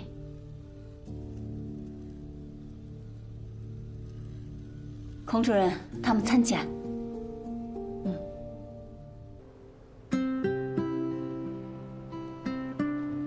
你们是要和我们一起去出差？对啊，院长让我们今天晚上在宿舍集合，然后明天早上一起去北大。对，哎，我还听说了，院长说了，这次出差的这个补助是双倍的，是这么安排的吧？挺快啊，你们都到了。哎，勇哥，你也去啊？我不是为前列腺，我是为连体婴。北大那边好几家人工智能实验室给我发了一些模拟导航系统的材料，我过去实地考察一下。那就拜托你这位额外专家替我们好好把关了。很好。那我们今晚早点休息，明早6点出发。好。哎，我帮你拿啊。谢谢。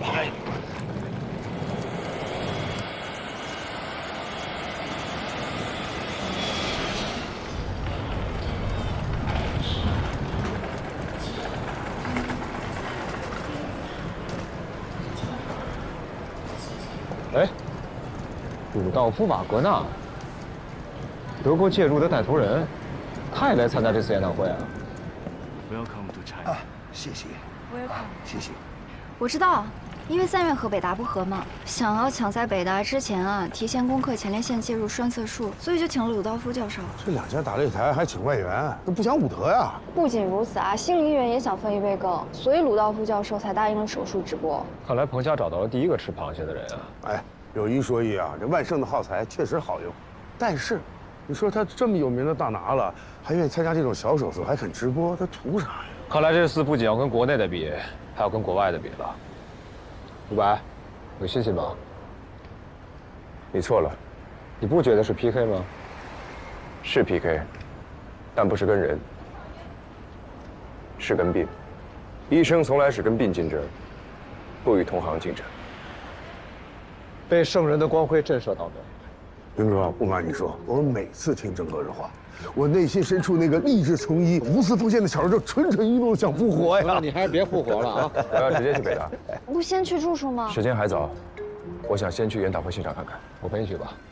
我也直接去实验室了。贺哥、伊人，你们先去办入住，我们回头见。好，到时候给你们发定位。走。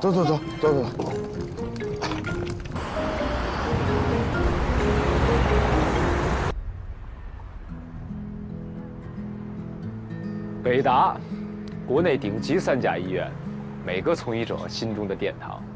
骨科不及海医大，泌外不及北大，心外排不上前10，神外不及北大，整形外科不及。停！照你这么说的话，北大啥也不是了。走吧。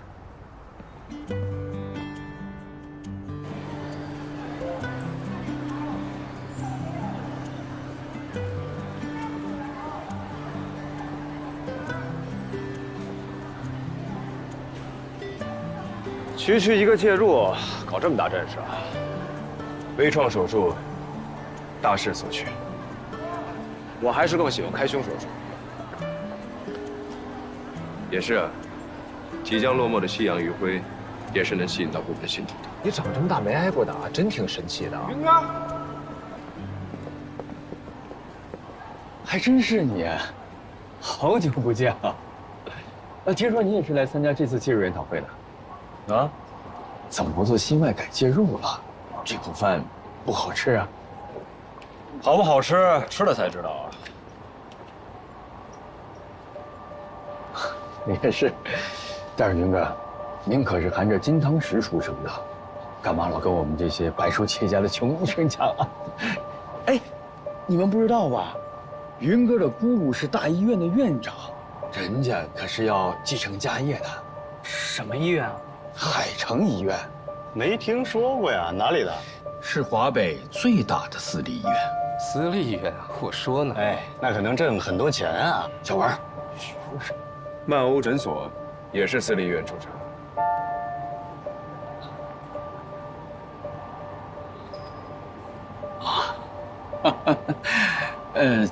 这位是？不必认识。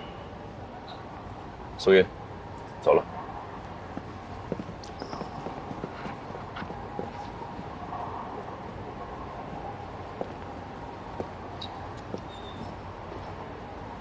小文，去查查那大个什么来历，顺便再探探苏云的技术水平怎么样。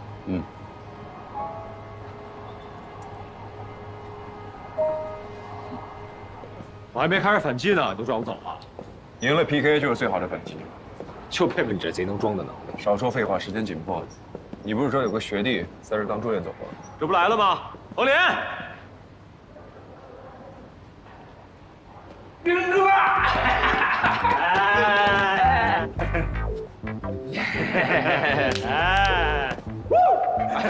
好久不见啊！笑死我了你！你给我发信息说你要回北大的时候，我都不敢相信，我以为你再也不回北大了。我跟我同事来参加个研讨会。哦，介绍一下啊，证人方林。证人？就是你老跟我吐槽贼能装叉。走了。哎，干嘛？你不让我说呀？这，带我吃饭，你乱了。哎，话你没有什么呀？这。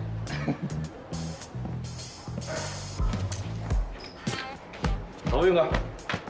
哎，真磕碜啊！说请吃饭就来员工食堂。哎，云哥，你别挑我了，我们这帮住院总能腾出时间给你吃顿饭，不错了。你这变样了吗？变样了，我跟你说，跟以前装修不一样了。那桌。王龙，哎，见过见过，云哥，我比你小3届，打过篮球。来，坐。不是应该先看患者吗？来这干什么？吃饭，吃完饭再看患者，快坐。我跟你说啊，哥，北大最大的不一样，能点单了。今儿我们几个请客，什么贵点什么。有讲究吗？有。这个，来一盘。大家来10盘。来这，还那个好特意。请问是汪医生吗？你好，我是吕阿姨介绍来的。啊，不是你怎么才到啊？等你半天了都。对不起。片子在了吗？嗯。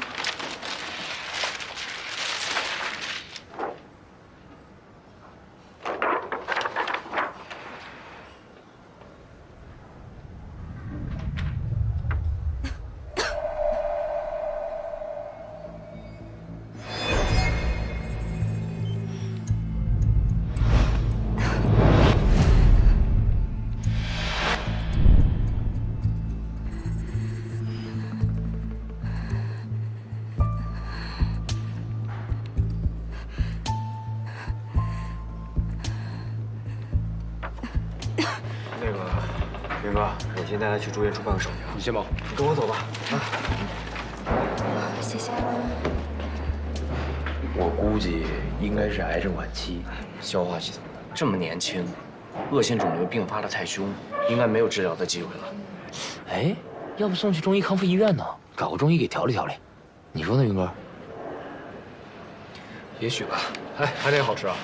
这个来一个，来。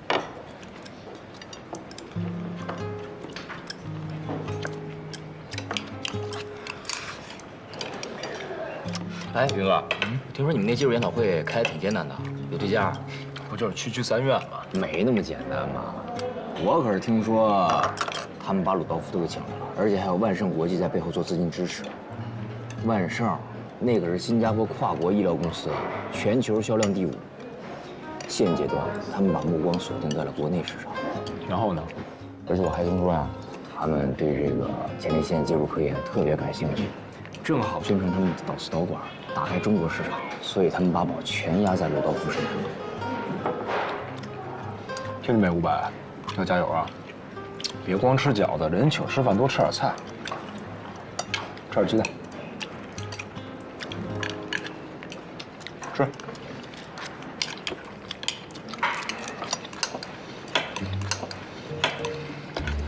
饺子什么馅儿的？尝一个。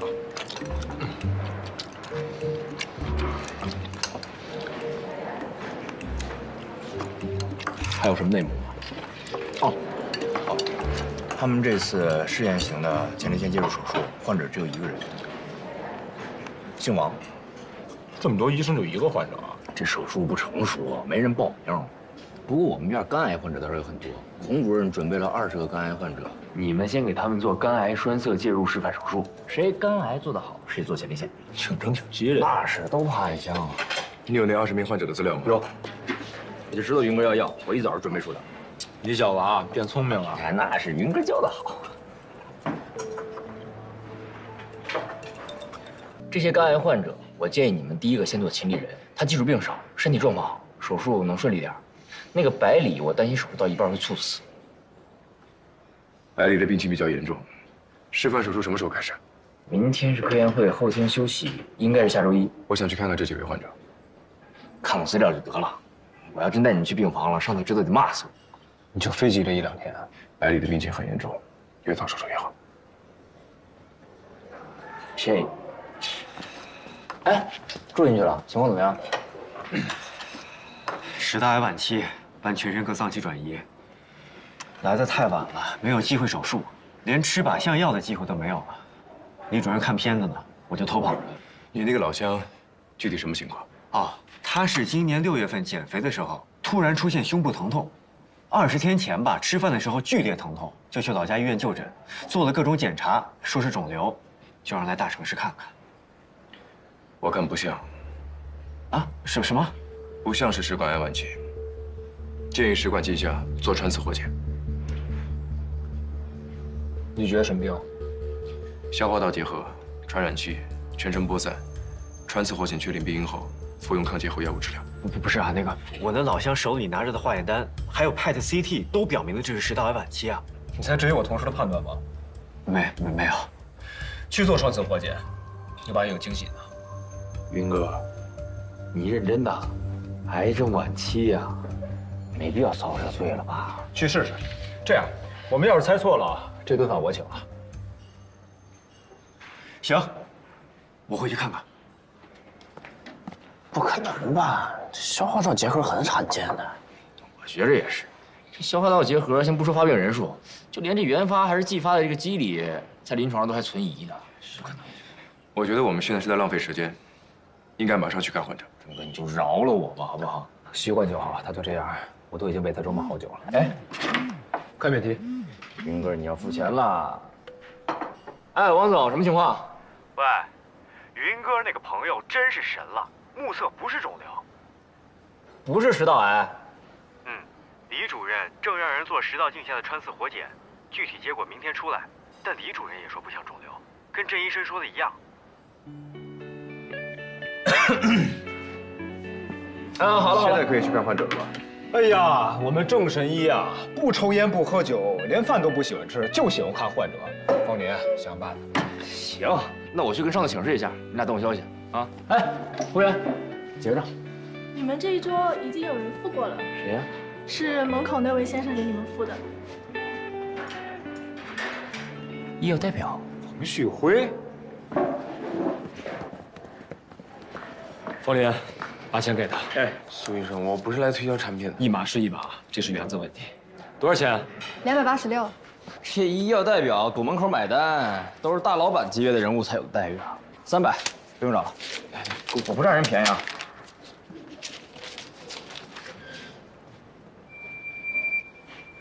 有可用于前列腺介入的特殊导丝吗？给我一份。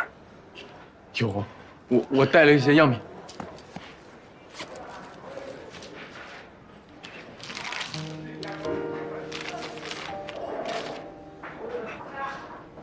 谢谢。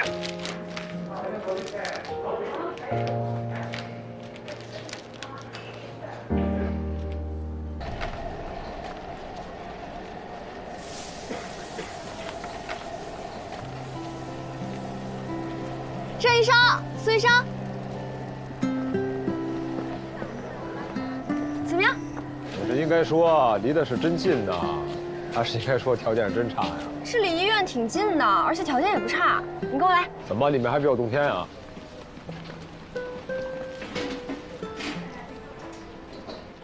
快进来，快进来！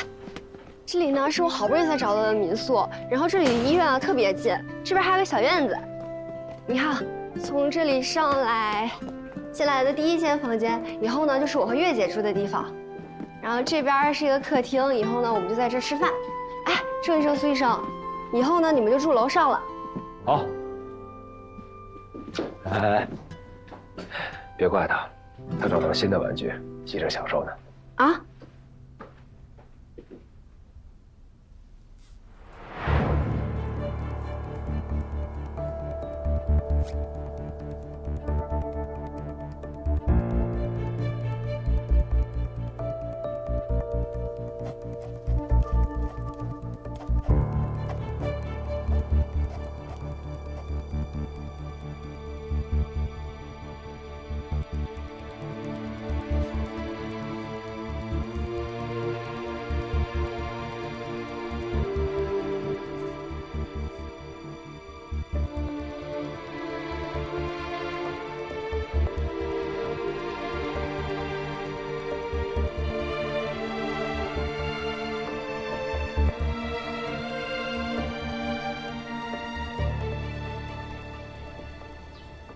谢谢啊。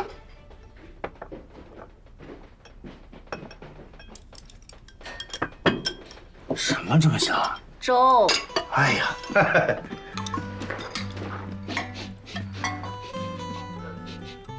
香水大米，狗鼻子，还真是啊。我从家带来的，就2大。嚯，哎呀，那我得多喝2碗，喝1碗少1碗。500，快点省省500块钱大米。感受一下。太粗太硬，算了吧，来先吃饭。坐。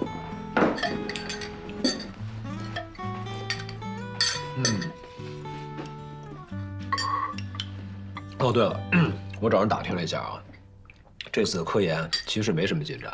前列腺栓塞，由于前列腺没有供氧动脉，毛细血管的话，一是太多没办法栓塞，二是太细，对于材料很严格，三呢就是对于手术术者要求极高。我昨天去了一下实验室，他们也听说了这件事，几个大老板动了动心思，但都不看好。你那边忙完了吗？差不多，怎么了？今天跟我们一起去参加研讨会呗。说到这个，我昨天听说一个八卦。什么八卦？加拿大2016 SI2给68例存在下尿路症状的前列腺增生患者进行了这个手术，术后的结果不是很满意。而且这一次，万盛国际特地为鲁道夫开辟了新的生产线，专门研制更细的导丝和导管。专门的生产线啊！前列腺栓塞手术受众群本来就不大，而且新的导丝和导管价格很贵，一般人承受不了，根本不会回本。但是他们还是要这样做，为什么？估计啊是有特定的受众。也是，一般的前列腺增生啊，抠掉就是了，根本用不着介入，这麻烦。能用上的只有岁数太大，而且伴有凝血功能障碍或心脏疾病的人，一旦受到强烈刺激，出现心脏骤停，吃不了兜着走。但是呢，对于有钱的、岁数大的人来说，为了能让生活质量过得好一点，费用根本不是事儿。试试。是什么？我想试试这个。你想用长风对抗万盛啊？为什么不行？万盛国际全球第5，成功研制出心血管带膜支架。那还有其他的科技公司也相继研发出了新型号的心血管带膜支架，那万盛呢就成了鸡肋。那你应该也知道，万盛国际现在一直想进入国内市场，一旦让他们进入，首先吃掉的就是长风微创的市场份额。长风毕竟是国产公司，材料学迟迟得不到突破性的进展，尤其是介入，无论是肿瘤介入还是心脑血管介入，跨国公司的好材都比国产的好用，这点你承认吗？嗯。那你告诉我，还有什么理由选择长风啊？因为便宜。合着我刚才说了半天都白说了。推进这个手术的大佬们根本不差钱，但很多人很差钱。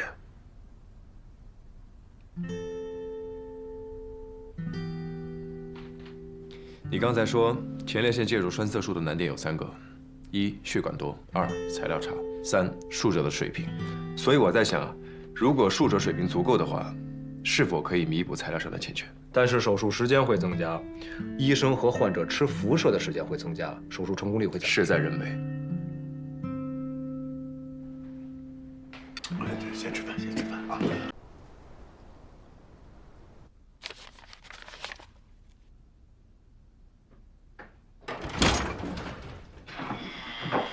花姐那边来电话了，让你先做亲历人的手术。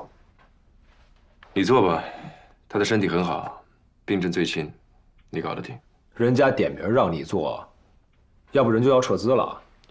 那百里怎么办？那只能是我来做了，反正不能便宜金耀武那小子。我的天，白大基础病这么多啊！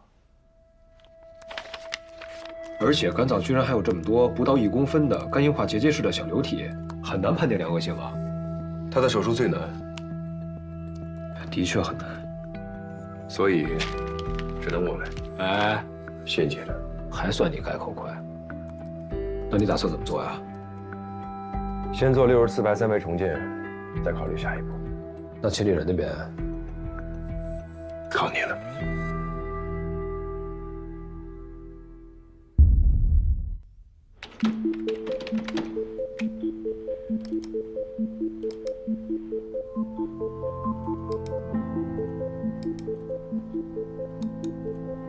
这么漂亮的双元 CT， 卖妈吗？李主任说了啊，这些机器随便用。怎么样，云子？要不要来北大？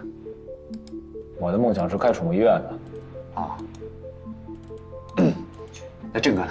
干嘛呀？当着我面把我姑抢点，你小子！郑哥这是在按照肿瘤的64排3维立体图形寻找供氧动脉。现在还有术者自己做片子。学吧，年轻人啊！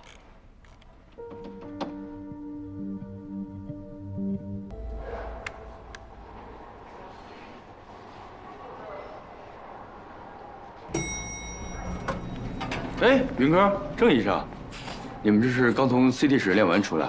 怎么，你也去练啊？没办法，笨鸟先飞嘛。但是我运气比较好，虽然我的病人不像秦丽人那么容易，但是还是比百里要简单很多呢。你们呢？谁做百里的手术啊？难度高的手术当然是我来做了。哇，好厉害！是明早8点吧？好巧，我也是明天8点第一台。那这样，做完手术咱们一块吃午饭。哟，你要这么久啊？我可是做完第一台后吃早茶的。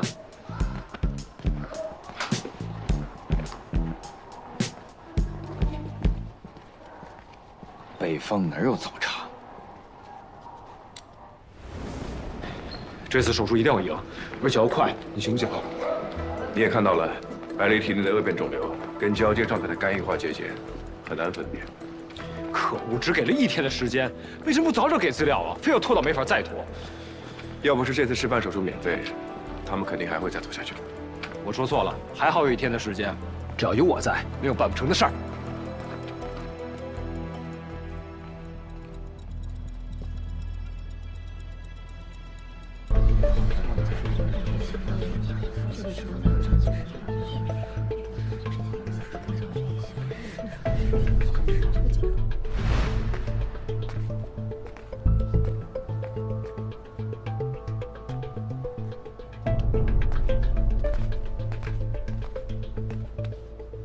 云哥，一会儿早茶见。傻呀，北方哪有早茶呀？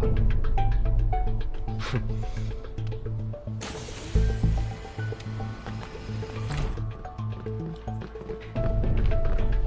你看好谁？小金吧，毕竟是孔主任的得意弟子啊。哼，介入啊是新学派，我们这些老人有的时候还不如年轻人呢。患者裘薇薇，是，现在给你麻醉。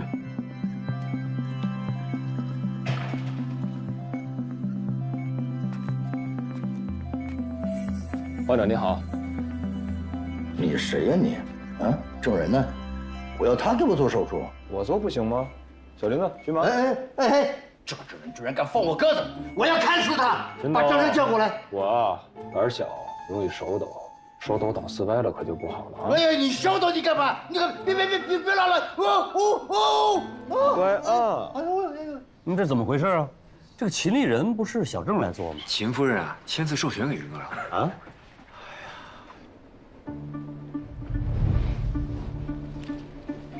川司，赵司，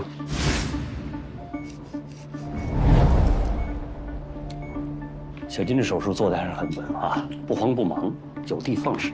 他呀，提前做了很多的准备工作啊，光64排3维重建就做了足足2个小时。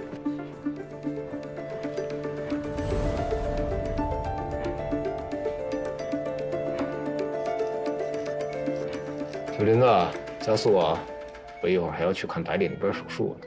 好嘞，不会拖你后腿的。哎，你去哪儿啊？我还在这儿呢，赶紧给我做手术。我怕扎着你啊！慢着点，啊，我能感受到。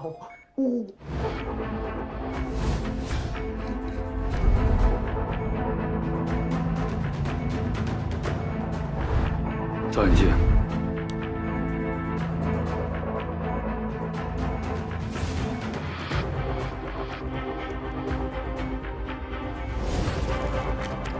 赵远记。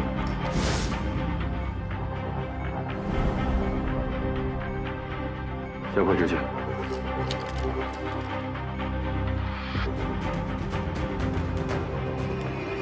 栓死剂。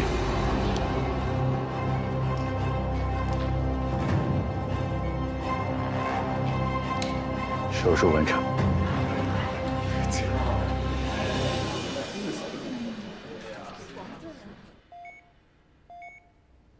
云哥，得加快速度了，45分钟了。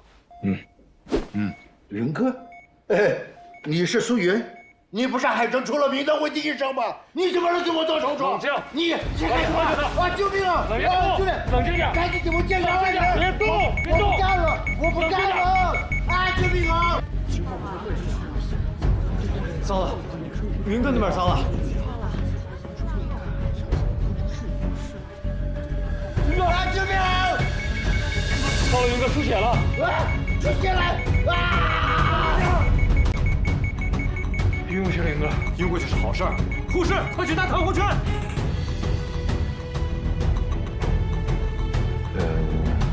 操作失误吧。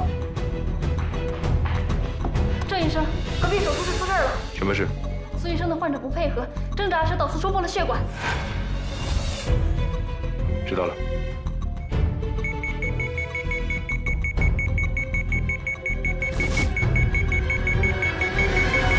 云哥真是倒霉啊！明明最简单的手术，遇上个最不配合的患者。自作自受。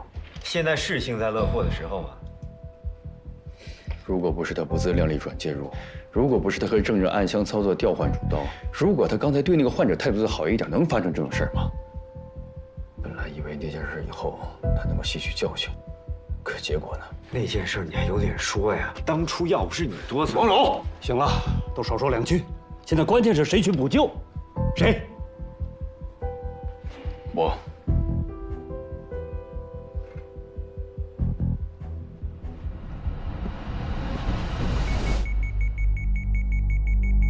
云哥，血压降得越来越快了。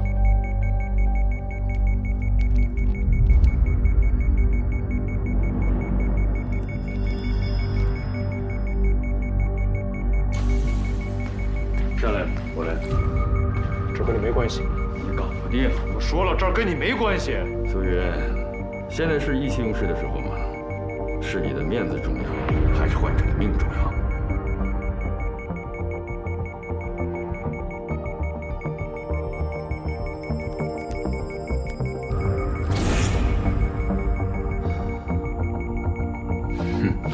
真的以为转介入就行了，手术刀都拿不了，导丝可比手术刀难。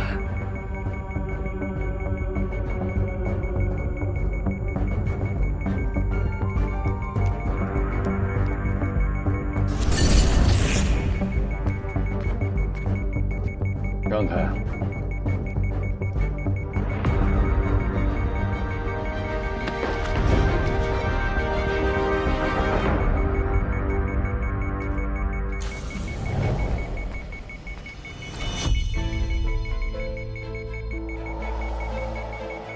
接下去的交给我。孔女士让我接手。哎，你干什么啊？走。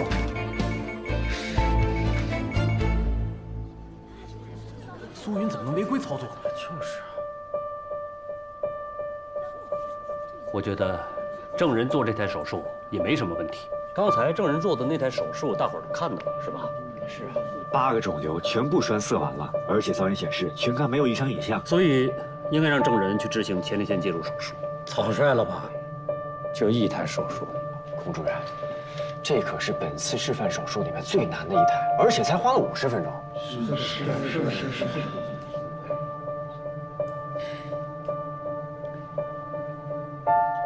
好，如果他连这台手术都能补救，就让他上。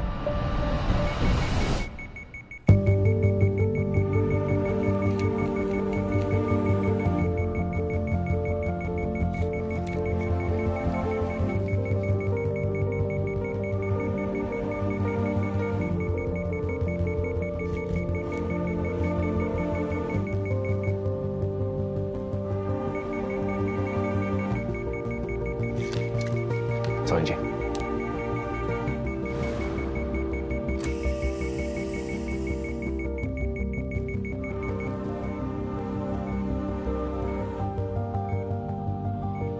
止血了，该找肾动脉了。肿瘤供氧血管从肾动脉分支出来，那难度可就不一样了。而且你没给这个亲历人做 CT 3维重建吧？哎呀，别说早饭了，连午饭都吃不上。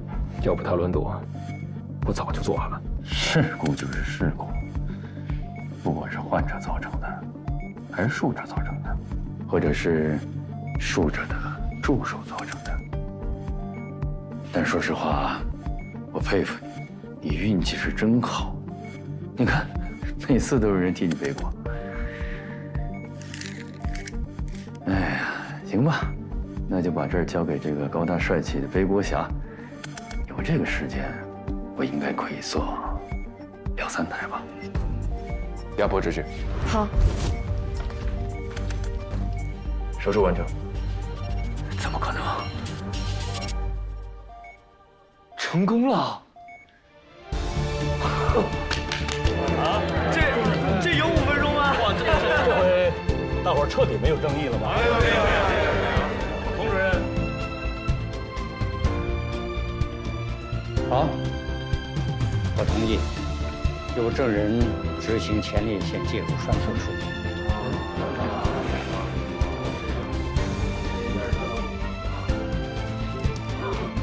要说一句，信不辱命吗？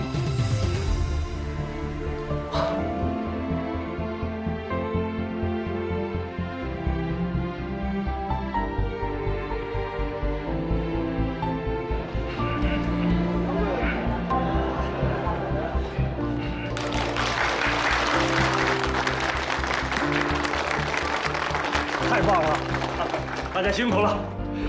小郑啊，经过我跟孔主任研究，大家一致同意通过由你来做一台前列腺介入栓塞手术。谢谢。好，那就让郑人来做，我在旁边看着他。好。哟，云哥，刚才爱半死不活的，现在又生龙活虎。哎，当年那事儿要是……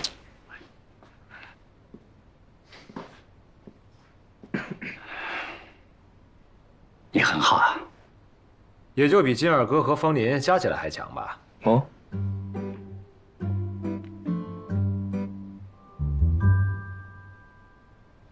那么，前列腺介入栓塞术，就期待你们的表现，一定成功。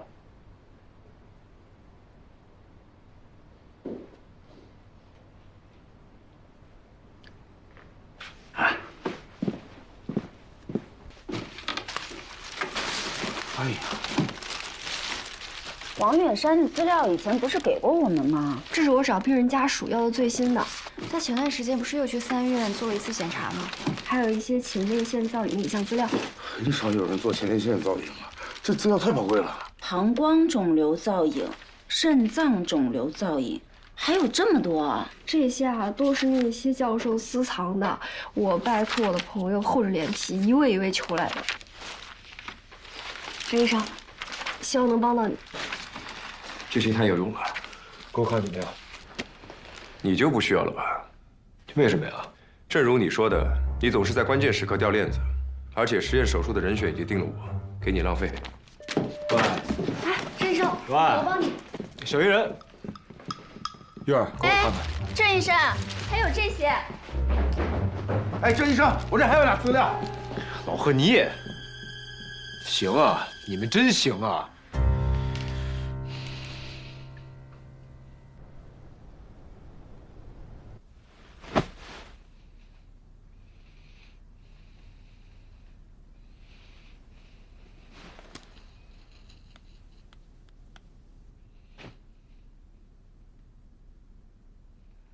火儿姐，我好烦啊！云哥，怎么是你啊？院长在做复查，没带手机进去。复查？他心脏又不舒服了？有点不舒服，心外的主任正在看。你找院长什么事啊？我等会儿帮你转达。花儿姐，等着看吧，我要让我的心外成为世界第一。把你的花衣服重新穿起来，等着我们胜利归来。必须的。没事，让他好好养病，告诉他我一定会胜利归来的。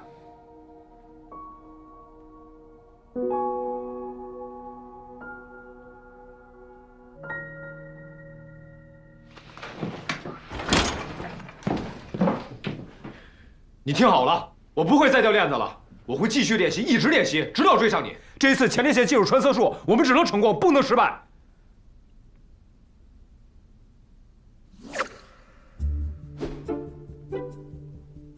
不是，你就猜准了我一定会来啊？不来就不是你了。那你知道你刚才多不给我面子吗？底下那么多人，小艺人也在，老贺也在，常远也在，他们都别演了，赶紧吧。的。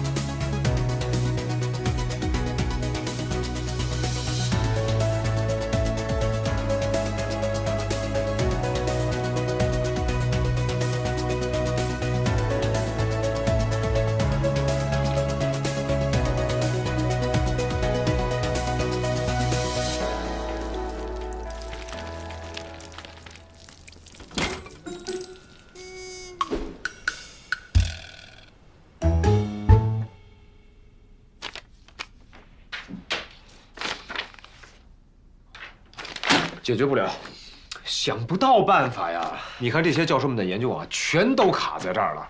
想要更好的效果，就要把分支血管全部捅开，演化成毛细血管网，然后给前列腺供血。这个理论是没错的呀，可是怎么通啊？导丝下不去啊！你看什么呢？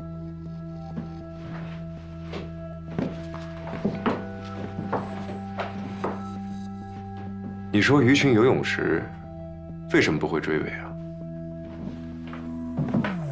因为它们的视网膜里面有视锥细胞，视力好，还有就是它们身上有振动和压力感受器，水压的任何细微变化，它们都能感受得到，从而做出相应的反应，避开或者扑上去。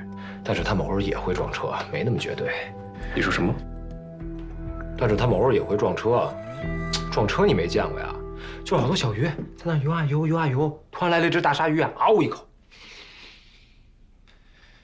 我跟布老师学介入的第一堂课，他就说，不同的导丝应对不同的病症，没有完美的导丝，只有完美的手法。老布技术马马虎虎，但是讲课是真不错。后来同学们就问他，什么是完美的手法？他回答，庖丁解牛。那不就是掌握规律，熟能生巧吗？不，他的点是，以无后入有间。鲁道夫就是这么做的。血管下不去，那就造更细的导丝，就能进入更细的动脉分支。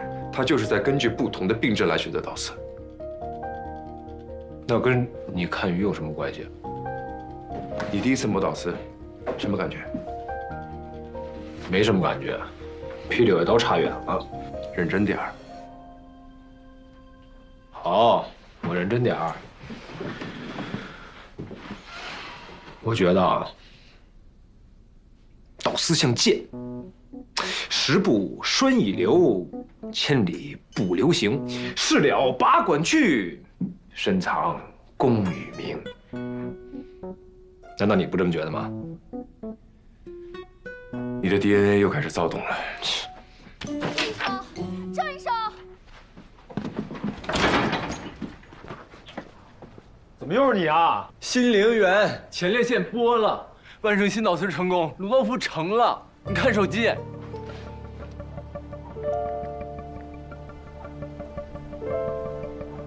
怎么可能啊？我们偷满了。